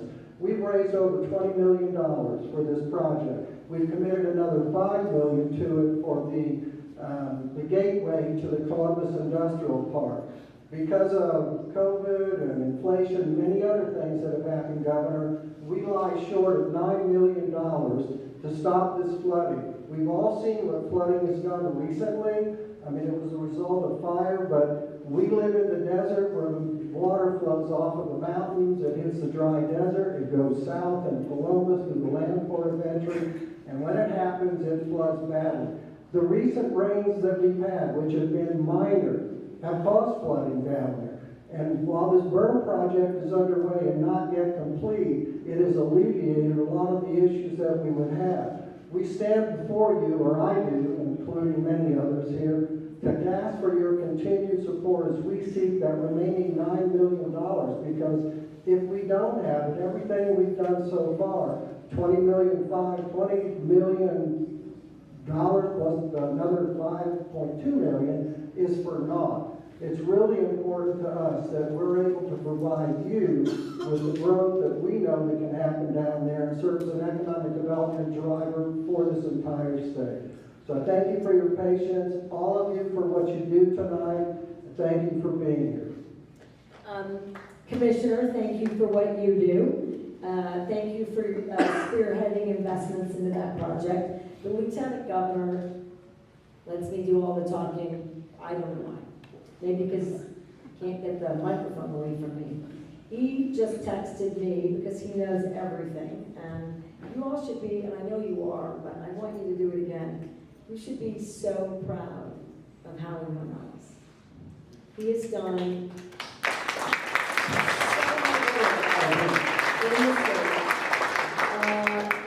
and you're in the final phases of the request at the Water Trust Board. And I tried very hard, and I get mad at my cabinet, and so they don't do it. We don't look at our phones and text. Emergencies are coming in. Ruidoso flooded again today. So if you see someone, it's because we got a key emergency. But that's the kind of guy he is. He wants to make sure that I know what he knows so that I get to say it. And I'm sure Rebecca and others were making sure that we have all of our facts tonight. The good news is that a #1 priority for infrastructure investments is still water flood mitigation, and is all part of the 50-year water plan. And we've gotten a lot of legislative support to invest there.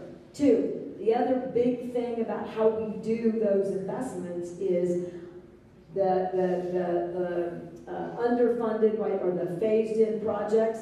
They're top on our list for completion. It makes no sense to spend $20 million and then not finish it up. And flooding is a critical problem all the time, but monsoon season now with climate change, our old projections about how much water could move through here aren't even relevant anymore, right? We're gonna have to get ahead and lean forward. And that's critical for you and that project for a number of reasons, but not the least of which, another place we're likely to get money to shore up education and special education and Head Start and other early childhood programs, and public safety and Medicaid is going to be from unspent capital. And you need to be careful about that. I need to be careful about that. Don't rob Peter to pay Paul. You got to have safe roads, you have to have safe airports, you have to have safe drinking water. We had to do all of that work, but there are areas where we're all likely to come together and want to sweep some of that money to make sure people don't lose key services and benefits. So, water, priority, right? Public safety, flood mitigation, saving lives, priority, because we spend a lot more cleaning it up than we do in preventing it. And third category, so you hit all three, is that we've already been spending money and now we're at the final phase. So I think you're going to be in good shape, and thank you so much for your leadership. Thank you, Governor. We appreciate your help. You're welcome. Thank you, Lieutenant Governor. Priscilla, between Rebecca and Priscilla, you have a Priscilla, I have a Rebecca. We are lucky, lucky, lucky. Thank you. Okay, I talked to you all earlier. I have one burning question. Yeah. So I'm on a retirement pension now. Why do we have to pay state tax? Other states don't do that in some places? So you mean taxes on your Social Security? We don't tax it anymore. Pension. On my pension. On your pension. Well, we've reduced taxes everywhere. I'm not sure about the taxes on your pension or where that is. And if is it a public pension? Okay, compromise. So it's counted as, if you're on an annuity, it's counted as income, is what I'm guessing. But I don't want to make any assumptions, but we should look at your tax liabilities. And as we've reduced taxes for veterans or eliminated them, taken the taxes off Social Security, reduced taxes for working families twice, reduced and changed the brackets to the better of most personal income tax payers. I'd like to do more, not less there. So your question was why? This was a state that for a long time relied on all of us to pay for all this infrastructure. We just didn't have strong economic development. Now that's really shifting, and I think the best thing is not to have unfair tax burdens on anyone, and so to make that right. I'm interested in why your tax burden hasn't shifted, and so I know we've already got your name, and we're going to get you to the Conference on Aging. Let me take a look at that. So that was the answer. We're now repealing a lot of those old tax liabilities, but I'm not sure exactly what yours is and isn't based on your income bracket. I still pay federal tax on my pension. Yep. And state. And state. So let me take a look, but I vetoed, and it wasn't in there, so I didn't do anything to you, the tax package for a number of reasons, but I have no doubt that we will have a positive tax package. There was a lot of reasons to veto the tax package, not the least of which they didn't do the tax piece that we need for Ritos on Lincoln County, and I need rural New Mexico to get its fair share in return. And it was delayed until the year anyway, so nothing was going to shift this year. So we should maybe take a look at your issue, particularly once I know what the bracket is and how much it would be to minimize it or eliminate it. I don't quite know, but that's the reason, is that those tax bases, remember we used to have a tax on food. This was a pretty regressive tax state for a poor state, and we're working hard not to be that state. So thank you for bringing that to my attention. They don't pay taxes. Nevada doesn't pay taxes. I think taxes. No, they don't have free college, they don't have free child care, and they don't have early childhood education, and they didn't invest any money in their school teachers, and they're not bringing in new providers, and they need new roads, and I like that governor a lot. Mark Gordon is great, and he and I are competing to sell more clean natural gas. He's, I think, a really solid governor, and they have a pretty small population. And so it's just, we do too, but comparatively, theirs is much smaller. But we should work harder at creating more independence for our retirees. And when we lower the tax burdens, we increase your independence, and that's important to me. So I don't know what the tax package will look like, but I'm always interested in making it better for the Mexicans just like you. Thank you.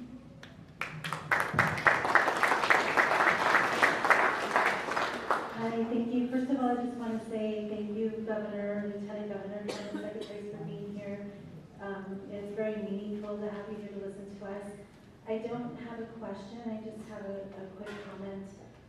My name is Dr. Teresa Arizaga. I'm a psychiatrist here. I'm from here and so proud and happy to serve our community. I just wanted to say that, I recently was one of the providers that resigned from HMS. I was the Chief Behavioral Health Officer and Medical Director. I think what I'd like to say is as you look into and listen to everybody, I completely agree. It's so important to listen to the board, the current leadership, but also important to listen to people who still work there, but also that group of people who don't, and finding out why people left, and there are a variety of reasons, but I think that's an important group of people to listen to as well, and I just want to say that, and again, thank you. That will do it. Thank you.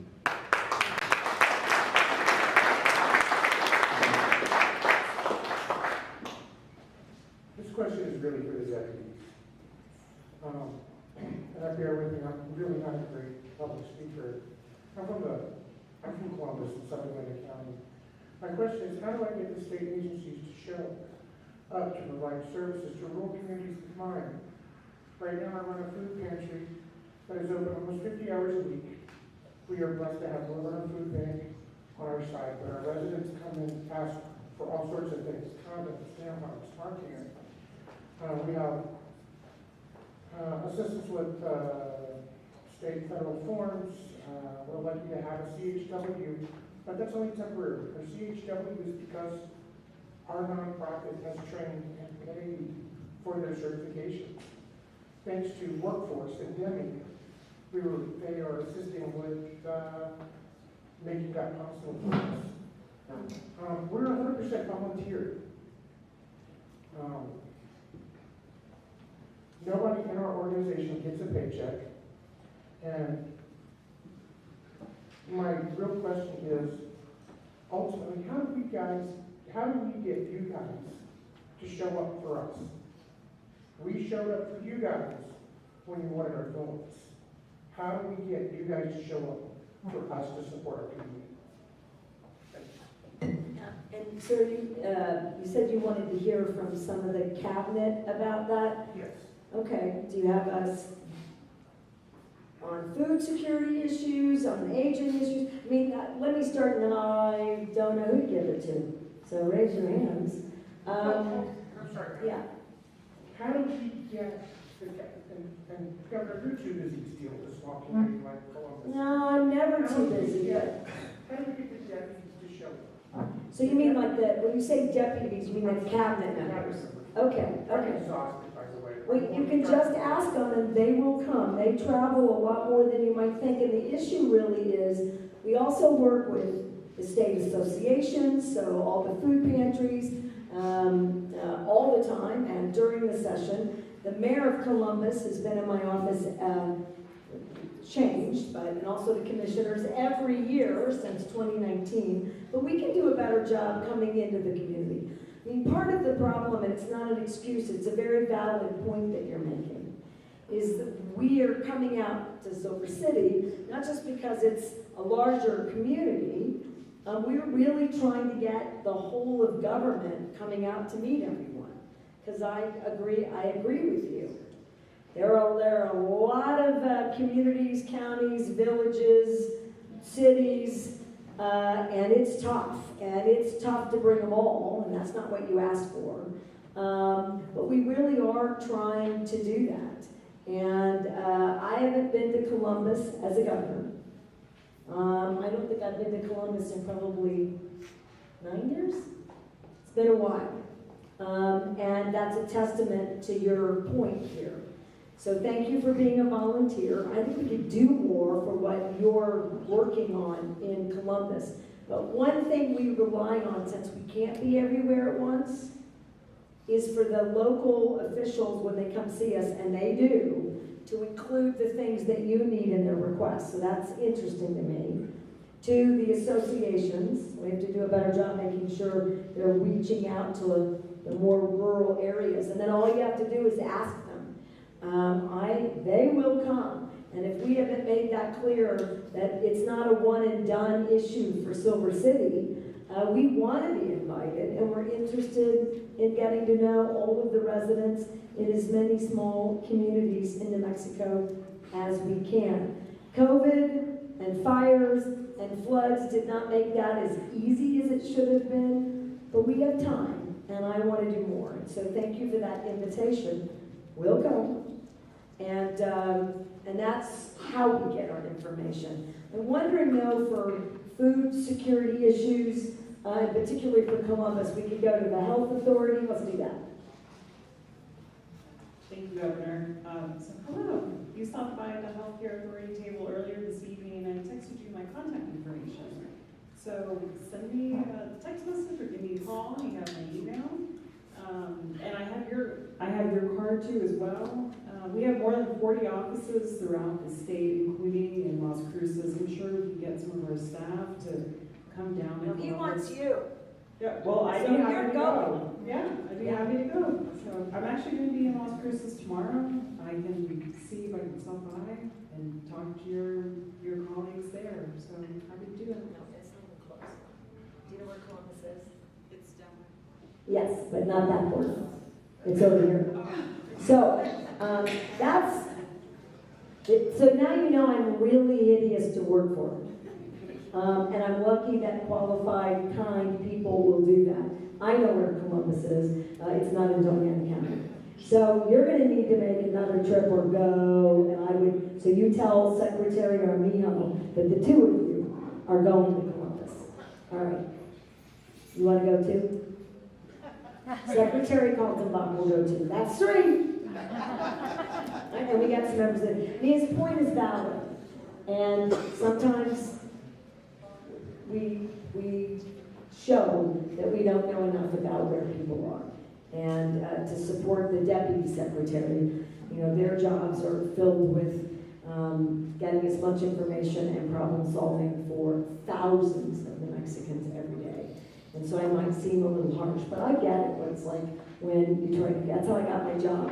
The Secretary of Aging wouldn't speak to me. And so I marched into a governor's office and said, what's it going to take to get a cabinet secretary to talk to me? And be careful about doing that, Lieutenant Governor, because the Governor, Bruce King, might appoint you to something that you're so alive. And so it's a valid point, and we take it seriously, and we'll figure it out, we'll do it together. All right?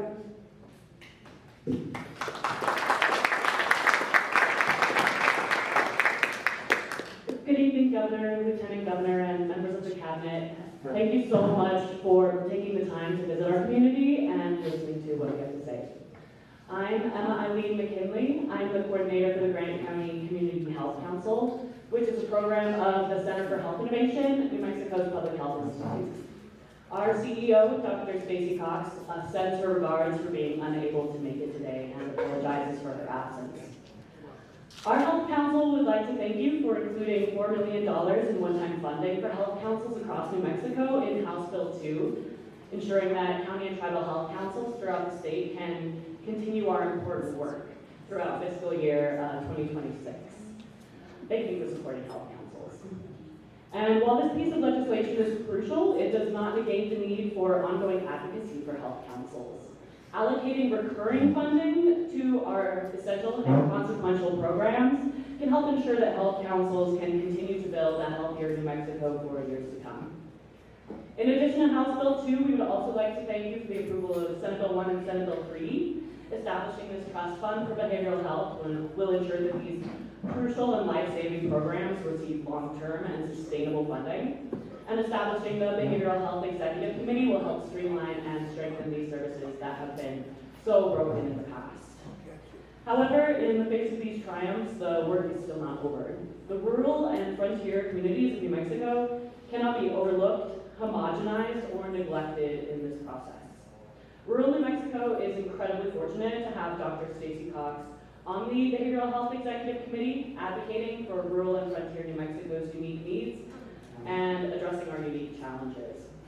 One of our largest challenges as a region is the lack of behavioral health services, particularly inpatient treatment. Of the 4 counties in southwest New Mexico, Grant, Luna, Hidalgo, and Catron, there is not one inpatient treatment facility. And as the complicated, misunderstood, and stigmatized crisis of substance misuse and behavioral health crises are deeply affecting our communities, options for community-based treatment are tantamount. Another need that is currently going unmet is the need for more robust transportation services. As a rural and frontier area with long distances between treatment providers, providing swift and accessible transportation to treatment and appointments will help alleviate the struggles that many families face when it comes to receiving crucial care, both for physical health and behavioral health. And as a retirement destination and aging community with over 30% of our county population aged 65 or over, senior services and senior well-being are also of critical importance. As mentioned previously in the evening, our federally qualified health center, Hidalgo Medical Services, has recently withdrawn from senior services to focus more on their original mission. The county and local municipalities, as well as others, are picking up these crucial services, and adequate funding needs to be allocated to these sources and allocated to our already stretched region to ensure the longevity and sustainability of senior services. Thank you again for making the time to hear our community's concerns and for all of your support for health councils, behavioral health, and public health as a whole. And I hope that you take what I'm saying to heart and really prioritize rural and frontier areas throughout New Mexico so that we can continue to thrive. Thank you. Thank you. We're the only state that I'm aware of that's got a rural healthcare delivery fund. You got $1 billion in addition to hundreds of millions and increased Medicaid rates and no copays for behavioral health. And while I think we need more inpatient, we have beds that are not being used statewide. And as an evidence-based approach, for a lot of folks, not everyone, inpatient addiction services are often better for the individual out of their community. Acute behavioral health crises can often be attenuated and addressed in community. And I just say that not to say, look, I'm not going to do addiction services here. If you're from Santa Fe, this would be a great place to get that support, and then vice versa. But there is a very strong, specific body of evidence that, particularly for addiction services, sort of separation from those triggers and issues in your community can be a very powerful anecdote and support vehicle as you're going through necessary inpatient treatment.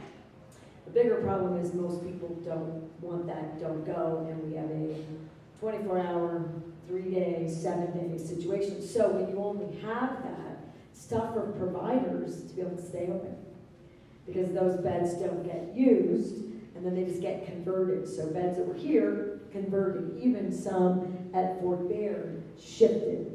There was a lot of inpatient alcohol, short-term and long-term treatment there, no longer in the same context because you can't keep people. I just wanted to say all that so that there wasn't a sense that we sort of looked away from rebranding, rebuilding, and reassessing. And I think that we're definitely on the right path. And I feel better about providers. Last thing about that, I'm going to give it to the folks who run health councils and do these investments. And I think that we're likely to keep that request going for rural healthcare delivery, standing up brand new clinics. And that is that particularly with COVID, but not entirely so, this state and the country sort of moved to telehealth. And telehealth, like all of the services, is an important vehicle in a continuum. It cannot be the only service for behavioral health. And not an excuse for New Mexico, but certainly a dynamic at play here, where providers can be wherever they are And there's not that requirement, of course, that they get localized, and that's an issue. So really happy to hear that you've got direct support right here. Thank you, Doctor. And we need more of that. And we also pay for residency programs and GME, because we're not waiting for the feds. So there's a lot of effort here that I think is good, and we have to stay committed to building it and then never letting it fall in disrepair. Like, this cannot be a state that cancels behavioral health ever again by anyone. We can't do that. Secretary. Thank you, Governor. And I'm meeting with the Alliance for Health Councils at the end of the month. And so that $4 million that was in House Bill 2 is to transition those programs through the health councils to behavioral health services in support of the behavioral health package. And so the health councils are going to play a vital role in those regional planning programs, so we can make sure that within those regions that we're focusing on the specific needs that has been established through those judicial districts, through leadership of the Healthcare Authority and through the Administrative Office of the Courts. So we'll be talking more about that at the end of the month with the Alliance, but thank you for being here. Appreciate it. Thank you. I just wanted to say thank you on behalf of the health councils and the work that you do. You have a wonderful leader in Valeria. I know she's out there advocating all the time. Thank you, Governor, for signing into law the $4 million. I'm very proud of the Grant County Health Council because when we hit the recession, and I was in the Senate on the Finance Committee at the time, when cuts had to take place, not all councils survived. We saw the impact that had around the state, but Grant County did. And I think that my challenge to you is to continue to be a leader, and you're very fortunate to have Dr. Cox, others who find funds and make sure that we don't just rest, that there's $4 million that's there, so the state will be responsible for that every year. I would want to have that challenge, not only the Grant County Health Council, but other health councils, to also find ways to invest in themselves and finding funds that they can be sustainable. So that way, if there's ever a downturn in the economy again, our health councils can withstand that. Thank you.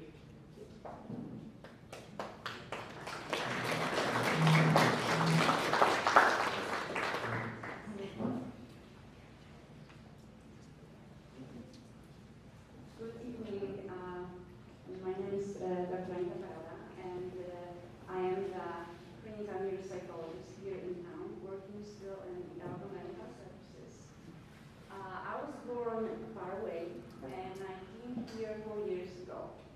And I work in behavioral health, but I want to speak from the perspective of the provider that moved here from somewhere else, New Mexico, to the rural area, and as a parent, working parent. Parent of the teenager, my youngest is still 13 now, and when I moved here, she was 9 years old.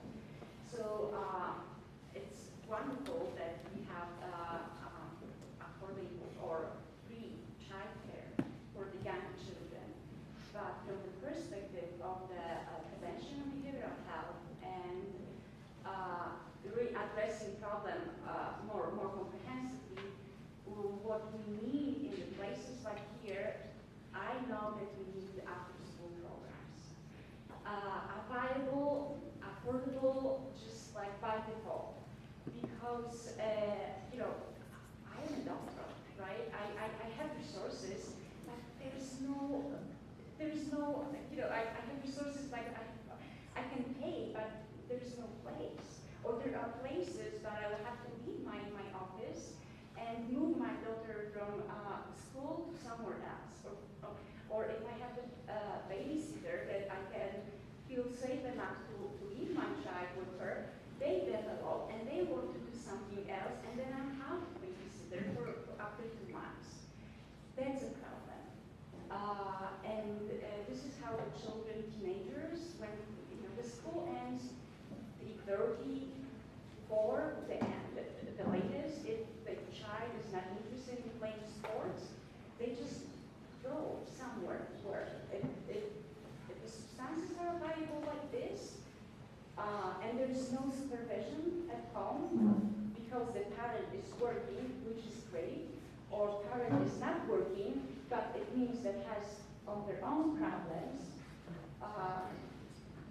the child, teenager is looking for a solution. They don't want to be alone. They don't want to feel like what to do, but they also are not developed enough to make good decisions, and they're vulnerable to get in trouble. If we provide some sort of supervised, I'm not saying like extended classes, right? Like just about being supervised and organized in doing something.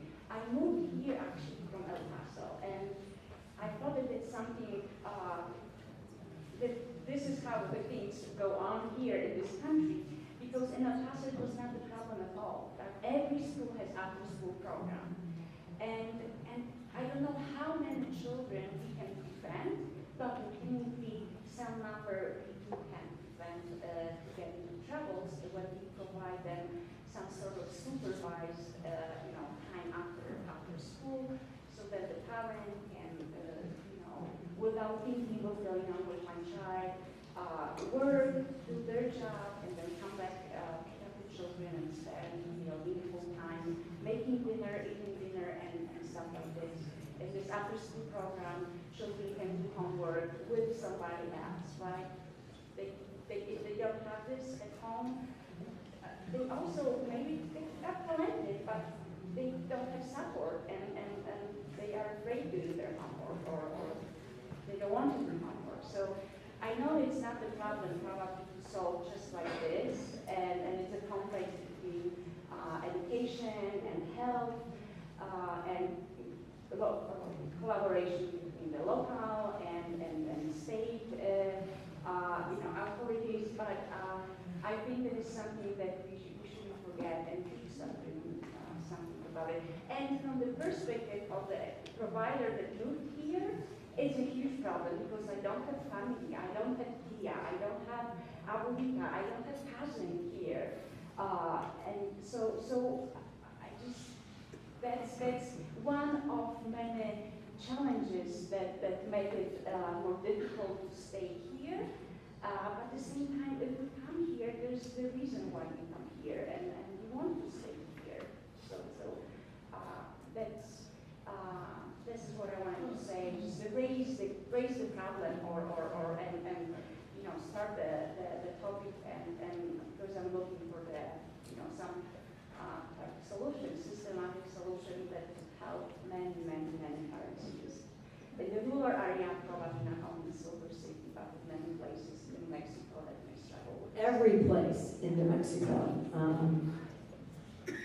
Thank you for choosing New Mexico. Thank you for choosing Silver City. Couple of things that we've been doing, and I might, Secretary Padilla, had to talk about the amount of funding for after-school programs, which don't always translate to summer programs. But we've really not moved the needle in those programs, as you indicated. We've asked for and gotten money, and school boards and school districts have not really included robust after-school programs. They've done what I would say lackluster sort of child care systems at their schools, but they really are not engaged in a significant set of activities for kids who aren't in sports. We want the same in summer. We've been funding Boys and Girls Clubs and encouraging local communities to think about camps. I'm now very interested in the National Guard, doing challenge programs in the summer. Doesn't have to be about sports, doesn't have to all be about the military, could be about civics. We really love this community's Youth Conservation Corps. We put money into that. We think that communities ought to include what we're going to do for families and their kiddos, right, K through 12, that are lifelong learning and activity offers. Ask any parent how hard it is to navigate before school, after school, summers, camps. It's mind-numbing, and none of the schedules line up. I lose my mind when school districts don't think about their families. So I could use you as an advocate to make sure that this community really thinks about that as part of their priorities for state funding, local funding, and I think this rec center can be a good hub for programming that we opened up today, did the celebratory, but if you don't have organized programs, then you're still dropping kids off by themselves. And as a parent who was a single mom when I had teenage daughters, I did not do that very often because it wasn't a smart idea for me to leave two teenage girls that were competing to get into trouble without adult supervision. So I totally agree and understand. Mariana, can you talk about how much money we put in? And it's really hard to hold the schools accountable. And colleges and universities can really be helpful here by engaging student programming where you have students interning in these summer programs for kids. So I'd like to really pitch that because that's another way to bridge it. Thank you, Governor. Thank you so much for the question. I'm a mother as well, a working mom, and have 3 kids who are teenagers now.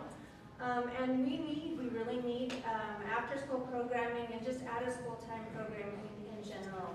At the Public Education Department, we have about $10 million that we provide to not only schools for out-of-school time programming, but also community-based organizations where they can access that money. To the Governor's point about creating programs that work for families is incredibly important.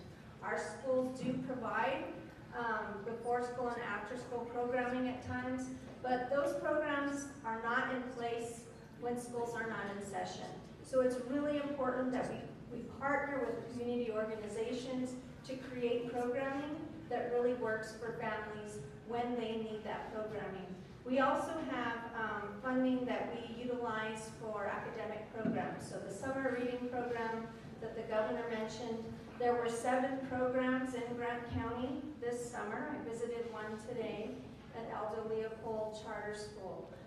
So we're constantly working with schools and other organizations to provide that programming. We also have funding for internships for students in the summer. That's really for high school students, as well as opportunities for work-based learning. All of these things are not enough, but they're incredibly important, something that's very important for Governor and for myself and for the rest of the cabinet to make sure that we're creating positive opportunities for our children. And I just want to also reference the gentleman that talked about teen programming. It is really important. They need teen centers. They need fun activities that are positive, that are engaging, that build mentorship. And so these are priorities for us, and I would love to talk to you about opportunities that are available in your community that you may not be aware of, and would love to brainstorm with you with other things that we can do. So thank you so much for your question.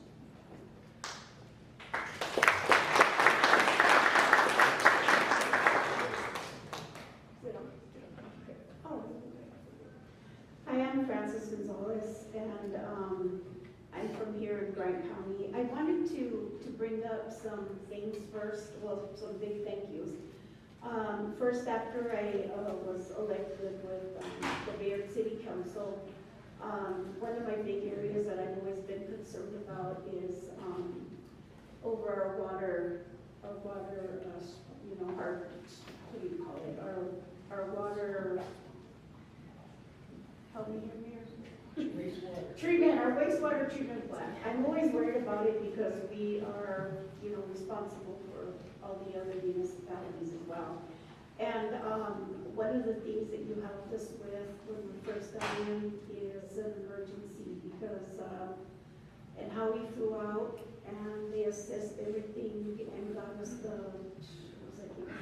like $45,000, like almost immediately. It doesn't seem like a lot, but it was enough to repair it till we could get to the legislature and get bills passed. And at that time, we had Rudy Martinez and Gabe Ramos in there, and they helped to get it. And then to get us, more money, plus of course the legislature passing it for us and the money that you guys gave. So then, the other thing I wanted to thank you too for is You helped us, again, with, more money for, our wastewater treatment plant, and giving us, from your office, another 1.5 million. And, then we got some from Gabe Vasquez, Congressman Vasquez's office, we got like 900 and some thousand from him too. So that has helped us to put us over the end, and of course, we're looking at more stuff for it. One of my goals is to us, so when we do have any shutoffs or anything, that we have solar, so the things will turn back on and we don't have issues. But we have a really, under our current mayor, we've hired some really, really good people to work out there, and so there's been a lot of really good changes on that end. The other thing that I wanted to thank you to is the support that you and Howie have given us in the Bay Area, in the mining district, for the things that we needed, pushing stuff for the libraries, so that we get those library monies.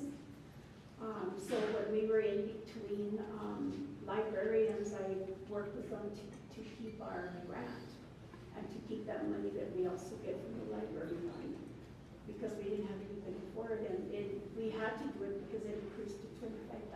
So for us, that was a big deal because of the things we need to do with it. So because of that, we're able to, another funding to that, that Cindy Renee Provincial has gotten as well is, you know, a lot of the different grants to cover a lot of different things, but now we have Saturday programming as well.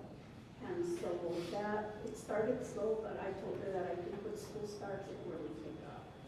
And so we're really doing some different things in there. We also have signed a 15-year lease with the food hub, and they're going to be coming in, and they have a partial land that they're going to be building on and teaching people how to do. They've already started classes, and they're doing some things for sustainable food and teaching people how to start growing their food and doing those things. So they're going to be doing things in increments, but as he was talking about that federal grant that they were going to get, so we could really get things off the ground, you know, has been stopped. So those are some things. But I want to thank you for all the commitment you do that for the kids, for us women and our women rights, for you, you know, really pushing and Lieutenant Governor here and a lot of the folks that were legislators that really helped us to get a lot of that passed for ourselves. So I want to thank you for that. And then my next thing that I want to bring up is I have another background that I really don't talk a whole lot about, but I have a behavioral health background as well as I worked in the retired from the Arizona Department of Corrections. And so one of the things that I wanted to bring up is I know that juvenile crime and guns and those things are coming up. Okay, when I worked in corrections in Arizona, and I'm not trying to say that New Mexico isn't good or anything, but I have some ideas. Okay, some of the things that we worked with over there, when we started with the juvenile crime, it started like it did here, progressing. And then they hired me during the consent decree because of my background in behavioral health and then also the court system, and then working with CMIs and SMIs as well that were incarcerated. So those are some of the things I did with my internship and starting when I was finishing my program here, and then I did some forensic background with different professors after I left Western. Well, anyway, what we did is we started in corrections looking at a recidivism rate, working with the police departments to see, especially our DPS, which is like your organization, and then of course the regular city cops all around, with sheriffs and the sheriff of Ohio and the others. We started seeing an influx of rises, especially in the rural areas, but then in Phoenix it just like exploded in all the areas and it went out. And now part of the Phoenix stuff is starting to come this way, and I let people know sometimes that these people are from Arizona and they don't think it's important, but there are some things that are bringing in. The other thing, because I had also worked with a lot of the gangs and worked with the gang task force, I was in Joe Arpaio's group. And so there's a lot of things that I got to see and they working in the prison court. Well, anyway, this is one of the things we looked at. We got into a consent decree because of certain issues that deal with education barriers and us, hurting inmates in the segregation units. And so when they were out cleaning, they didn't want to clean, they just handcuff them in the Phoenix sun to the fence, and they'd have to just sit there in the sun for hours, or the way it would restrain them and the whole thing. So it was all dealing with segregation. So they hired me to start really looking into that because none of the other therapists wanted to work because they were afraid of a lot of these offenders. Because they come in with mental health issues, suicide, homicide, thoughts within the prison. And then, so we're the prison within the prison. And so when we started seeing the influx of kids coming in, when they come to segregation and they were making plans with other kids through all their gang stuff, and they're talking about who they were going to kill, how they were going to kill, all those things. Well, when the gun started getting too bad and we had to really start filling up our institutions with a lot of these problems, we had to create a violent offenders unit. And so in creating the violent offenders unit, we had to look at all the different types that were coming in as juveniles to house them. And then we looked at sex offenders, and then we had to create a recovery unit for those that were also using, not just, just going and using drugs once in a while. We're talking about going from a dependence all the way to an addiction, to a serious addiction. So that's the kind of stuff that we were treating. And we had a psychiatrist and all being involved in it, and PhD psychologists, and master's level therapists. And then, of course, we had the officers in there in the unit, and I can talk to you more about all that stuff later. But the other thing that we looked at was creating a bill. We worked with the state legislature because so many of the officers were bringing up what our sheriff did over in Bernalillo County, when he met with all the other sheriffs and chiefs of police about looking at that these violent rates are going up there. So when we did that, we looked at the bill, and so we were putting the bill together because I was kind of looking at the bill that came out, and people were like, oh, it's not strong enough, it's not, it doesn't carry enough weight. We looked at when you're going to charge a child or a juvenile, adolescent, with going into being charged as an adult, so they can be charged over and then go to adult court. Because, they're civilly committed, and then they go to, a lot of people don't know that. And then that's why they're not charged as inmates. I mean, there's a whole different look between juveniles and that. Well, anyway, so we looked at the bill, we looked carefully at being assessed medically, behaviorally, by psychologists, psychiatrists, and then a medical doctor, and then of course, we looked at some of the police giving the records or whatever they had, and they would testify in court. We have court to determine if they should be bounded over to use our civil commitment, be bounded over, and be charged to be charged as a juvenile. So once that happened, we decided on looking at the age starting at 14.5 because we had a 9-year-old in the prison, in juveniles, that we had to be very careful of, that almost lived in 90 most of the time, because until he turned 15, he would get harassed because he was a young kid. And things like that can happen. And I don't know how to explain this to people, but yes, there can be kids like that will do stuff. And then you have your juveniles with the guns, and they started escalating from just the handguns, and then they started to the type of guns they're using now. Well, they're not using guns, they're now using the ones they use in the SWAT teams that we only see them use when our SWAT teams go out, our people that actually do the shooting. So one of the things in the bill was that once they get transferred, they have to be in a minors unit because because they can't be over till they're 21. So those are another thing to look at if we ever decide to put a bill like that together. But I would really strongly like to suggest that we really look at it because, you know, I hear our officers talk here and I hear I watch all the statistics and things that are being done all around the state, and I'm starting to see an escalation coming up. That's a little different. It might come slow in some areas, but because it hasn't hit this area yet, at that, I mean, the addiction level and stuff, and the police here trying to deal with how they're gonna handle these people is difficult because we don't have inpatient behavioral to get assessed, all those different things. But, the support for our police officers and for our DPS and all of the stuff that happens, we need to provide support for them too. And in dealing with this bill, it helps the people, the juveniles that are being transferred over will get the treatment services they need while they're in the minors unit and in the adult system.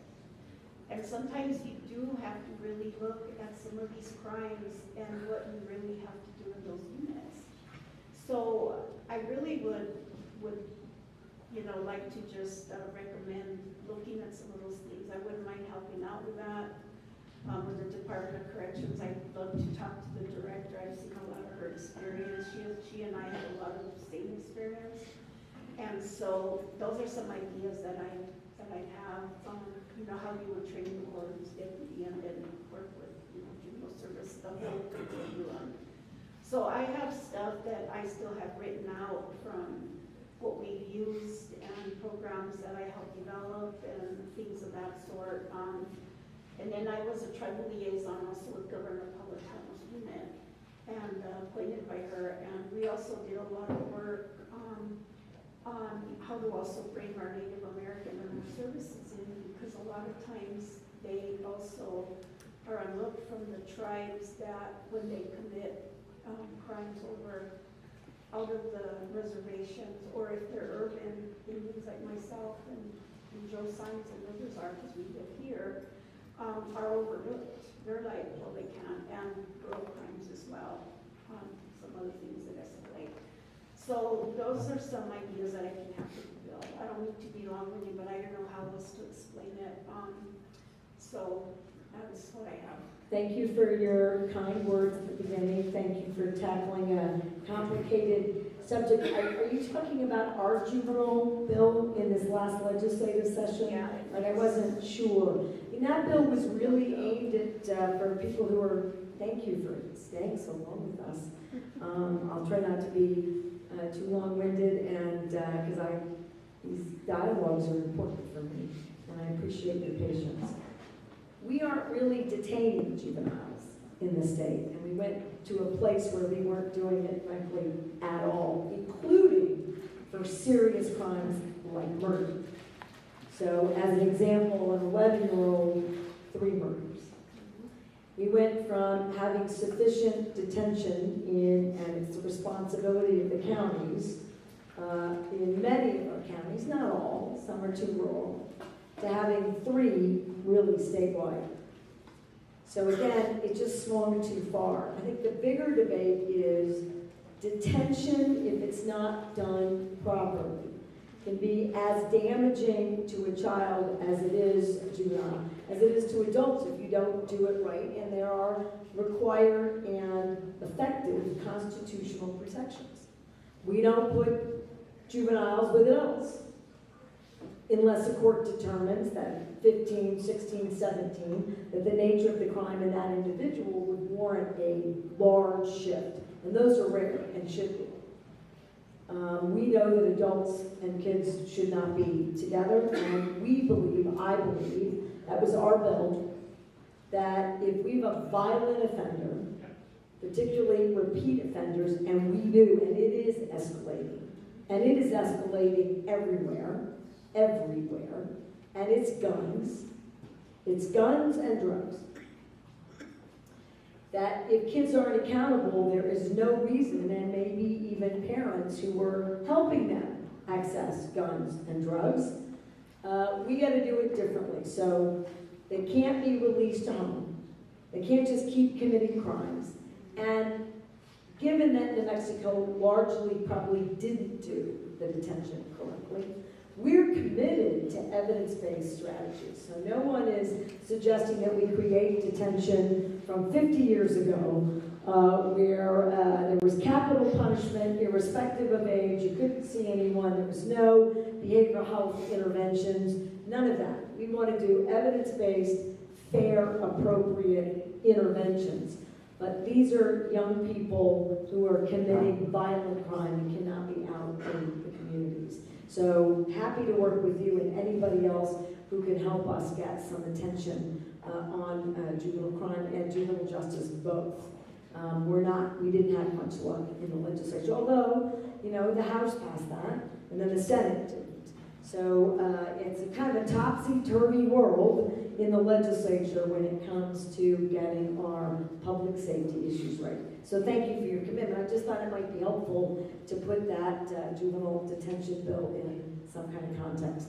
I hope you don't mind. No, I think that was great. I really appreciate your support on that because people aren't understanding about the difference between a kid that just doesn't go to school for 5 days or whatever versus someone who's literally Murdered someone else. Yes.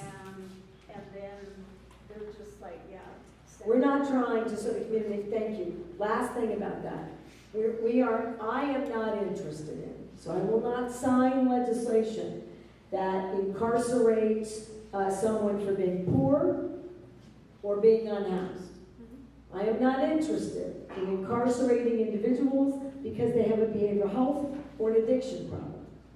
However, if your behavioral health issue and your drug addiction are creating serious repeat felonies or repeat crimes, including misdemeanor theft, there has to be an accountability measure here. There must be, including restoring your competency and getting you treatment. But then you got to be held accountable. Because if we don't hold anybody accountable, no one will be accountable. And then it's not fair to the rest of us. The same for juveniles. We need to prevent crime, more after-school programs, more prevention, better stuff at schools, all of the above. But if you have committed a serious crime, you cannot be released into the community to do it again. You require intervention and supervision. And we ought to be tasked with doing it fairly and appropriately. So that's what we are talking about getting public safety adjusted and addressed. The pendulum swung way too far away from accountability. We just had 3 young girls who threatened a family with 2 young boys, a serious, credible threat with weapons, including a firearm. Police in Santa Fe came, which isn't a given, and kids ran. Police were able to find them, stop them. They took the boys, found the firearm, took them into temporary custody. They let the girls go home. 5 kids harassed and threatened serious injury and or death to a family in a restaurant. Everyone should be held accountable. And there's all of these misconceptions about girls versus boys, detention, no detention, what a judge will do, not do. That has to end.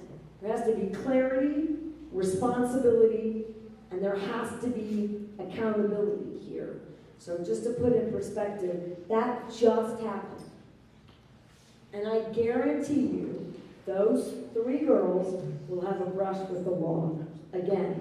And it's outrageous. And it has to end in New Mexico. So we'll take you up on your help. And I know I talked too long, but I want folks to know what we're dealing with statewide. And we don't want those issues to become part of the normal conversation in this community. We can prevent it. So we should.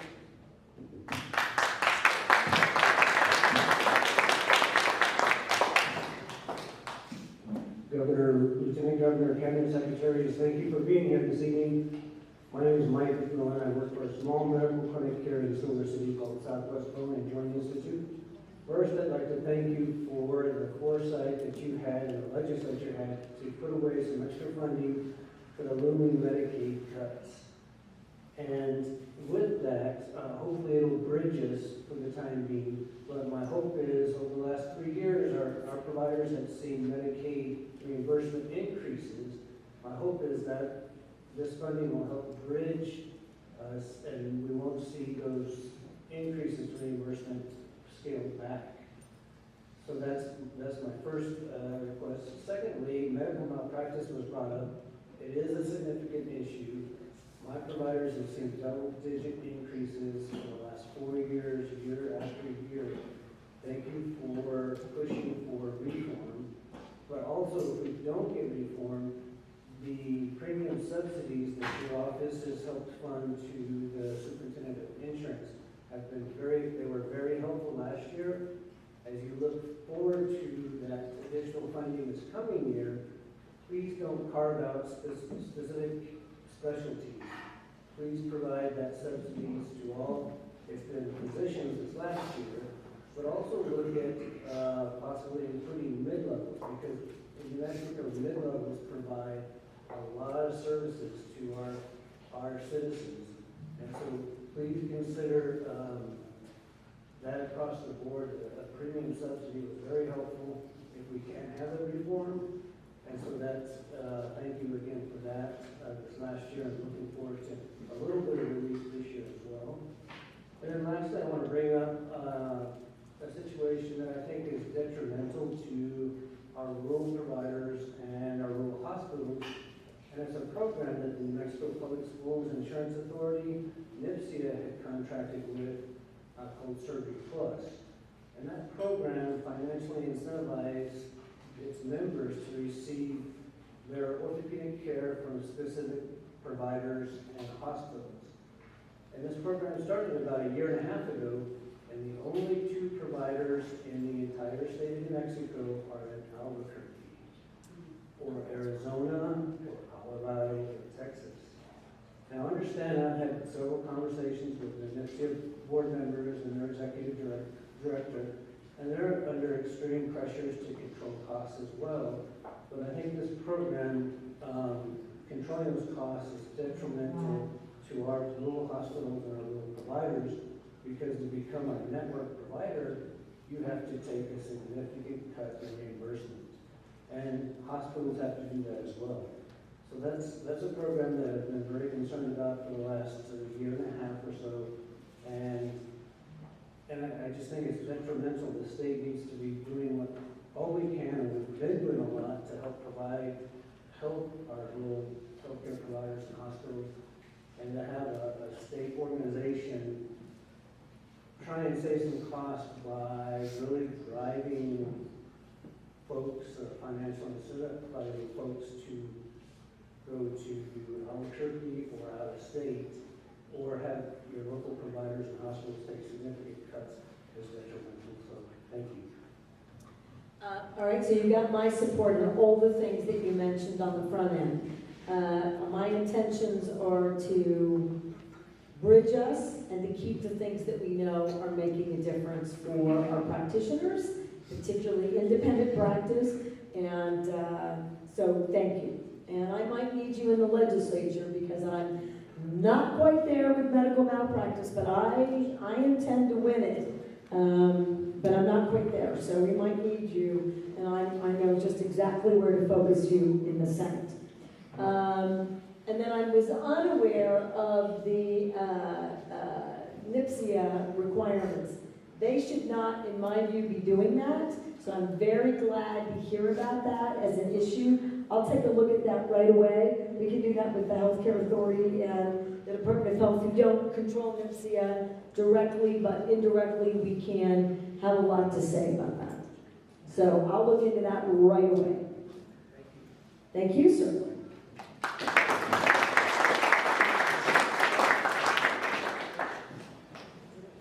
Very well, folks. Seeing no further questions, Is that correct, Ms. Holders? Very good. On behalf of our governor, our lieutenant governor, and the exceptional members of our cabinet, it's been our honor to come share this evening with you. We thank you, Silver City and Grand County.